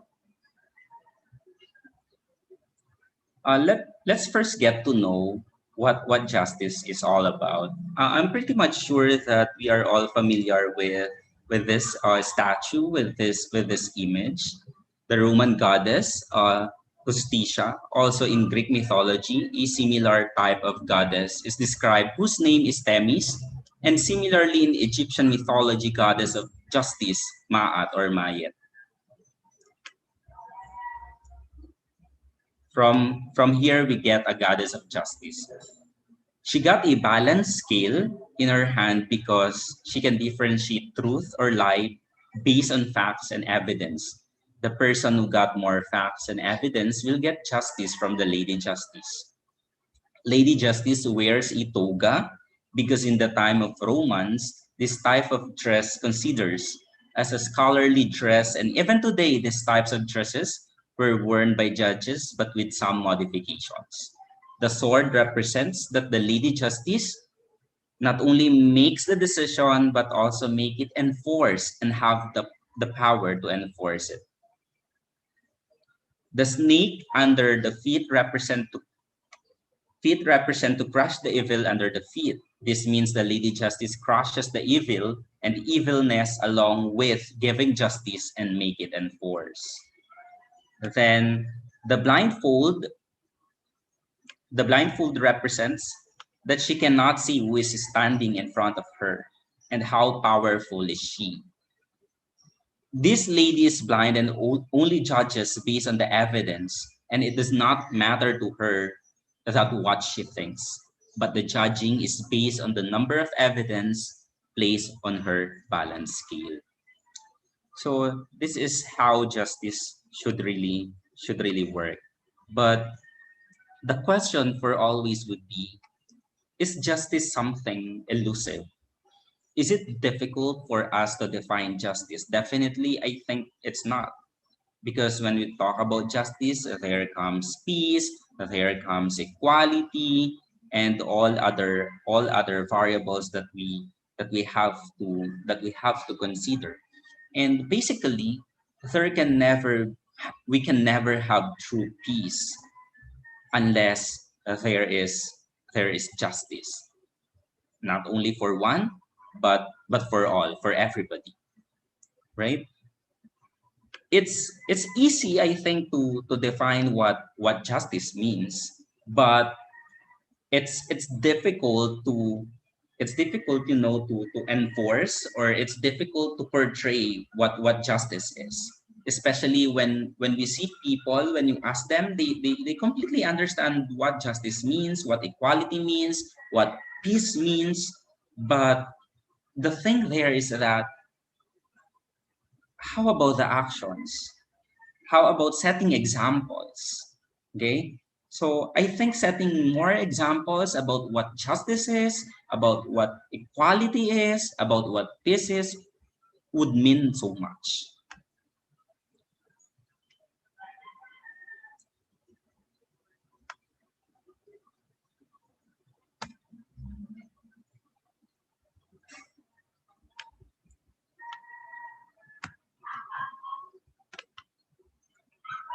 Okay.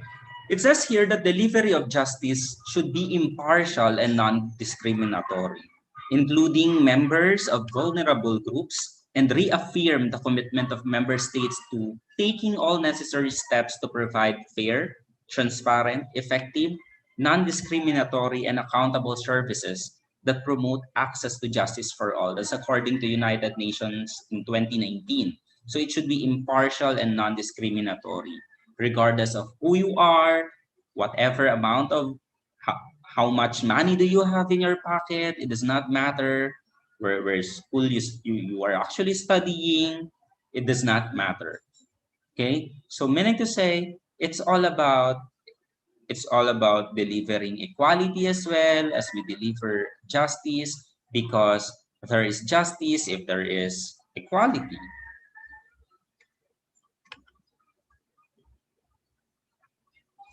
According to Powell, equal justice under law is not merely a caption on the facade of the Supreme Court building, which we most of the time see. It is perhaps the most inspiring ideal of our society. It is one of the ends for which our entire legal system exists. It is fundamental that justice should be the same in substance and availability without regard to economic status. We are all aware that this is really going on, that there is inequality. If you are poor, it would be harder for you to access justice. If you are poor, it's difficult for you to protect your rights. But talking about justice, we are always talking about or putting emphasis on equality, that when it comes to justice, it has to be equal, because it is but a basic right of all people to to to to have justice. Okay, then it says here from Justice Rao, Chairman Law Commission of India, it says here that the words access to justice also refers to the nature of different rights, to the number of courts, to the quality of justice, to the independence of the judges who man the courts, to legal aid and public interest litigation, and so on. So talking about access to justice, we are also talking about the people, where we are talking about the people who are in command, so that justice would be served to all. First, we have to check, of course, not only the qualifications, because we are all aware that whoever will be put to implement or to carry out justice is competent enough based on certain qualifications. But we also have to, I think, to counter check not only the qualification of this person, but we also have to go background checking if this person can really serve justice with no bias at all. That I think we also have to consider, because even if one particular government would like to impose justice, at the end of the day it's all about the people. So we have to choose the right people who will carry out or will implement, will serve what justice is all about. Research shows that there are disadvantaged sectors of society who neither know the law and nor recognize its applicability to their own lives. On the other hand, there are also citizens with easy access to justice who are familiar with their own rights and were able to use their rights effectively for their purposes in daily life. this one striking inequality that must be addressed. That's the sad reality that we are confronting right now, that while others are familiar, while others know their basic rights, some do not know. And it's, I think, something that the government should work on with. It's something that all institutions, particularly the academe, to address to, because they're being the basic foundation of all children who grow up.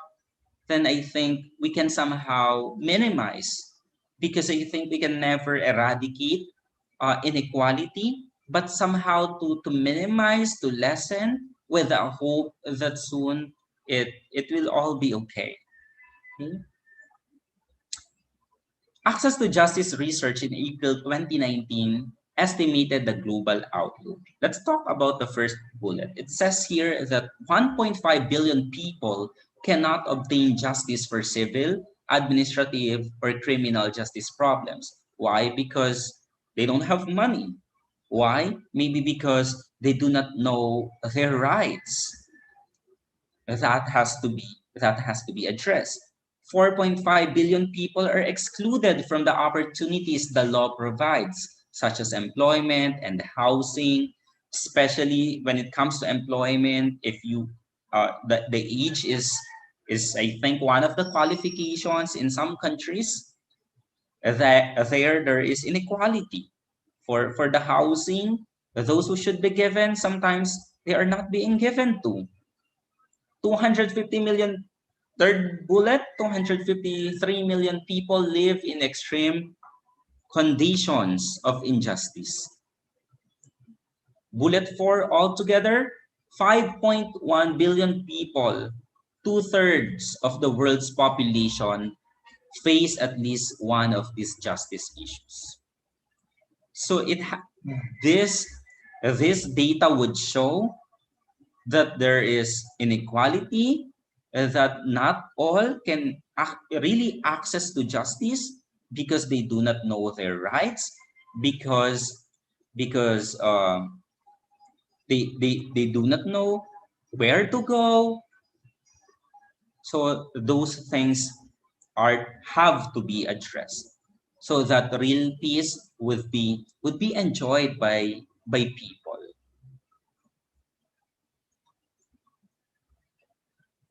Access to justice is a core element of the rule of law.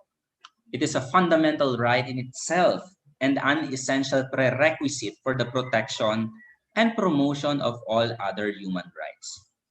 So meaning to say, if it's a fundamental right, then all people in the world should know, should understand what this right is all about. So it has to start from home, from the family, from the school where they are at. It has to be emphasized at all times, because it is but a basic or fundamental right. And access to justice is a core element of the rule of law, that everyone must be given an opportunity to access when they need it. Access to justice encompasses the right to a fair trial, including equal access to and equality before the courts, and seeking and obtaining just and timely remedies for rights violations. Guaranteeing access to justice is indispensable to democratic governance and the rule of law, as well as to combat social and economic marginalization. When justice is served well, that's the time that we can also tell ourselves that this social and economic marginalization are also being addressed. So there has to be an emphasis for this for always. To end my address, I would like to share this statement from Eleanor Roosevelt, and it says, "Where, after all, do universal human rights begin? In small places, close to home. So close and so small that they cannot be seen on any maps of the world. Such are the places where every man, woman, and child seeks equal justice, equal opportunity, equal dignity without discrimination. Unless these rights have meaning there, they have little meaning anywhere. So for families, for the homes, this has to be addressed. Inside the family, there has to be equality. There has to be justice so that there would be peace. In schools, there should be. In all places, anytime, anywhere, these things have to be emphasized. So again, I would like to take this opportunity to extend my gratitude to the working committee of this summit, and namaste. Thank you very much, sir. It's really awesome and wonderful. You're outspoken and you have given us great insight on the subject. Thank you very much. I invite Cherry E. Garcia, MA-ED, Master Teacher to Castle Jos National High School, SDO Zambles, Department of Education. A warm welcome to you, sir. Kindly address the audience.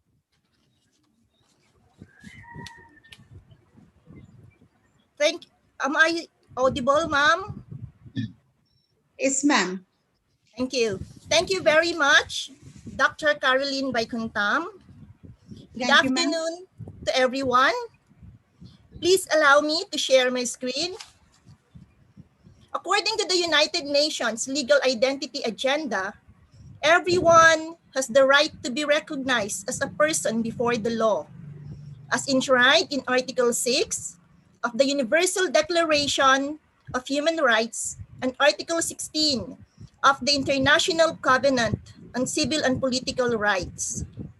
Several international human rights instruments, such as Article 7 of the Convention on the Rights of the Child and Article 24 on the International Covenant on Civil and Political Rights, also recognize a right to birth registration.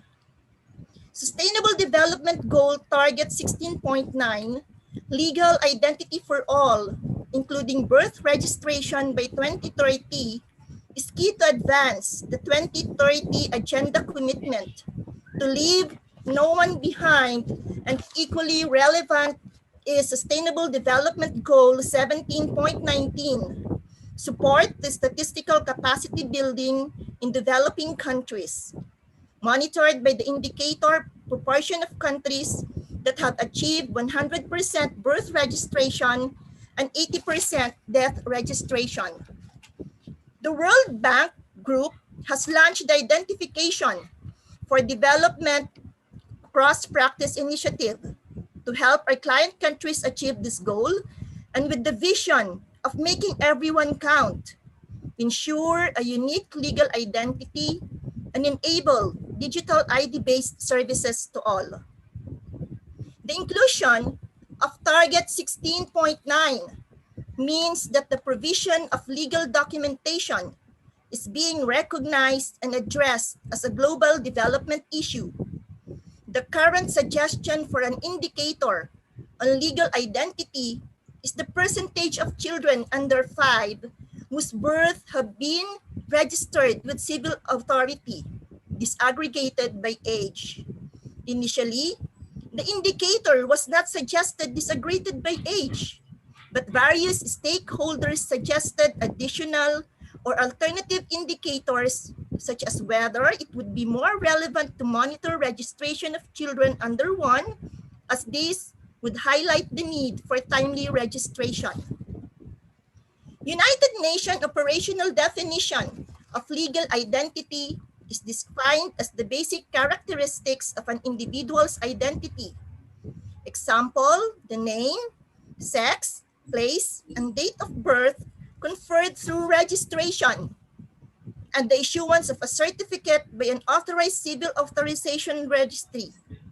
Following the occurrence of birth, a legal identity is the legal registration of a documentation of a person that enables the person to access rights, benefits, and responsibilities in their country. This can include personal data and a unique identifier, whether in the form of biometric data. In the absence of birth registration, legal identity may be conferred by a legally recognized identification authority.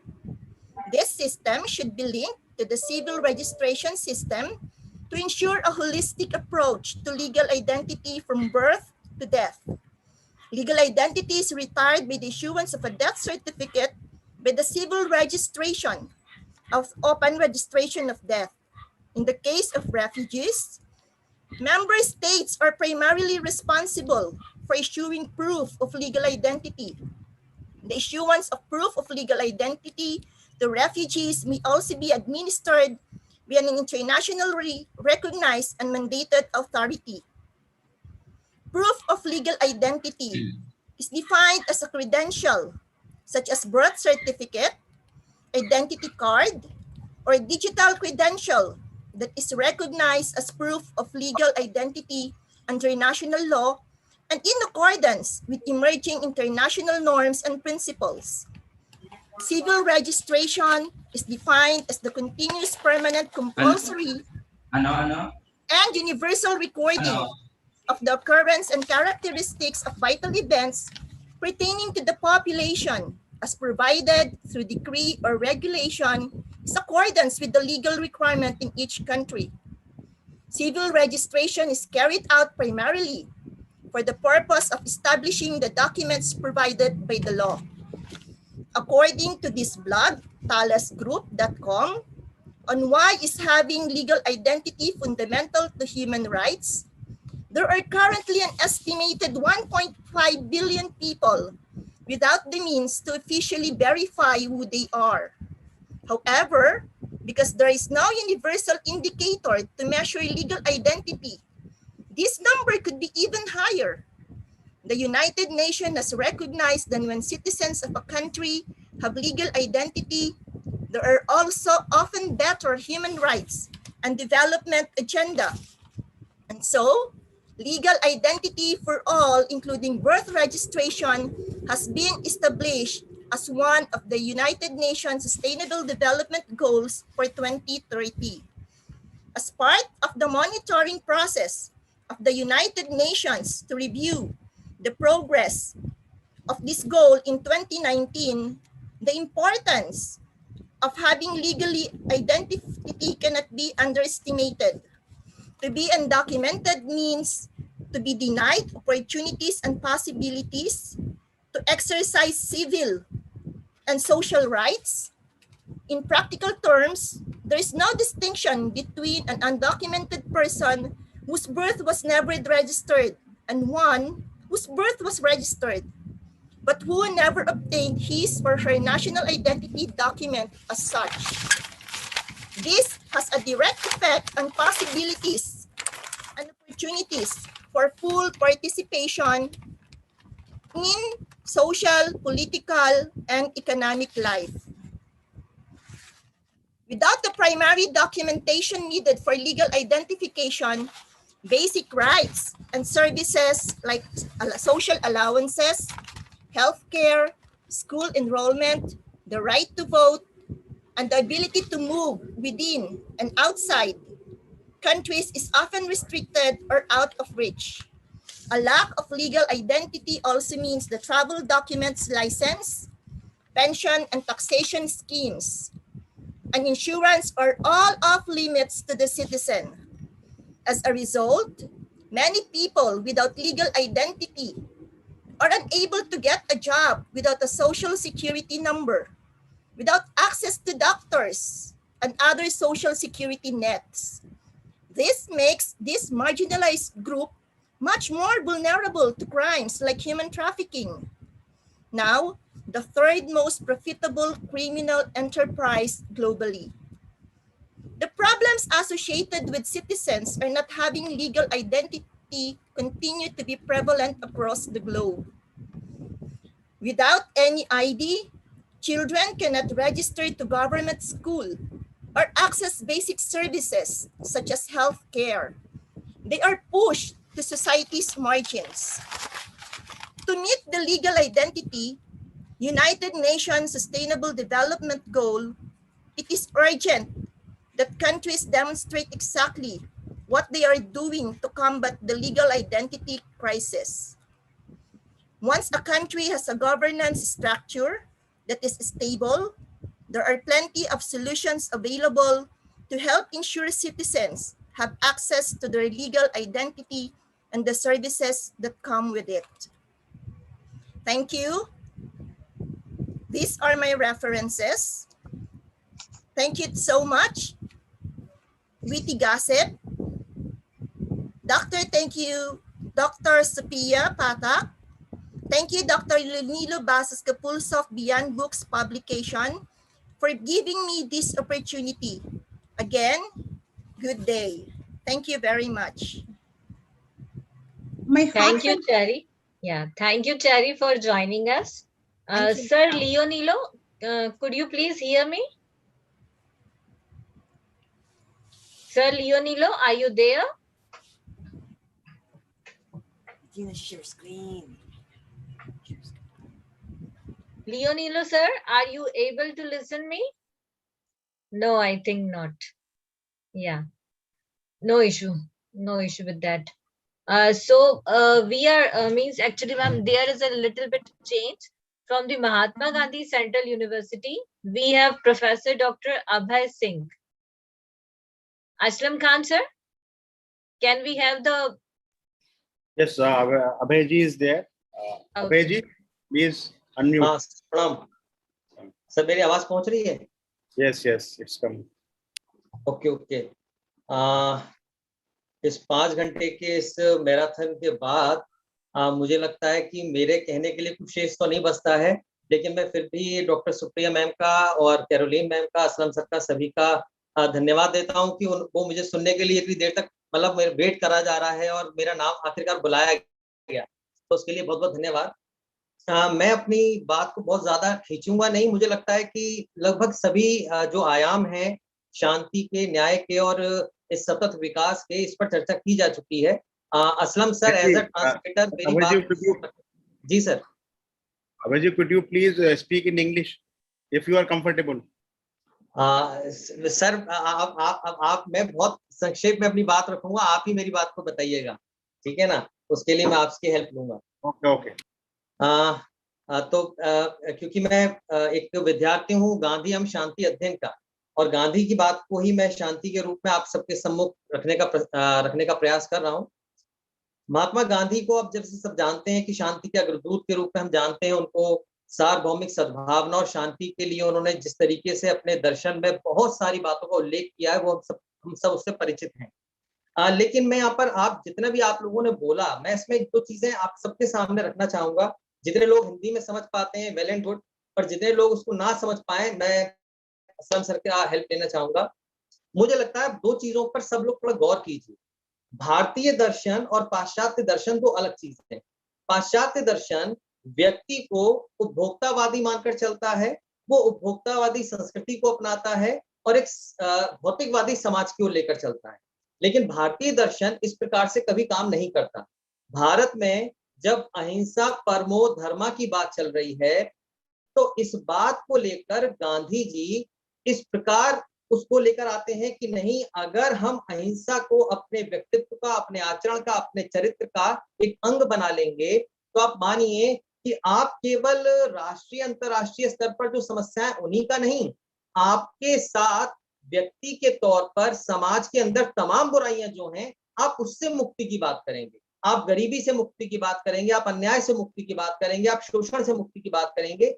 ये सारी मुक्ति भी अगर आप चाहते हैं, तो इसके लिए भी आपको अहिंसा को अपने चरित्र में ढालना पड़ेगा। इसलिए गांधी का जो पूरा का पूरा आभा मंडल है जिसको लेकर हम बात करते हैं, हम ये देखते हैं कि गांधी एक विशुद्ध प्रेम की बात कर रहे हैं, क्योंकि अहिंसा वही व्यक्ति अपने आचरण में ले सकता है जो विशुद्ध प्रेम करता है। और विशुद्ध जब प्रेम की बात करेंगे तो याद रखिए वो विशुद्ध प्रेम ऐसा होना चाहिए जो शत्रु से भी प्रेम की बात करता है। वो ये नहीं कहते हैं कि नहीं, मतलब उसमें उनके हिसाब से व्यक्ति व्यक्ति से प्रेम करे, व्यक्ति किसी भी प्रकार का आचरण करे एक दूसरे से, लेकिन उसके मन में यह भाव जरूर होना चाहिए कि मनुष्यता, मानवता, मानव धर्म और हमारे अंदर का जो आत्मबल है ये हमें मनुष्य होना सिखाता है। तो इसीलिए ये कुछ चीजें हमारे सामने ऐसी आती हैं जिस पर मैं बात करना चाहता था कि गांधी किस प्रकार से शांति लाने के लिए अहिंसा की बात कर रहे हैं, विशुद्ध प्रेम की बात कर रहे हैं। लेकिन एक चीज जो मैंने आपसे बोली, मैं फिर वहीं पर पहुंचता हूँ, उपभोक्तावादी संस्कृति कभी भी हमें उस तरीके से ले जा नहीं सकती। टैगोर ने अपने ग्रंथ में बहुत स्पष्ट रूप से लिखा, रविन्द्रनाथ टैगोर ने लिखा है कि भाई किस प्रकार से जो पाश्चात्य है वो केवल वो कोई आत्मीय सुख प्रदान नहीं करता है, लेकिन जड़ता और चीजों के प्रति प्रेम करना जरूर सिखाता है। यदि हम उपभोक्तावादी संस्कृति की बात करते हैं तो मैं आपके सामने बहुत स्पष्ट रूप से एक बहुत छोटा सा डेटा आपके सामने रखता हूं। आप शायद सारे पीस स्टडीज के जानकार हैं, अंतरराष्ट्रीय राजनीति के भी सभी मूर्धन्य व्यक्तियां बैठे हुए हैं। जरा देखने का प्रयास करते हैं हम। जब बात करते हैं हेंस मॉर्गेनथाउ की 1948 में जो किताब लिख रहे हैं पॉलिटिक्स अमंग नेशन, तो वो उसमें भी कह रहे हैं कि international politics is like other politics. वो बात कर रहे हैं it's a struggle of power, वो उसकी बात कर रहे हैं। वो कोई स्ट्रगल ऑफ पीस की बात नहीं कर रहे हैं, वो तो वहां पर भी पावर शक्ति के बीच संघर्ष की बात कर रहे हैं। इसका मतलब ये माना गया कि पाश्चात्य हर प्रकार से मान के चलता था कि नहीं, मनुष्य के अंदर जो एक आत्मीय तत्व है, जो उसके अंदर की आवाज है, जो उसके अंदर का जो आत्मबल है, वो उस पर कभी फोकस करने का प्रयास ही नहीं कर रहे हैं। जबकि हर आप जितने भी लोग यहाँ पर बैठे हुए हैं, आप ये सोचें कि मनुष्य के अंदर अगर ये तत्व आ जाता है, मान के चलिए हम कहते हैं कि नहीं, शक्ति के प्रति हमारा आकर्षण सबसे ज्यादा होता है, तो वो क्यों आता है भाई? जब हमारे सामने हमने उपभोक्तावादी संस्कृति सीख ली तो हमने कंपटीशन भी सीख लिया, प्रतिस्पर्धा भी सीखी, और प्रतिस्पर्धा सीखी तो हमारे अंदर लालच का तत्व भी आया। हमने शोषण करना सीख लिया, हमने लालच करना सीख लिया, हमने ये सीख लिया कि कैसे सामने वाले से चीजों को छीनना है, झपटना है, या अपनी मांगों को कैसे रखना है। अगर मांग हमारी पूरी नहीं की जाएंगी तो हम धरना देंगे, व्यवस्था के सामने नाच करेंगे। तो क्या ये संस्कृति से हम शांति की ओर अग्रसर हो सकते थे? नहीं। इसीलिए गांधी जी का बहुत स्पष्ट मत ये रहा कि यदि मनुष्य अपने आत्मबल की ओर ध्यान देगा, आत्मचिंतन करेगा, अपने आत्मीय सुख को अन्य जो और लोग हैं उन सामूहिक हितों पर लेकर उसको चलेगा, तो हम स्थायी रूप से शांति की बात भी कर सकते हैं, शांति पर चर्चा भी कर सकते हैं, और शांति स्थापित करने में हम एक कह सकते हैं बेहतर वातावरण बना सकते हैं। एक चीज Thank you very much, Abhay Vikram Singh sir.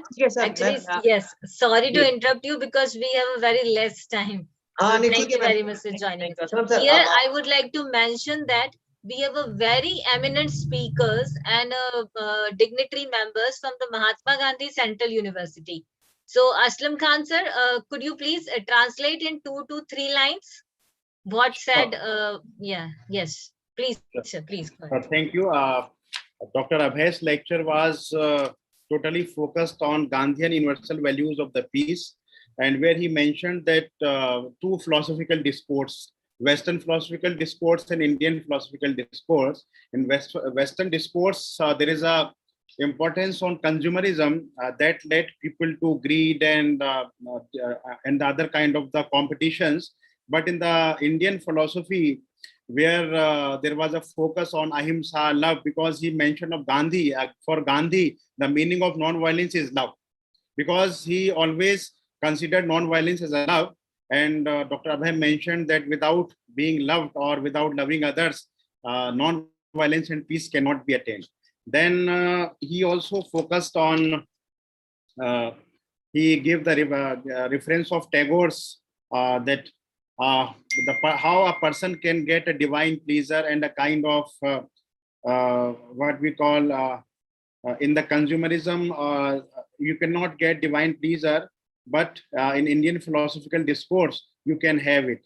And he also mentioned about Hans J. Morgenthau's struggle for power, politics among nation, and he mentioned that he discussed about struggle for power, not peace. So when we are talking of power, then for achieving power and for achieving interest, you can go to any extent.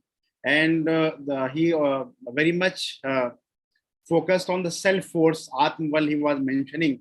and that was not given importance. That's why the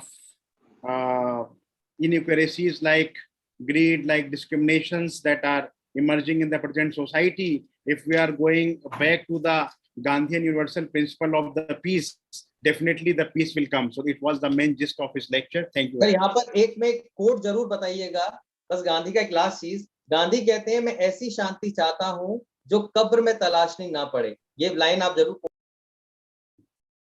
He is mentioning this. Gandhi wanted a kind of peace that we should not search in the grave. In our life, we should embrace all the peaceful principles, and we should love humanity. We should love human beings. Thank you. Thank you, Dr. Aslam Khan, and thank you, Dr. Abhay Singh, for joining us. Thank you very much. Thank you, Aslam ji. Our translation very fine. We are very happy about your translation. Yes, completely agree with you, sir. Dr. M. Vijay Kumar Sharma, yes. Yes, madam. This is the universalism, no, madam. Peace and harmony. So maintaining all the harmony. Thank you so much. Yeah, okay. Thank you, sir. Thank you very much. Right, sir. So moving ahead, I would like to call our next eminent speaker. And actually, Dr. Sharon couldn't join us. So I would like to invite her again. Dr. Sharon, are you there? Dr. Sharon, are you there? No, I think there is some kind of technical issues she's facing. Okay.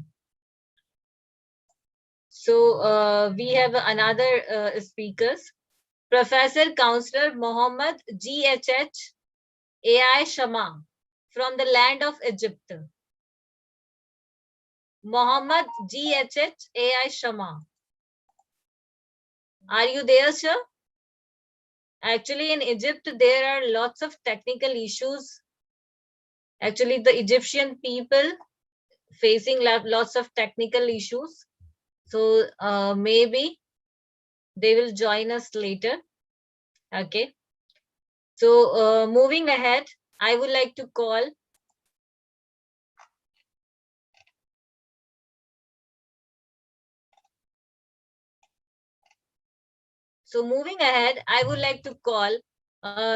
for the group presentations, the research scholars from the Mahatma Gandhi Central University.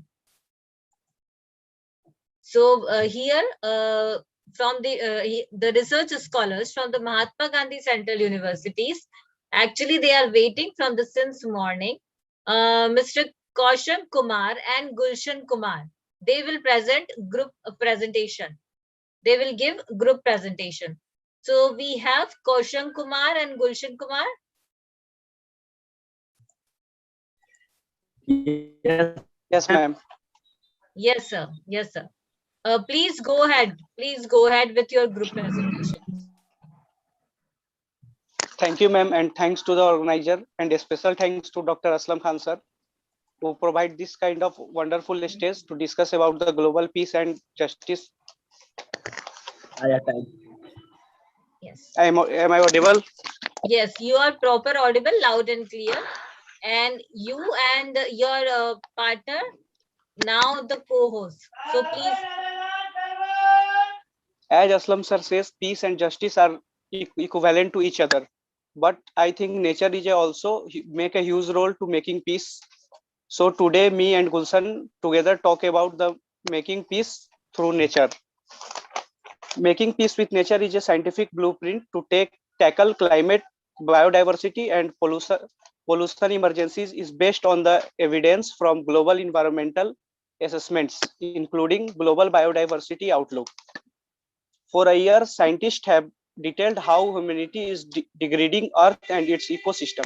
Yet the action we are taking from governments and the financial institution to business individual fall from short of what we needed to protect current for future generation and the sustainable development.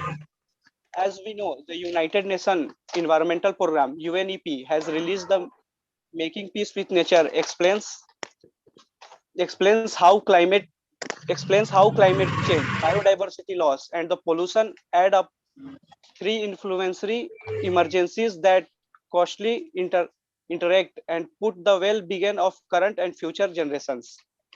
Such as a big findings that is the planetary changes, biodiversity losses, pollution, widely inequality, and the huge number of pollution.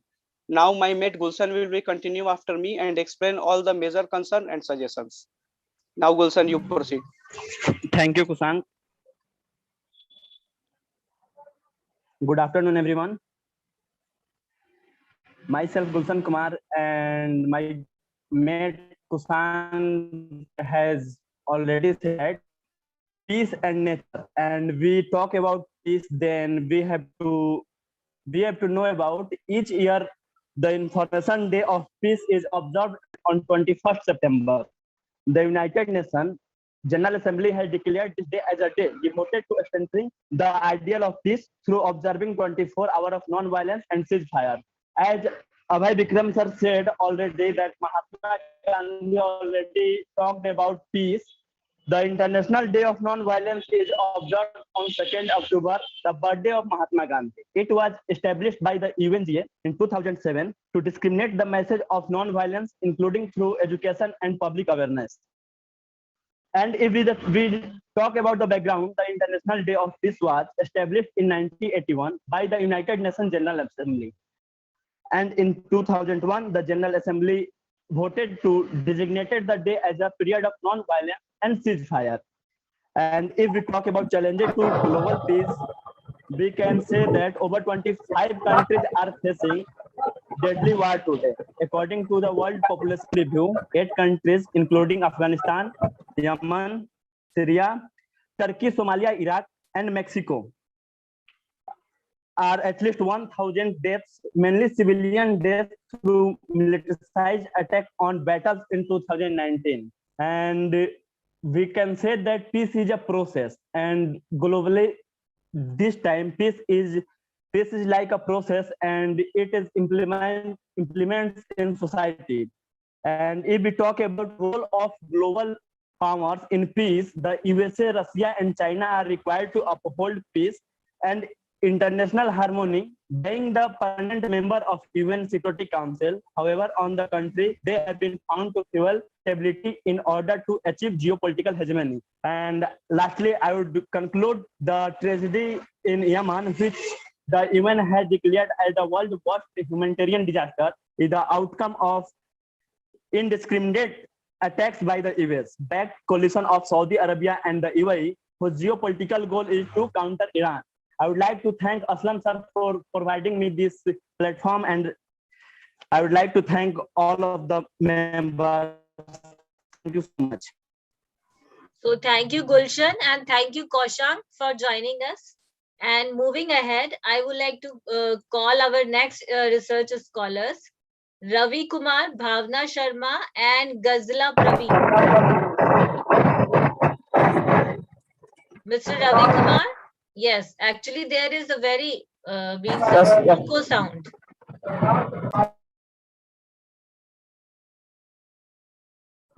Good afternoon to all. I am Mr. Ravi Kumar. I am a scholar, Gandhian and Peace Study, Mahatma Gandhi Central University, Motihari, Bihar. United Nations Sustainable Development for access to water and sanitation for all. While sanitation program has been made in increasing access to clean drinking water and sanitation, millions of people, mostly in rural areas, still lack these basic service. Worldwide, 1 in 3 people do not have access to safe drinking water. Out of 5 people do not have a basic hand washing facilities, and soap and water head, and more than 623 million people still practice open defecation. Thank you to Mr. Aslam Khan sir and all. Thank you very much, Ravi Kumar. We have Bhavna also, Bhavna Sharma. So Bhavna Sharma, please switch on your mic. Yes. And Thank you, also, ma'am. if possible, please switch on your camera. Thank you so much, ma'am, for giving me such opportunity. I would talk about the steps by NDA government on ensure inclusive and equitable quality education and promote lifelong learning opportunities for all. There is a quote by Swami Vivekananda: "A nation is advanced in proportion to education and intelligence spread among the masses." However, the sustainable goals are an ambitious commitment by the world leaders, which set out a universal agenda which involves economical, environmental, and social aspects of the well-being of the society. And the progress of the world to meet the SDGs are largely depends on India's progress. So India played a prominent role in the formulation of the SDGs, and much of the country's national development agenda is mirrored in the SDG. However, with 17 goals, 169 targets, and 306 indicators, sustainable development goals might be difficult to grasp and understand. Defining and measuring success pose challenges as well. So I would focus on the SDG number 4, education. India's perspective has been the Vasudhaiva Kutumbakam. So Indian PM Narendra Modi's statement in United Nations Sustainable Development Summit in September 2015 was, much of India's development agenda is mirrored in the Sustainable Development Goals. Our nation plans are ambitious and purposeful. Sustainable development of 1/6 of humanity will be of great consequences to the world and our beautiful planet. He quoted Mahatma Gandhi. That one must care about the world one will not see. Indeed, humanity has progressed when it has collectively risen to its obligation to the world and responsibility to its future. By 2030, ensure that all girls and boys complete free, equitable, and quality primary and secondary education, leading to relevant and effective learning outcomes. In this way, the government has launched some program and upgraded some educational programs like Sarv Shiksha Abhiyan, national programs of mid-day meal in schools, Rashtriya Madhyamik Shiksha Abhiyan, national means come merit scholarship scheme, strengthening of teacher training institutions, Pandit Madan Mohan Malviya National Mission on Teachers and Teaching, national scheme for incentive to girl child for secondary education. Also, the Rashtriya Uchchatar Shiksha Abhiyan and free coaching and allied schemes for minorities, vocational training centers in tribal areas, Maulana Azad National Fellowship for minority students, and support for minority students clearing preliminary examination conducted by UPSC, SSC, PSCs, etc. There are two umbrella programs in this way. The skill development programs for minorities like Sikho or Kamao, and upgrading skill and training centers for traditional arts craft for development like Ustad program, Nai Manzil program, and Pradhan Mantri Kaushal Vikas Yojana is there. So Thank you, Bhavna. Yeah, thank you very much, Bhavna. Actually, we have a very less time because we have started from 9 o'clock and now it is a 14:16 p.m. So sorry me for Thank disturbing you, you. ma'am. Actually, Yeah, we I have. tried to concise my presentation. So thank you Yes. so much for ma'am for giving me Yeah, such thank you. opportunity. Thank you, dear. Thank you. Thank you. Thank you. Thank you. Actually, please, here I would like to mention that please notice, please kind attention, all the research scholars of the Mahatma Gandhi Central University. In a chat box, I have mentioned, I have texted the link of a live streaming. Okay, so you can means you can take your screenshots, you can take your live videos from there. Okay, so we have a Ghazala Tabassum. Ghazala Tabassum, are you ready? Ghazala Tabassum? Ghazala Tabassum. Actually, I can see your name. Ghazala, are you? Yes. Ghazala Tabassum. I think there is some kind of technical issues. Good Yeah. afternoon, ma'am. Good Yeah. afternoon, ma'am. Good afternoon. Good afternoon. Good afternoon. Thank you. Okay. Thank you Yeah. so much, Dear, ma'am. please We are discussing please try 16 to goals of conclude your speech in sustainable. 1 minute. Okay, ma'am. Okay. We are discussing 16 goals of sustainable development, peace and justice. My presentation topic is injustice against children.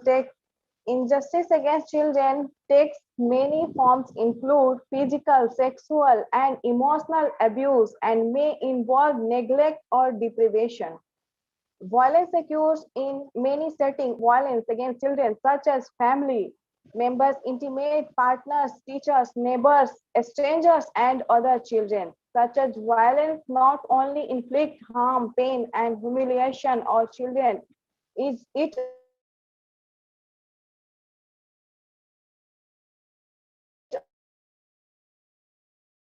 also kills. Some critical condition of family of children that work as a labor, child labor in India, such as very big problem. According to ILO, there are around 12.9 million children engaged in work between the age in. Actually, the network bandwidth is very low from the side of Ghazala Tabassum. So I am yes, so I am inviting to other research scholars. So moving ahead, I would like to call our other research scholars. Rakesh Kumar and Gaurav Kumar Sharma. Are you there, Rakesh Kumar and Yes, Gaurav Kumar? yes, ma'am. Yes, ma'am. Yes, ma'am. It's me, Okay. Gaurav. Yes. On the behalf of my group, I will give my presentation. Okay. Okay. Okay. So And Gaurav Kumar, if possible, please switch on your camera. okay, ma'am. Namaste, everybody. On the behalf of my group, in my group, Rakesh Kumar, Arun Kumar, they are all participants for this presentation, but only I will present. Okay. Okay. Yeah, please go ahead. Okay, ma'am. Due to the limitation of time. Namaste, everybody. I am Gaurav Kumar, research scholar in the Department of Social Work, Mahatma Gandhi Central University, India.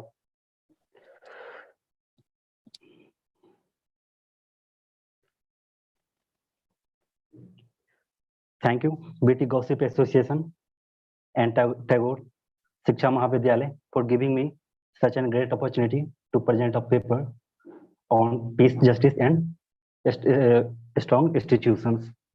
So first of all, we know what is the peace.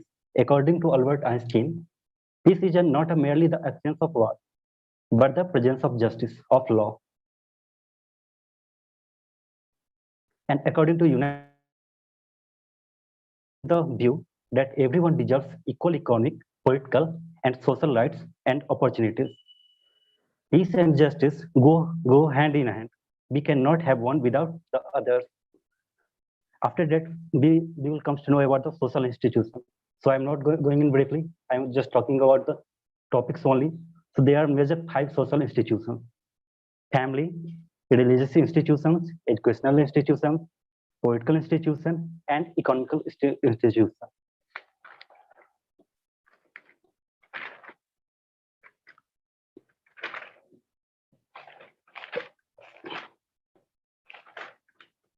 Major threats to humanity or global peace.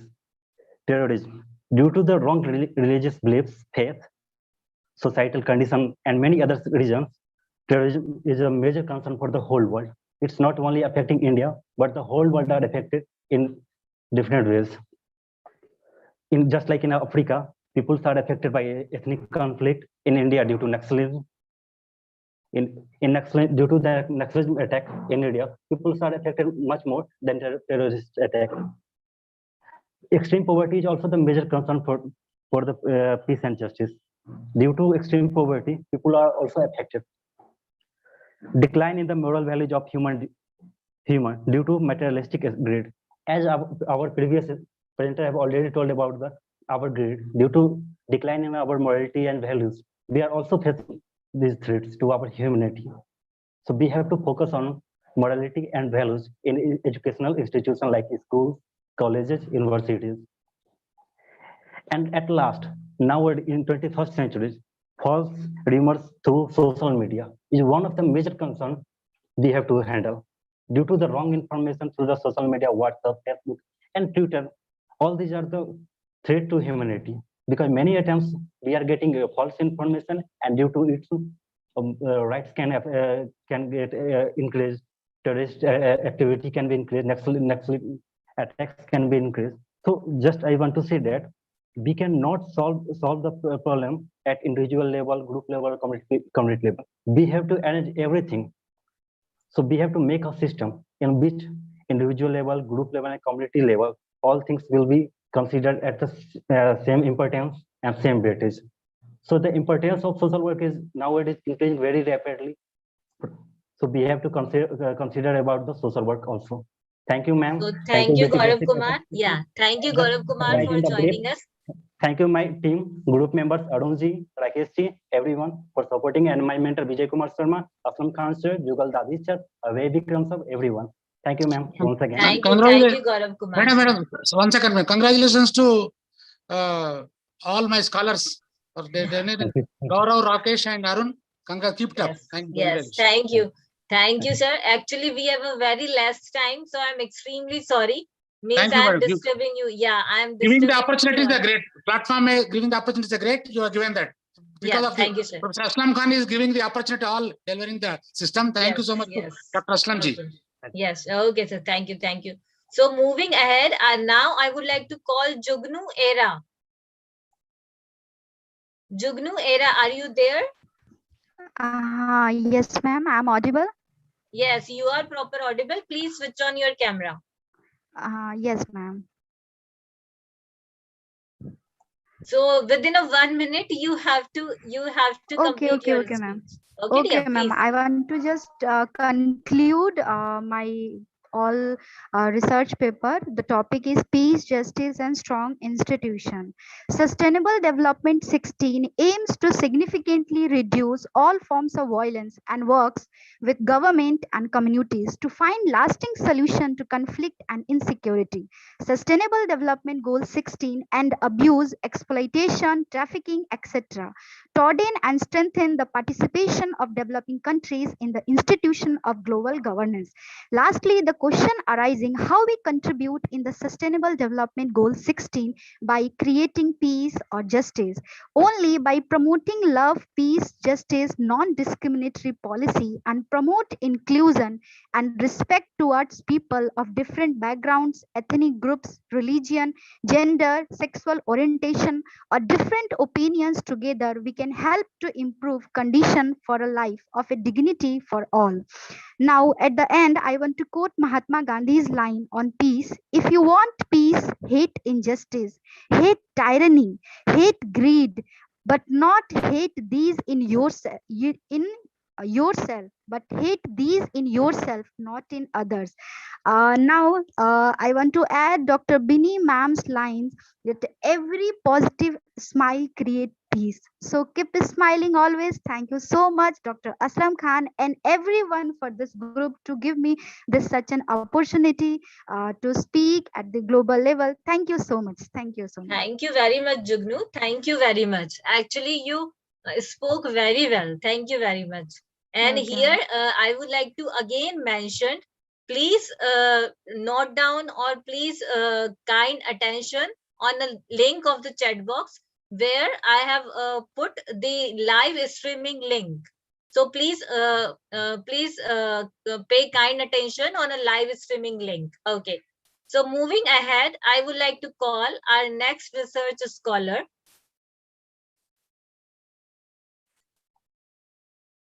And our next research scholar are Abdul Rahman and Alima Anwar. Are you there, Abdul Rahman and Alima Anwar?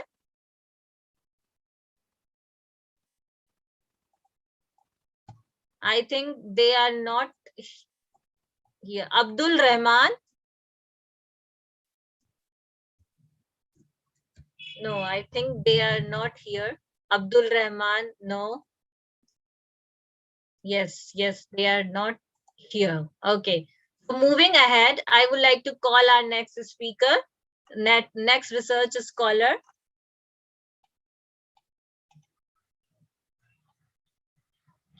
Gaurav Kumar Sharma.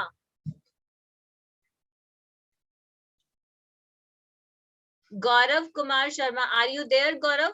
Gaurav Kumar Sharma, yes, I can see your name. Hello. Yes, Ma'am? yes, sir. Yes, sir. Yes, ma'am. I have already presented my presentation.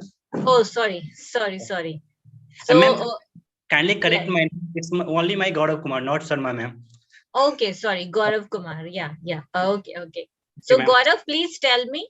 I think we have all the discussions from the research scholar of Mahatma Gandhi Central University, right? No, right? ma'am. No, ma'am. Nilesh Anand is there. Nilesh Anand.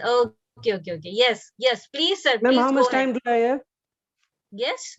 How much time do I have? Sir, only one or 2 minutes, sir. Okay.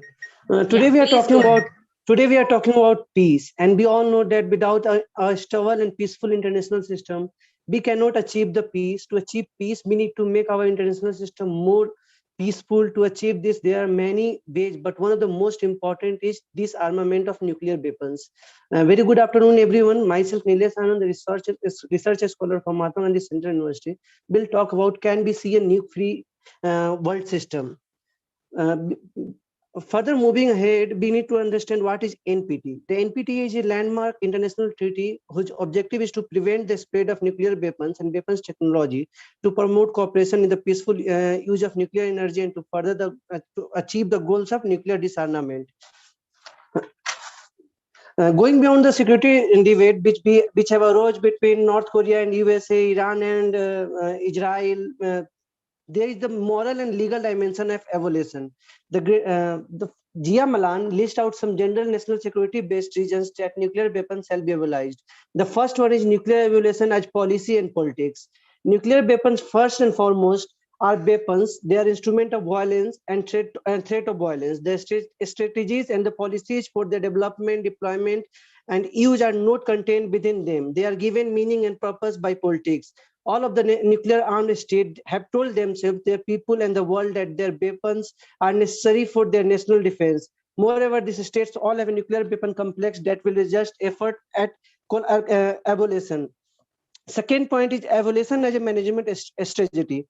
The Adelphi paper pursues nuclear weapon abolition fundamentally as a way to reduce various proliferation and terrorism risks now facing the international system, and to avoid future risks if there is a worldwide expansion of nuclear energy.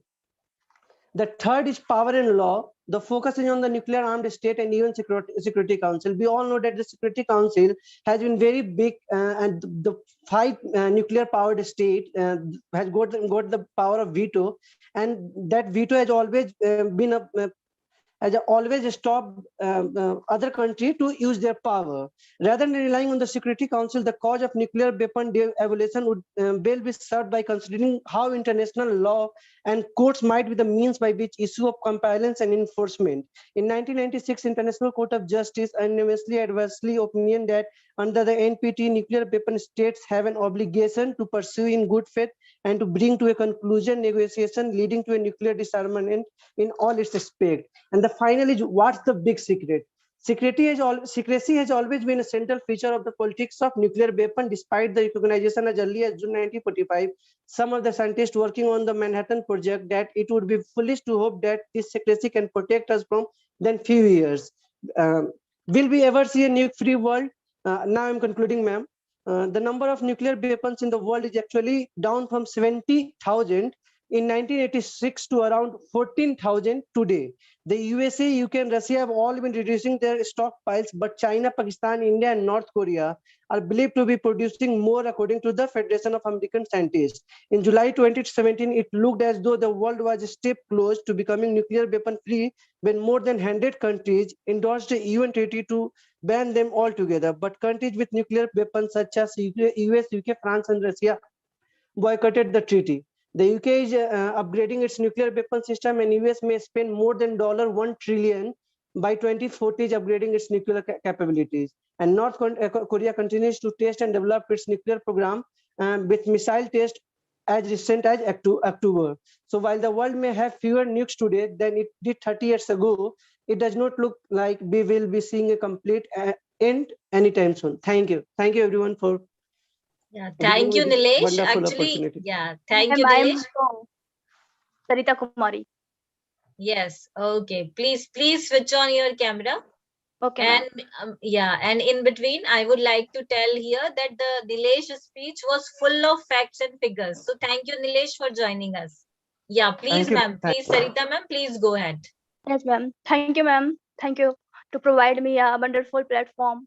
And today's my topic is no peace without women.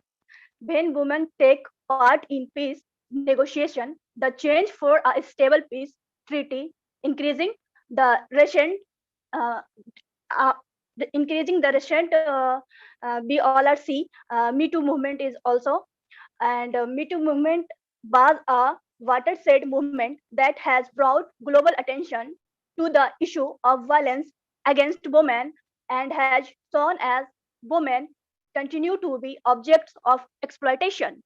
Violence is a many faceted in so many different types, from intimated partner violence, domestic violence, rape, honor killing to dowry, and sexual harassment, and etc. And one thing is that we all are celebrated Women's Day, 8 March, and uh, that time we reflected on gender issues, women rights, and equal access opportunity. We must not only reflect on the progress that has been made, but also of one how much more needs to be done, and how to achieve gender equality in societal life and in all sector. And in COVID time, it is also a big opportunity for women to participate in pandemic era and to solve uh, our situation, and also given a opportunity in each and everywhere. Thank you, ma'am. Thank you, Sarita, for joining us. Thank you very much. Actually, here I must appreciate, and yes, all these speeches from the research scholars of the Mahatma Gandhi Central University are very well. So thank you very much for joining us all. And actually, we have some more research scholars. So Rishabh Dev Shukla and Virender Gandhi, are you there? Rishabh Dev Shukla and Virender Gandhi, are you there?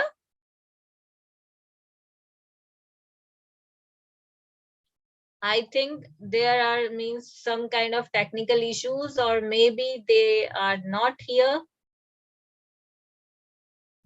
I repeat, Rishabh Dev Shukla and Virender Gandhi. No, I think they don't with us. Meanwhile, I'm reading the lots of messages here.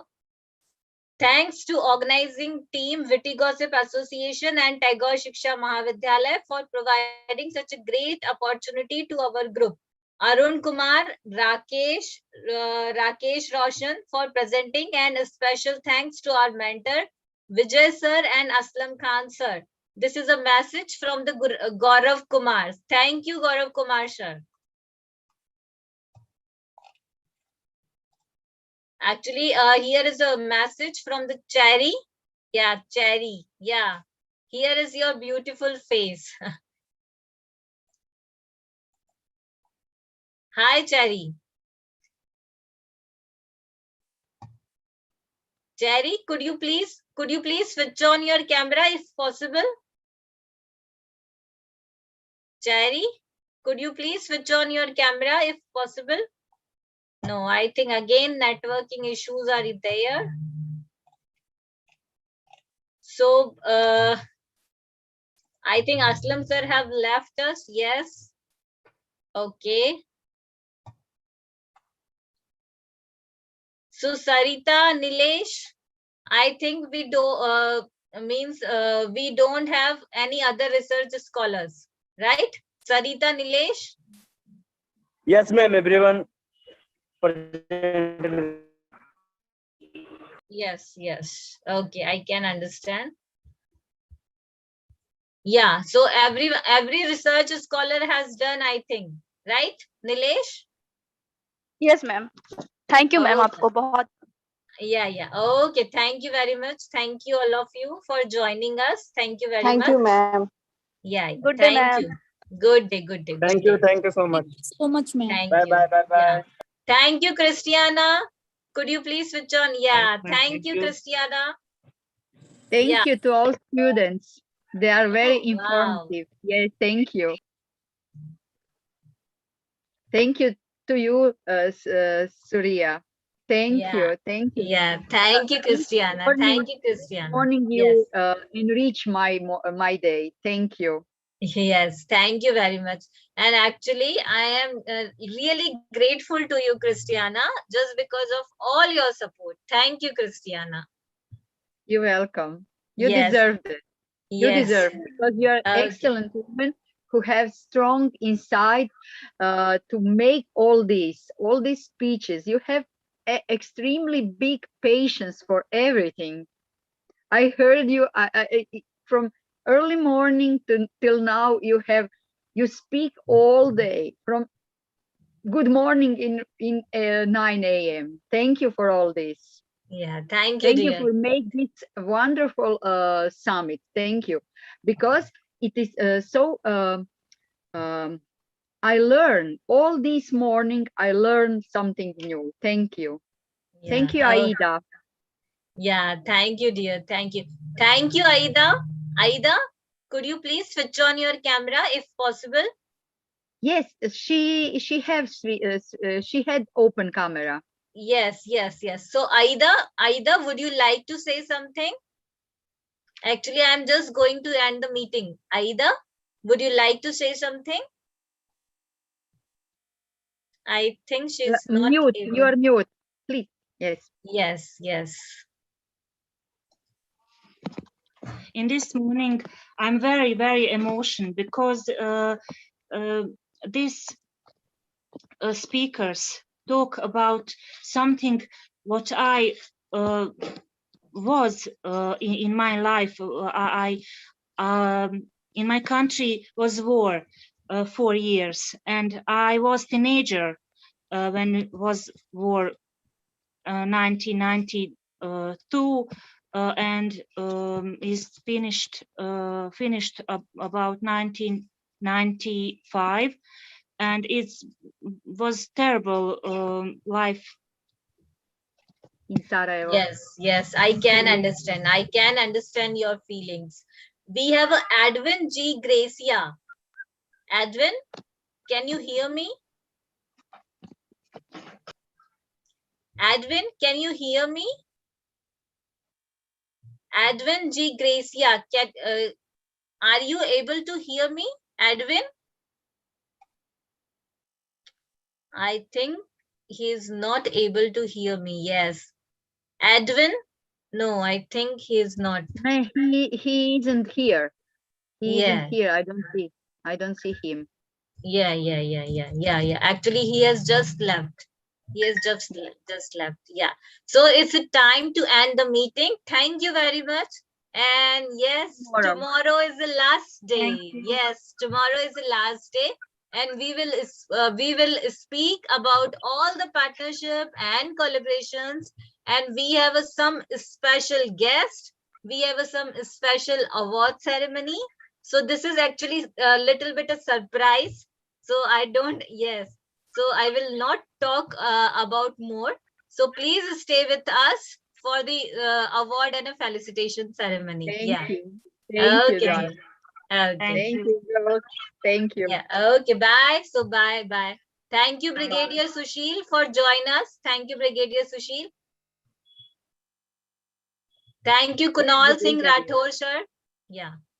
Thank you, Kunal Singh Rathore, sir. Thank you, Brigadier Sushil, for joining us. Thank you very much. So I am going to end the meeting, and tomorrow we will meet again for the Sustainable Goal 17, which is all about the partnership and collaborations. So thank you very much. Thank you all my patient listeners in the audience. Thank you very much. Thank you. Okay.